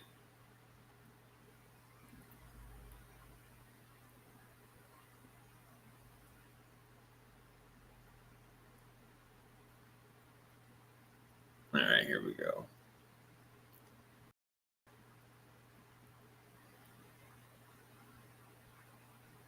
Thanks, Spanky. I appreciate that, man. Doing my best to hold it down. All right, Carmela, you're not going to like this one, but it's not violent. So I think you'll be all right. We'll get through this one real fast. Okay. That's my promise to you. We'll get through this one quick. I know nobody likes this stuff, but it's in the fucking news. This is March 5th. This fucking disgusting lady right here had sex with her Great Dane, and she videotaped it and she put it on social media. Christina Stokes of Edmond, Oklahoma, was arrested and charged with crimes relating to videos she allegedly made while showing her having sex with her Great Dane. The videos were then allegedly posted to 2 pornographic websites. So maybe I was wrong about the social part. An Oklahoma woman has been arrested for allegedly having sex with her Great Dane and sharing recorded images of the acts on pornographic websites. Police learned about the situation after they were alerted to videos of the act on, again, these websites. They received a tip and reviewed a 15-minute long video. Damn! A 15-minute long video of a woman wearing a white mask with tassels. What, bitch? Are you fucking crazy? A white mask with tassels? Yo, that bitch got a hairline for real, bro. She's got a vampire hairline. Like, that shit's growing to within like a half inch of her eyebrows. You see that werewolf face she's got going on there? We always joke about people with like 5 heads and 6 heads. This bitch has got a 2 head. Look at this. There's like a fucking half inch between her eyebrow and that hairline, bro. That shit's crazy, dude. She needs to get a razor on that shit, like for real. That's fucking nuts. But yeah, a white mask with tassels. Police said they found a second graphic video depicting sex acts between the same woman and the same dog on another website. The woman in the video was wearing pants so she was wearing some Prince pants.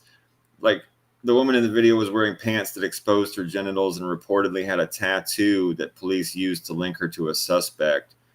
They found a Facebook photo of a woman in Edmond, Oklahoma, who allegedly had the same tattoo.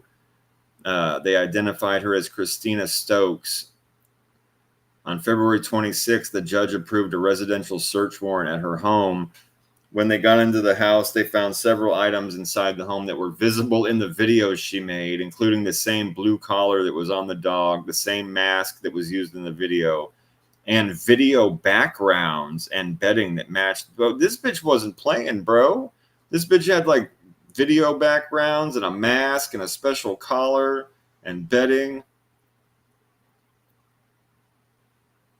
What the fuck, dude?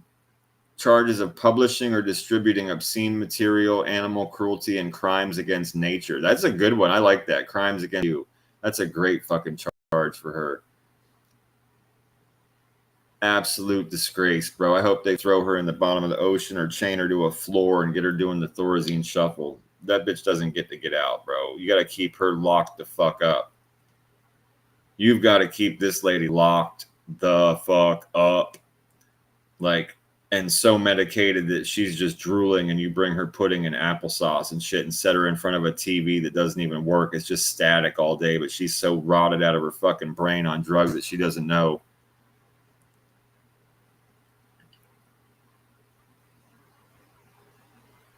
I mean, yeah, exactly, Have. I mean, what the actual fuck? Like, what would ever inspire somebody to do that to Scooby-Doo, bro? I mean, damn. Damn, damn, damn. And we're going to move through just quick, just like I promised. But like I said, sometimes these things pop up and they get thrown in the trash on blast.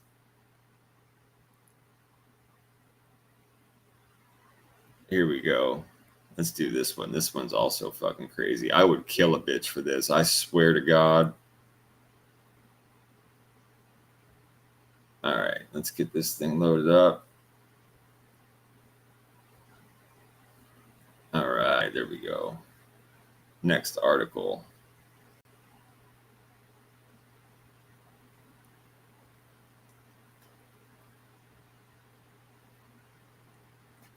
Oh, you little bitch. There we go. Man, 19 puts LSD in coworkers' drinks because they had negative energy. Yo,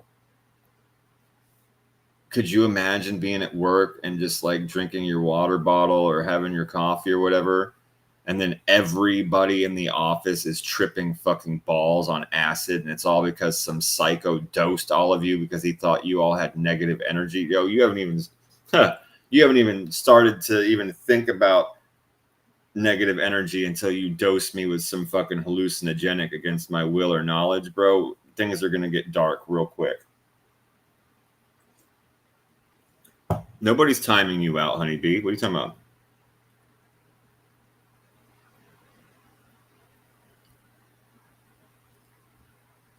Yeah, no, I can see you. I don't think anybody's timing you out. Maybe Billy did fucking with you. That's possible, but he's not going to ban you or anything. All right, Ruben, go get your food. Make sure that there's no meth or LSD in it. Yeah.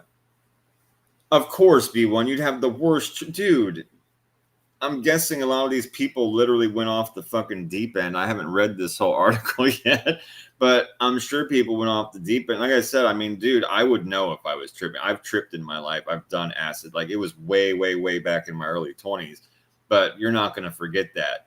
And it might take you a minute to realize what the fuck is going on. But once you do, yeah, things are going to get dark, man. There's no way you're going to. And, bro, if you're tripping, I imagine you could get off on insanity. I mean, I don't know, man. I'm just spitballing on that one.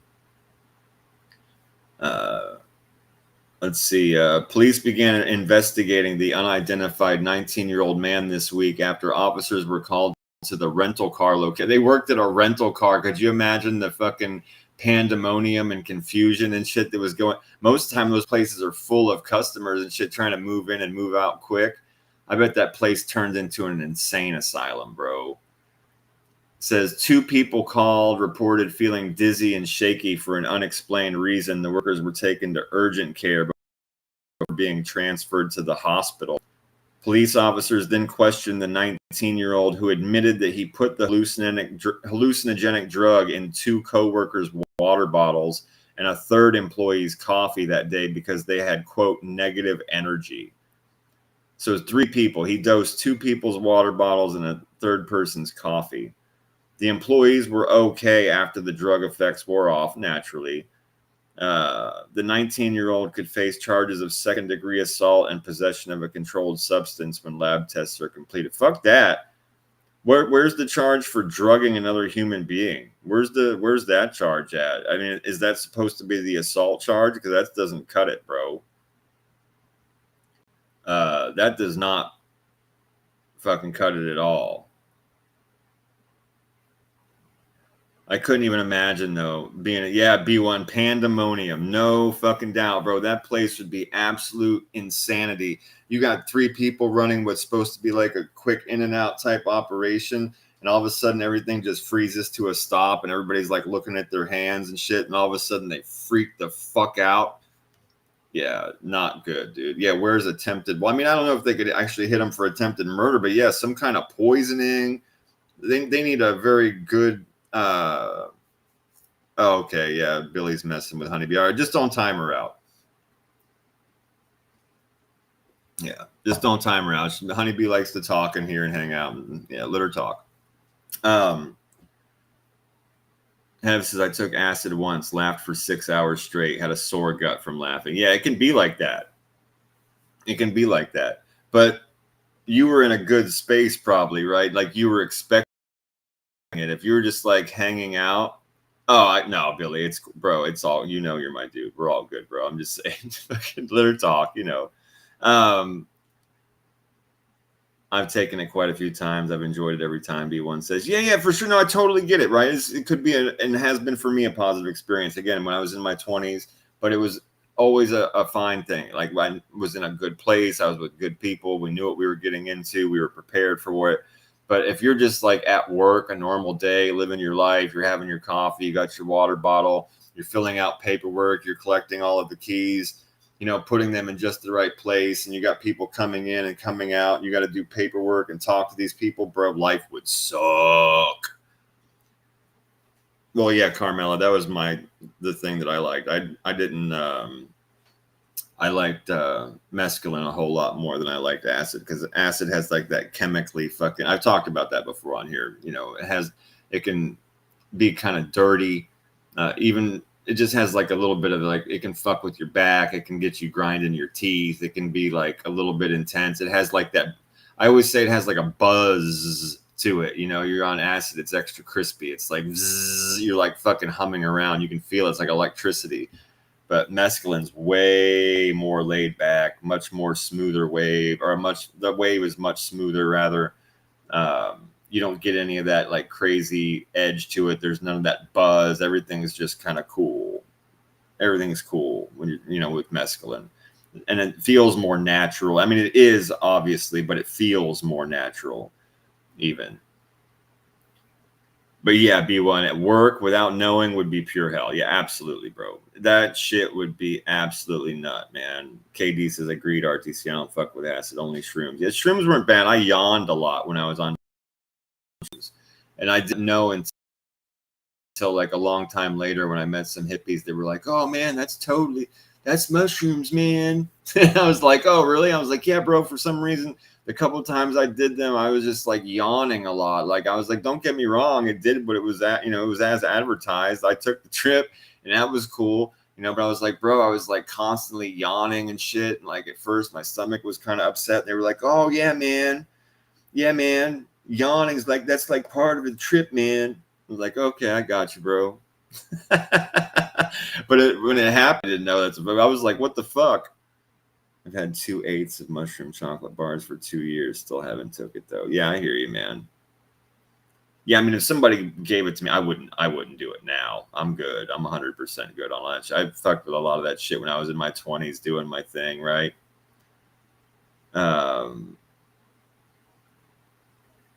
No, Joe, I said in the beginning of the show, you can listen to it, like, I'm not getting involved in infighting. I realized like I've been tagged in some things. I need you to understand that I don't read them or watch them. You know, if it's about like that JT character in particular, like when I found out about him, I was enraged. I still am. I still can't stand the dude. I still will continue to talk my shit. But as far as like infighting and about things I know nothing about with people I know nothing about, I'm just not getting involved. So, you know, I'd appreciate if you just like didn't tag me in that stuff. If you do, I mean, that's your business. You have the right to. No, I don't hate you for it or have a bad opinion of you for it. Not at all. I just need you to understand that I do not get involved in fighting with people I know nothing about, and I don't plan to. So I still wish you the absolute best day and night and all that kind of thing. I'm not being negative towards you, but I'm not getting involved in that whatsoever, one shape or another.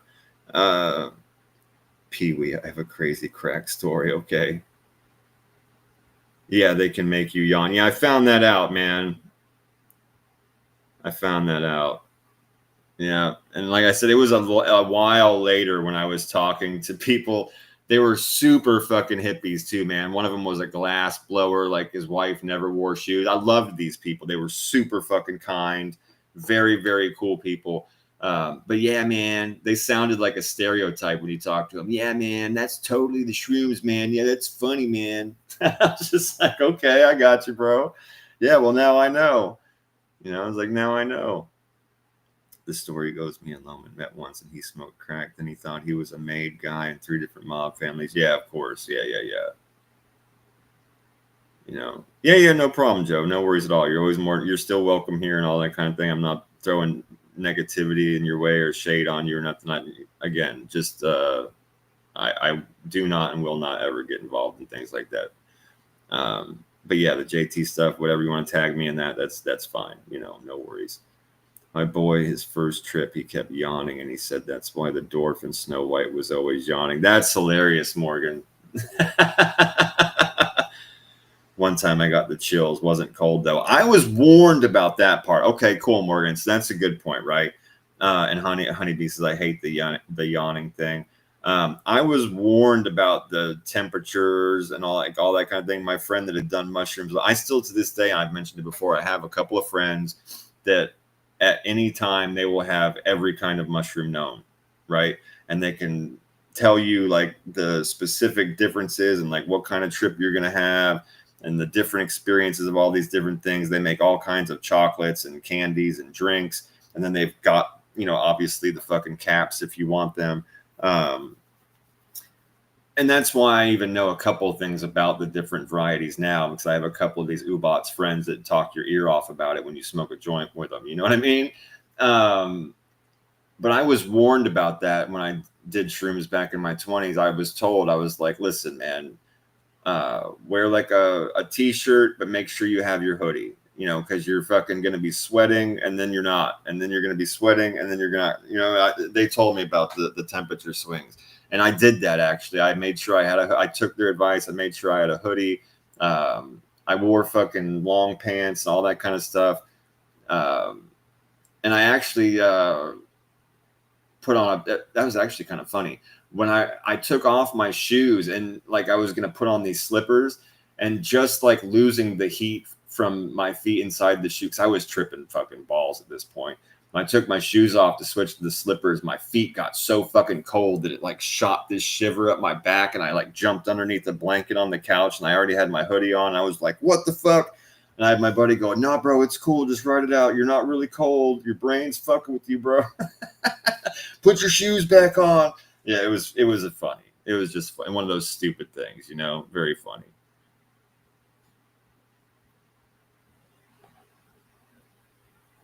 Yeah, one of those just funny, okay, you tripped the fuck out there for a second kind of a stories, you know?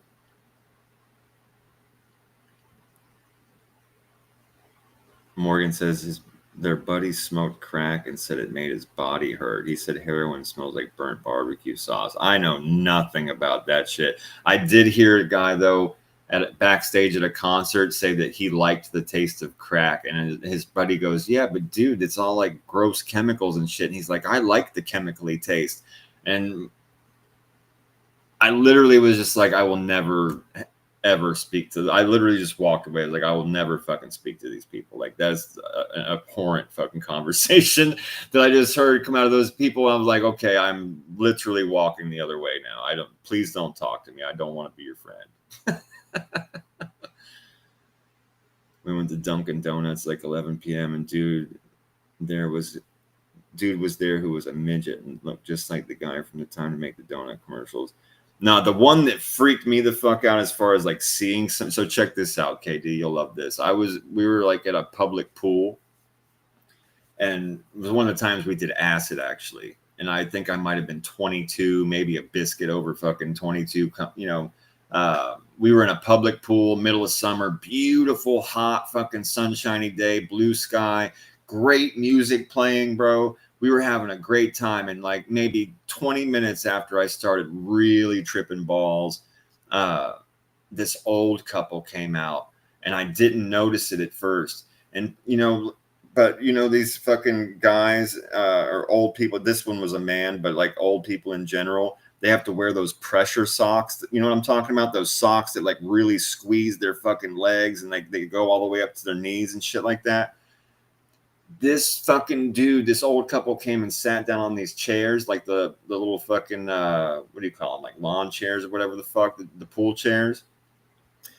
And when at the same time I turned around and noticed this guy, he was like 5 feet from me. I was like right at the side of the pool.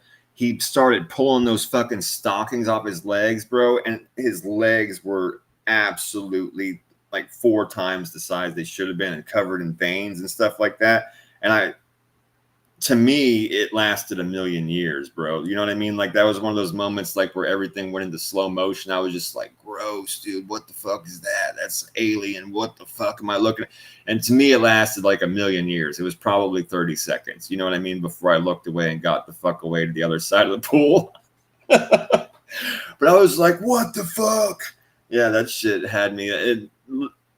Total fucking slow motion. My brain could not comprehend what the fuck I was looking at. For like I said, probably it was 30 seconds, but it seemed like a lifetime went by. Yeah, fucking lifetime. Yeah. Have you know what I'm talking about? People, they're called like compression. Yeah, or maybe you're calling it's like those socks, compression socks. They're like, it keeps their skin really. It's for their circulation. You know what I mean? It's for like circulation and shit. I'm pretty sure. All right, let me pull up this next one. We're gonna, yeah, everything feels like forever. Yeah, that moment though, I still remember that because it seemed like a lifetime went by. All right, hang on, let me get to another one.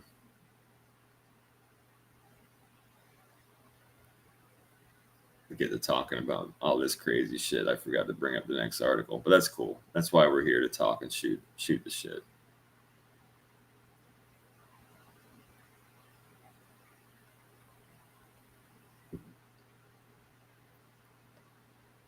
All right.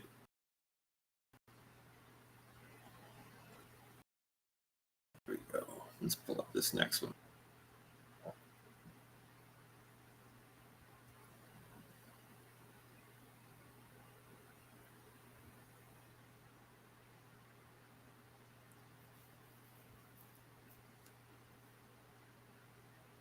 All right. Lawsuit. Man finds semen in Robin salad after racism. So this is in Oregon. An Oregon man alleges that a Red Robin restaurant employee put semen in his salad in retaliation for alleging racism. A lawsuit seeking $1 million in damages was recently filed in County Circuit Court at Robin International and the manager that was overseeing employees at the time of the alleged incident. The customer's name is not listed in the lawsuit, but is identified as CT. According to court, this happened a long time ago. The original charge was 21. That's crazy. According to court documents obtained by Fox television stations, a black customer arrived with family and friends at a Red Robin restaurant in Oregon in 2021. Okay. Says the guy complained that his group was not treated the same way as the restaurant's other patrons who were present at the time. The lawsuit also alleged that the manager referred to the customer's group of family and friends as a big gang. Oh, dude, I mean, that doesn't mean you were a gang and it was racist. What the fuck? The guy then complained about the alleged manager's comment to the restaurant. The lawsuit stated that the guy then ordered a salad, and while eating it, he noticed it contained semen. Well, bro, what the fuck? He immediately felt nauseated, queasy, and disgusted before being hospitalized for nausea and a panic attack. The lawsuit also stated that the substance was sent to a laboratory and was found to be semen. Police also investigated but were unable to obtain DNA samples from employees because the restaurant could not identify who was working during those hours because of a data hack into the system. Bullshit. To this day, the guy remains traumatized by the incident. The plaintiff has flashbacks and panic attacks related to the incident. The customer is suing Red Robin for sexual battery, negligence, and discrimination. I don't know about that, bro. I mean, I guess if you could really prove that it was fucking, that there was nut in your salad, that's one thing. But the racism part, I got to call bullshit on. Like, you just said that you were with your family and a large group of people. The manager just referred to you as a gang of people. It doesn't mean he was being racist and saying that you, because you were black, you were in a gang. That's fucking stupid. I mean, that's stupid. I don't buy into the racism part based on that comment. I just don't. I think that's stupid. I think it's really stupid. But apparently you showed your ass and talked a bunch of shit and called a bunch of people racist that probably weren't. And one of them fucking nutted in your salad, which is stank and fucked up, and somebody should go to prison for. Now, it does say that in the lawsuit, the guy says he sent it off for testing and that it was. But, I mean, I guess you have to wait and see in court if that even stands, if that's true. Like, were there independent tests? Like, who did the testing? Are they still in possession of the salad or some? I mean, this is fucking 4 years? Come on now.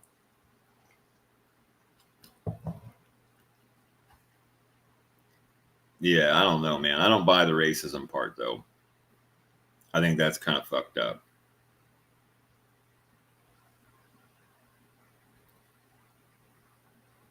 All right, let me get this next one up here.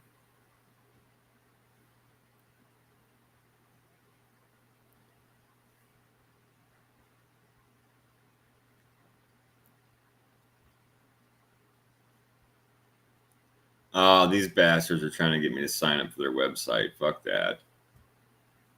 Oh, wait, can I close this? Oh, I can't. Okay, good. Fuck you, people. Your stupid greed. Like, I'm going to pay you for news. Go fuck yourself. That's ridiculous. All right, let's see. All right, let me pull this one up.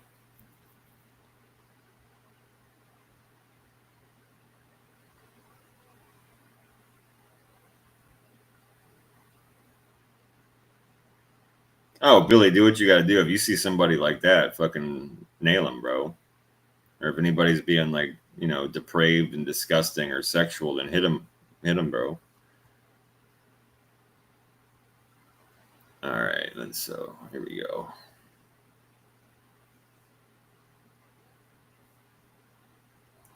All right, restaurant worker allegedly videoed himself peeing in the food and wiping the food on his genitals. What the fuck, man? Come on.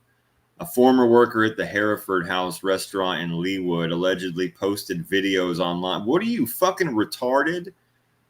Posted videos online of himself urinating in food and rubbing food items on his junk.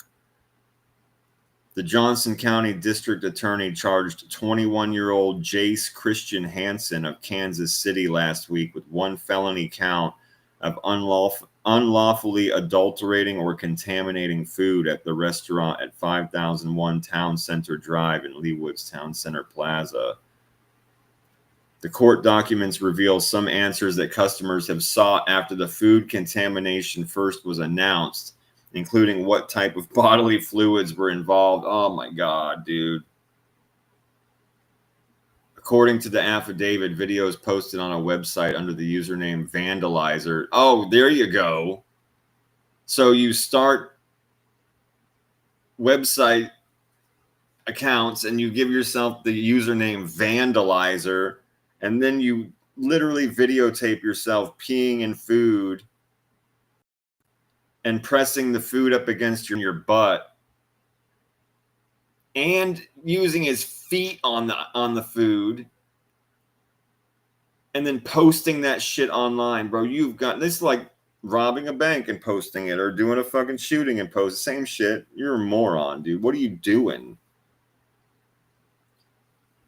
The title, oh, gross. The titles of the videos made reference to the specific acts shown in each one, including, quote, spitting on everything in the restaurant, part 2. The FBI contacted Leawood police, notifying investigators about a tip on a restaurant employee contaminating food by urinating in food or rubbing the food items, etc., etc. The FBI provided thumbnail photographs to the police. A special agent with the FBI checked internet. Okay, so checked IP addresses, located an associated phone number belonging to Hansen from the IP address with the video. Due to public health concerns, the FBI pinged the phone's location, which revealed it was basically the phone was right there at the guy was at work when they pinged the phone. A detective later checked the parking lot of the restaurant and found the dude's vehicle. They went inside, so 3 detectives went inside, contacted the restaurant's manager, who called the head chef to the front, showed him the pictures from the videos. They quickly recognized who it was, and they called him to the front. They asked for the kitchen, and basically the guy just admitted to it. He says, I'll be straight up. Yeah, he added that he'd just been doing stupid. Well, that's not stupid shit. Spitting and peeing and food and wiping their fucking food on your ass, bro. Hansen allegedly said he had been in contact with men online who he communicated with using dating apps, and who had made requests for him to make videos. The acts which he described to law enforcement were to be filmed and posted online. He said he met these men through dating apps and Snapchat. What the fuck? So you go on sites and meet gay dudes, and they ask you to do weird things to food, and you do it, and you make videos and post them on, I mean, like, were they paying you? Like, what the fuck, dude? Ugh.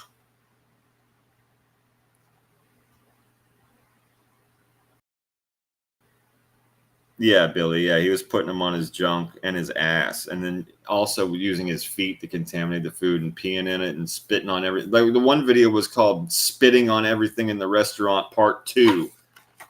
Like, what the fuck? Part 2 of spitting on everybody's food. Jesus Christ. All right. Time for the next freak. Let me get the next article up.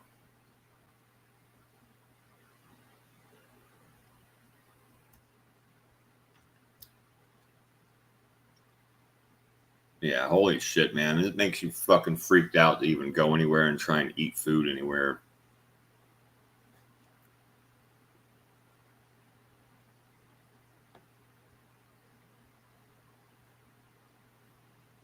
Oh, yeah, this is a crazy person right here. Let me see this guy's picture.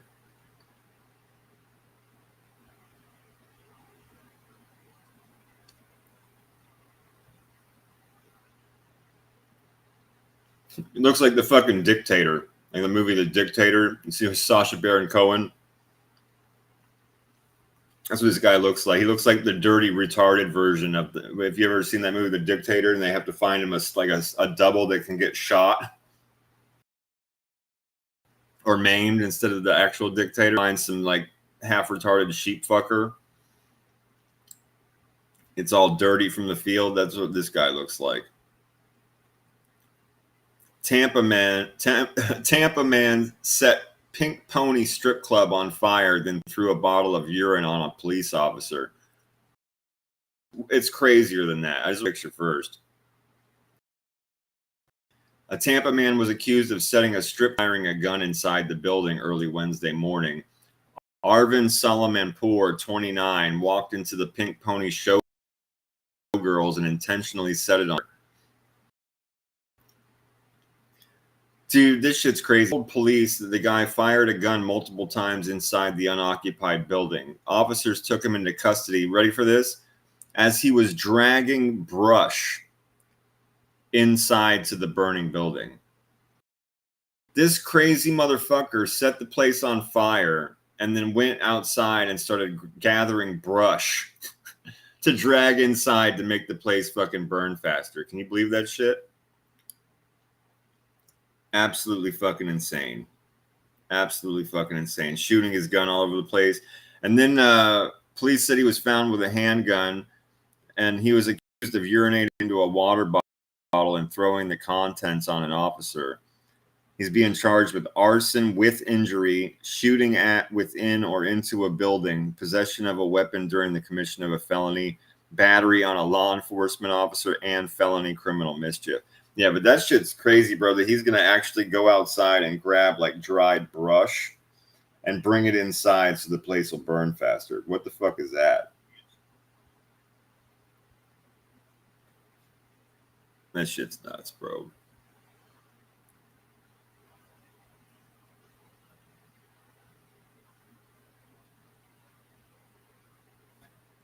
All right, let's get the next here. What is this one? Oh, that's that same one. Okay. Some of these don't have the... It always helps when the titles of things are actually in the links. Yeah, Billy, exactly. Yeah, but he really does look like the the dirty version of the dictator in that movie.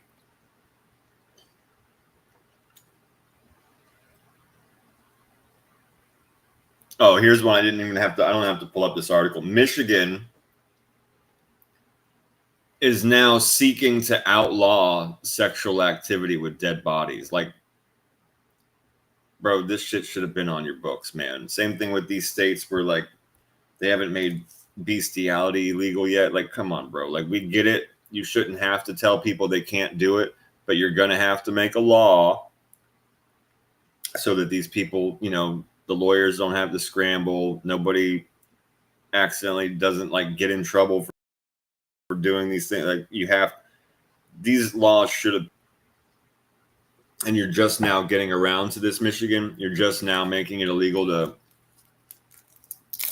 do gross stuff with dead bodies. Like, what the fuck, man? Get your shit together. Time to go over your books and maybe make a lot of stuff illegal, maybe, that you haven't covered yet.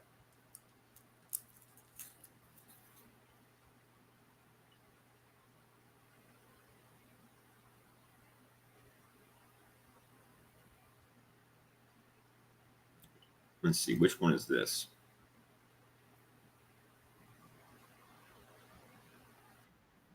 Fuck off with your stupid ad. Fuck you. Oh, yeah, I don't want to play that one. That's fucked up. Okay. I didn't even mean to put that in. I wanted to... Hang on.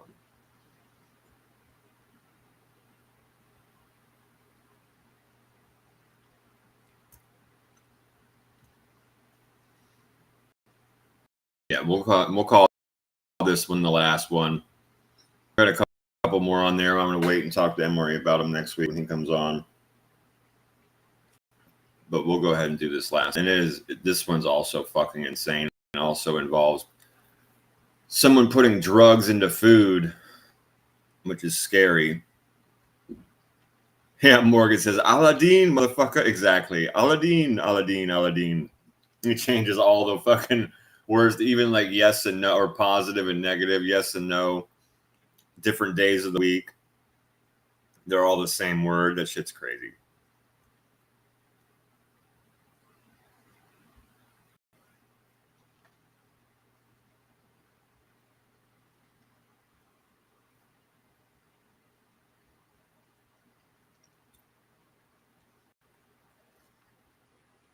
All right. A Florida family, which included a pregnant woman, were hospitalized after consuming meat that was laced with the hallucinogenic drug LSD, according to the Tampa Police Department. The family of four was sickened Monday night and did not initially know what caused the mysterious illness, but the county medical examiner's office determined that it was LSD. It's still under investigation how the drug ended up in the family's meal. At this point, it's not clear if a crime has occurred. It says the woman was 9 months pregnant and doctors induced labor. Holy shit. gave birth to a healthy baby boy and released from the hospital Thursday. Her boyfriend, Ronnie Morales, along with Rosado's 2 children, 7 and 6, also fell ill and started hallucinating. Holy fuck. All 3 have received tracheal intubation and have since been released from the hospital. Holy fuck.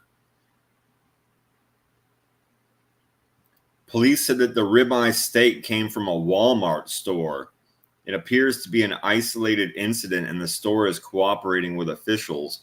Walmart told ABC News that the contaminated meat was a thin-cut bottom round steak. The company told ABC News that all the meat at Walmart comes to the store pre-packaged and sealed, and the store employees do not handle the meat. In addition to the statement released earlier, Walmart said that the company had been in touch with the supplier and there are no reports of additional incidents. So somebody dosed this fucking family's steak with acid. A fucking pregnant woman ate it. They induced labor. They fucking traked the other 3, dude. A 6-year-old, a 7-year-old, and the fucking boyfriend. They traked them. Why, though? If they were just tripping and they knew they were tripping, why would they give them? Dude, could you imagine tripping fucking balls and somebody giving you a tracheotomy, bro? Holy fuck. Or is that what that means? Intubation, does that just mean that like they put something down to pump your stomach? So I guess that, yeah, I mean, like tracheotomy is different. That's when they poke the hole so you can breathe. Intubation is when they put the hose down your throat. So I guess what tracheal intubation would be like when they pump your stomach. Could you imagine tripping balls on acid and having your stomach pumped, especially at like 6 or 7 years old? Holy shit. Dude, that's the shit that nightmares are made of right there, bro. That is fucking sick, bro. That'd be like a scene out of fucking House of a Thousand Corpses. You'd be like Dr. Satan. Dr. Satan. Yeah, that would be crazy, dude. Somebody, but they make good points though, right? Like, so if Walmart gets all their steaks and it's maybe somebody injected it with a needle through the plastic packaging in Walmart, maybe somebody walked by and just like put a needle in the package and dosed the steak, or maybe somebody had access to their food that doesn't like them, like once they got it home, right? Holy shit. I mean, that's super fucked up. If that's the case, if somebody did that to this family that knows them, knowing that like little kids and a pregnant lady were going to eat fucking acid, dude, that shit's way fucked up. Because you're not trying to kill them. You're just trying to fuck their shit up. You know acid's not going to kill them. That's fucked up, man. I feel really bad for those poor kids. And if it's somebody that works at the like meat packing point of it, they said they didn't have any other cases. So is somebody just randomly dosed a steak? That's terrifying.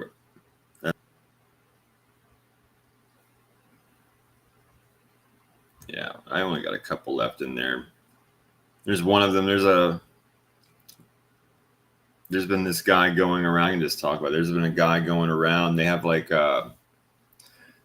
these people that, you know, you see standing out on street corners or in front of stores and parking lots and stuff like that. And they have signs that are, you know, they're like, you know, help pay the cost of a funeral, or we recently, you know, had someone die, we need help. Or they'll sit out there with like a couple of baby carriages, like little kids in chairs, and beg for help and say they need money.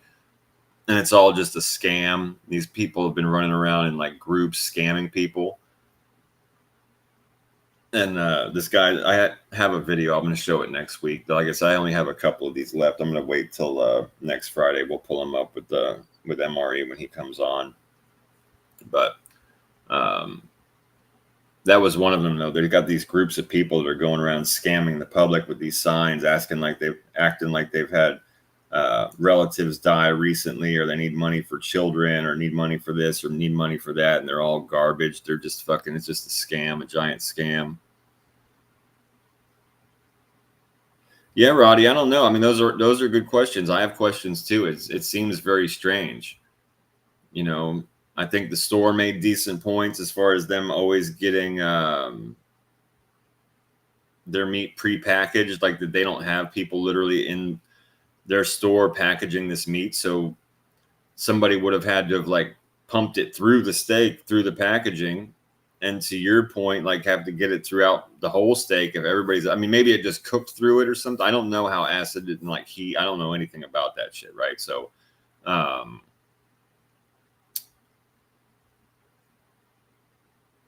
fuck happened here? Oh, there we go. Okay, good. Let me stop this. All right, good. Yeah, all good questions though. All good questions. Questions that I have too. You know, where, at what point? It sounds like questions the cops have. You know, at what point did this shit make it into the meat? Was it at the point of origin where it got packaged? Did some psycho walk by? That either works at Walmart or was just a customer there and like just dosed a fuck, playing like a fucked up joke lottery to them? Or was it somebody that actually knew this family and like went in their refrigerator and dosed the steak, which is super. That's why I said like that's the most evil. Not that the other ones aren't, but if you actually knew this lady was pregnant, you knew that children were going to eat it, that's the most evil. Like that's the most fucked up. Yeah, I don't know, man. I don't like that shit. That's fucked up. Makes you fucking paranoid to go to restaurants or even like go down and, oh, fuck, man. Anything could happen. I can't imagine sitting down and eat dinner with my family and like 30 minutes later, my 6 and 7-year-old are tripping balls and my wife has to have labor induced. I mean, she was in her 9th month, luckily, but holy fuck, man. If that was going through her blood, that meant it was going through the baby's blood too. Fucking scary. Yeah, it's scary shit.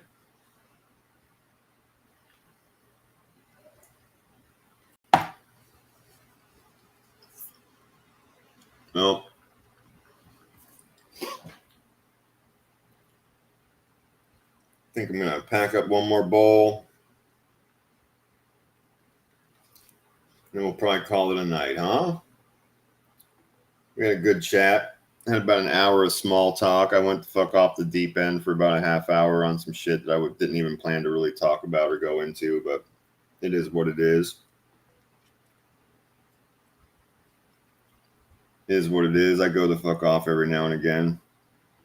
Got shit that I want to say, I say it. And we had, we've been on here for 4.5 hours, so we've had a good long stretch of news and trash on blast, that's for sure. We had some good news this week, or not good news. We had some insane news this week, like every week, but we had a good one. We had a good round of that shit. Had a good round of trash on blast. 2 crazy fuckers out drugging each other and fuck, man. Beating the shit out of dead bodies for no reason. That tripped me out. That guy's not in 4 minutes. That trips me the fuck out. This guy had 4 minutes and he like beat the shit out of a couple of damn bodies and did some weird things to a couple more and pulled 10 of them out of the drawer. 4 minutes. That is not a lot of time. Especially not for the 2 of them that got the business. You know what I mean? They got the guy's business. That's super fucked up. What's up, William? I don't know where MRE is, man. He either had to work late or he's asleep or he had something come up. We'll find out soon. But he wasn't here with us tonight.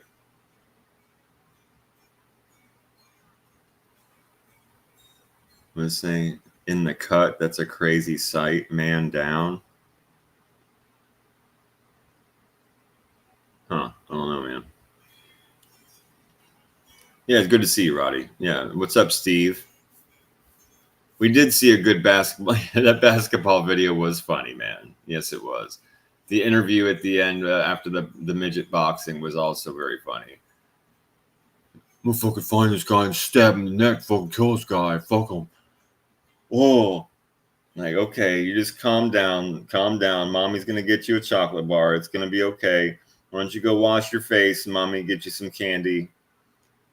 We'll get you a bucket of fried chicken and put some extra gravy on it for you. Okay, I like gravy. I like fried chicken. Yeah, no doubt about it, dude. too funny. All right, here we go. Get this fucking. Smoke one more bowl and call it a night.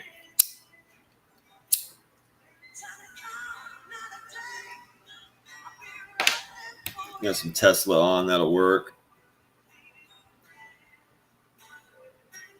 They had a lot of really good songs, man.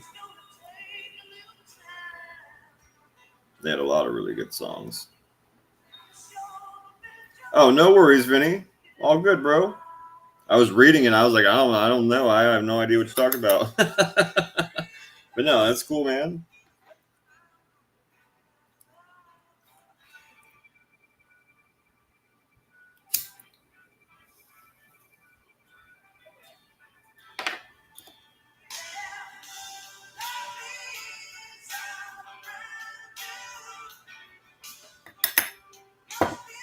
Yeah, I already got in here a little late. You'll have to go back through and hit the replay a bit, you know.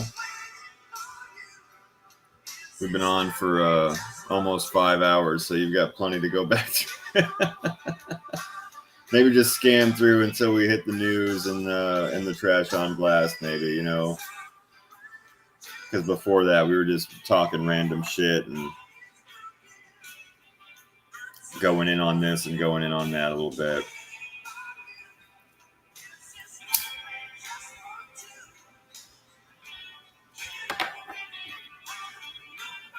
What's up, Real Housewife? Hope you're well. Hope you had a good night. We're just wrapping up for the evening. We're smoking one more bowl and we're going to call it a night. But it's good to see you and I appreciate you coming through. Yeah, same with William Wallace. Yeah, appreciate you coming through.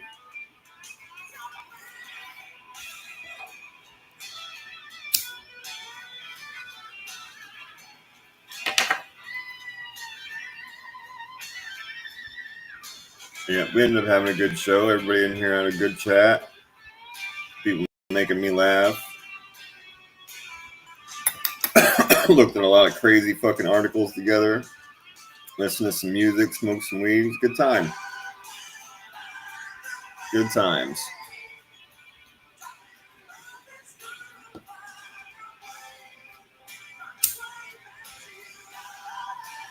We'll do it again next Friday. We'll do it all over again.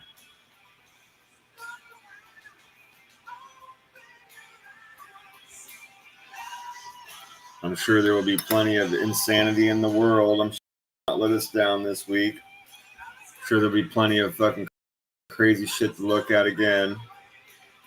Also, I remember this song. Yeah, it was a good song. Yeah, I didn't want to go looking too long, but yeah, some Tesla pulled up. I was like, there you go, that'll work. Yeah, Tesla was a fucking good band. They had a lot of good stuff. I heard, I don't know, maybe like a year ago or something like that, I heard one of their newer songs, and while I didn't necessarily care for it too much, I can say that the vocalist still sounded exactly the same, which was pretty impressive, right? A lot of these people now that tour around, they only do like their old hits, and they don't sound very good doing it, you know, a lot of them. So I had to give the guy points that he at least sounded like himself, you know.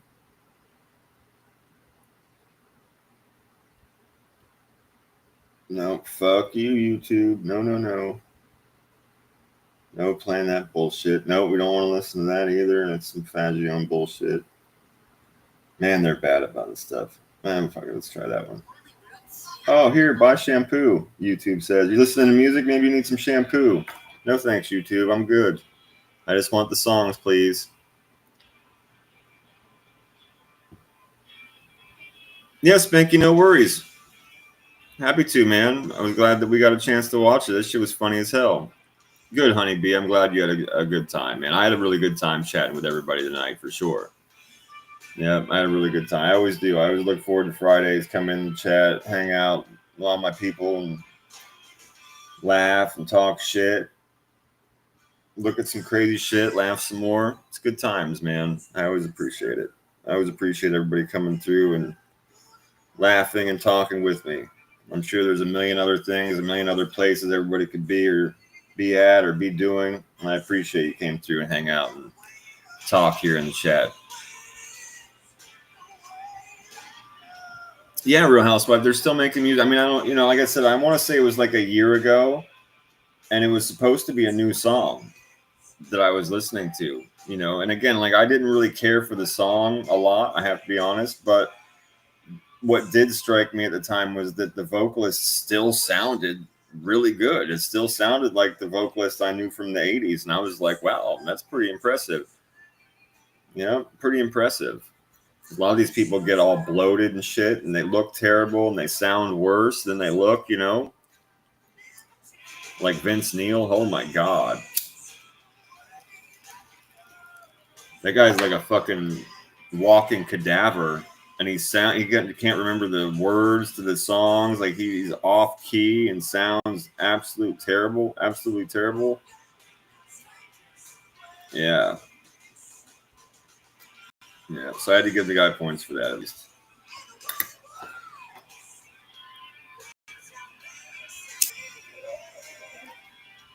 I appreciate you saying so, Real Housewife. I appreciate that. For the most part, as others have pointed out towards the beginning of the show, I do have a tendency to do my ranting. I cannot deny that. I cannot deny that. But yes, we try to keep things pretty easy going. Try and keep the riffraff out and try and keep things to talk about. Try and keep it easy going and chilling. Yeah, Honeybee. Yeah, Vince Neil. Oh my God, is right. David Lee Roth too. Yeah, David Lee Roth's such a dick, and it really sucks, man. I really like David Lee Roth's vocals, and I loved his shit that he did on his own, like Just a Gigolo and all that kind of stuff. I mean, man, how good was all that stuff? And like the videos that he made around that, all of that stuff, California Girls, like he had some good songs, man. But the guy's such a dick. The guy's such a fucking dick. Well, good, Honeybee. I'm glad you did. Hev says rant away at your channel, Real Housewife. I like your rants. Honeybee, the same thing. Well, thank you very much. I appreciate it. What it's what it is, right? I'm glad you do, because there will be plenty more of that. It is part of Rat Trap. It is part of my personality.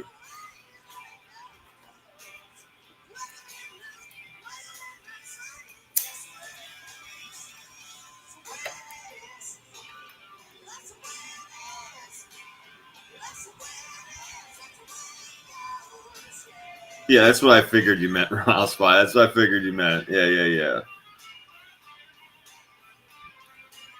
Yeah, all those guys, you live hard though. They like, well, I mean, I don't know about David. I don't want to speak out of turn with David Lee Roth. I don't know if he's actively using and drinking and stuff, but like Vince Neil is, and he refuses to stop. And that's why he will continue to stay bloated and barely be able to roll out of the Lamborghinis and with some girl that's fucking literally like a third his age. The dude is a fucking train wreck. He's a dumpster fire. And it would be one thing if he could hold it up, if he could get on stage and still blow people the fuck away. That would be one thing, right? If you could live your life like a dumpster fire, but when you get on stage and you like really kill when it matters, then most of the people are gonna have to shut the fuck up and not say much, right? But that's not the case with him. He gets up there and he's just absolutely terrible. Like I say, he can't remember the words to the songs. He's the wrong words, and he's super fucking off key. Like super fucking off key. Terrible. Absolutely terrible. But anyway, on that note, I will talk to Aegon. He's gonna email me, he said he's gonna email me in the next couple of days. But I'm, either way, I will get with Aegon, and we will figure out when we're gonna do the next conspiracy night. We'll do on a Wednesday. So this Wednesday there will either be a hell chat or there will be a conspiracy night. We will see how it pans out. I will talk to Aegon this weekend, see how it's shaping up, and then as long as I'm not like fucking dead tired Wednesday, we'll do a hell chat. So we'll do something. And I'll let everybody know. I'll make a post this week if we end up planning to do a conspiracy night. I'll make a post and let everybody know. so we can get that going. But either way, I'll let everybody know what we figure out. And then if not, if all else fails, we will definitely be back here next Friday. Same Skull channel, same Skull time. We'll be back next Friday and we will do it again. I appreciate everybody that came through and stuck around. I always appreciate everybody hanging out and shit, all that kind of stuff, coming through to laugh and have a good time, smoke with me and all that kind of stuff. And we'll do it again next week. So I'll talk to you all soon. Have a great night.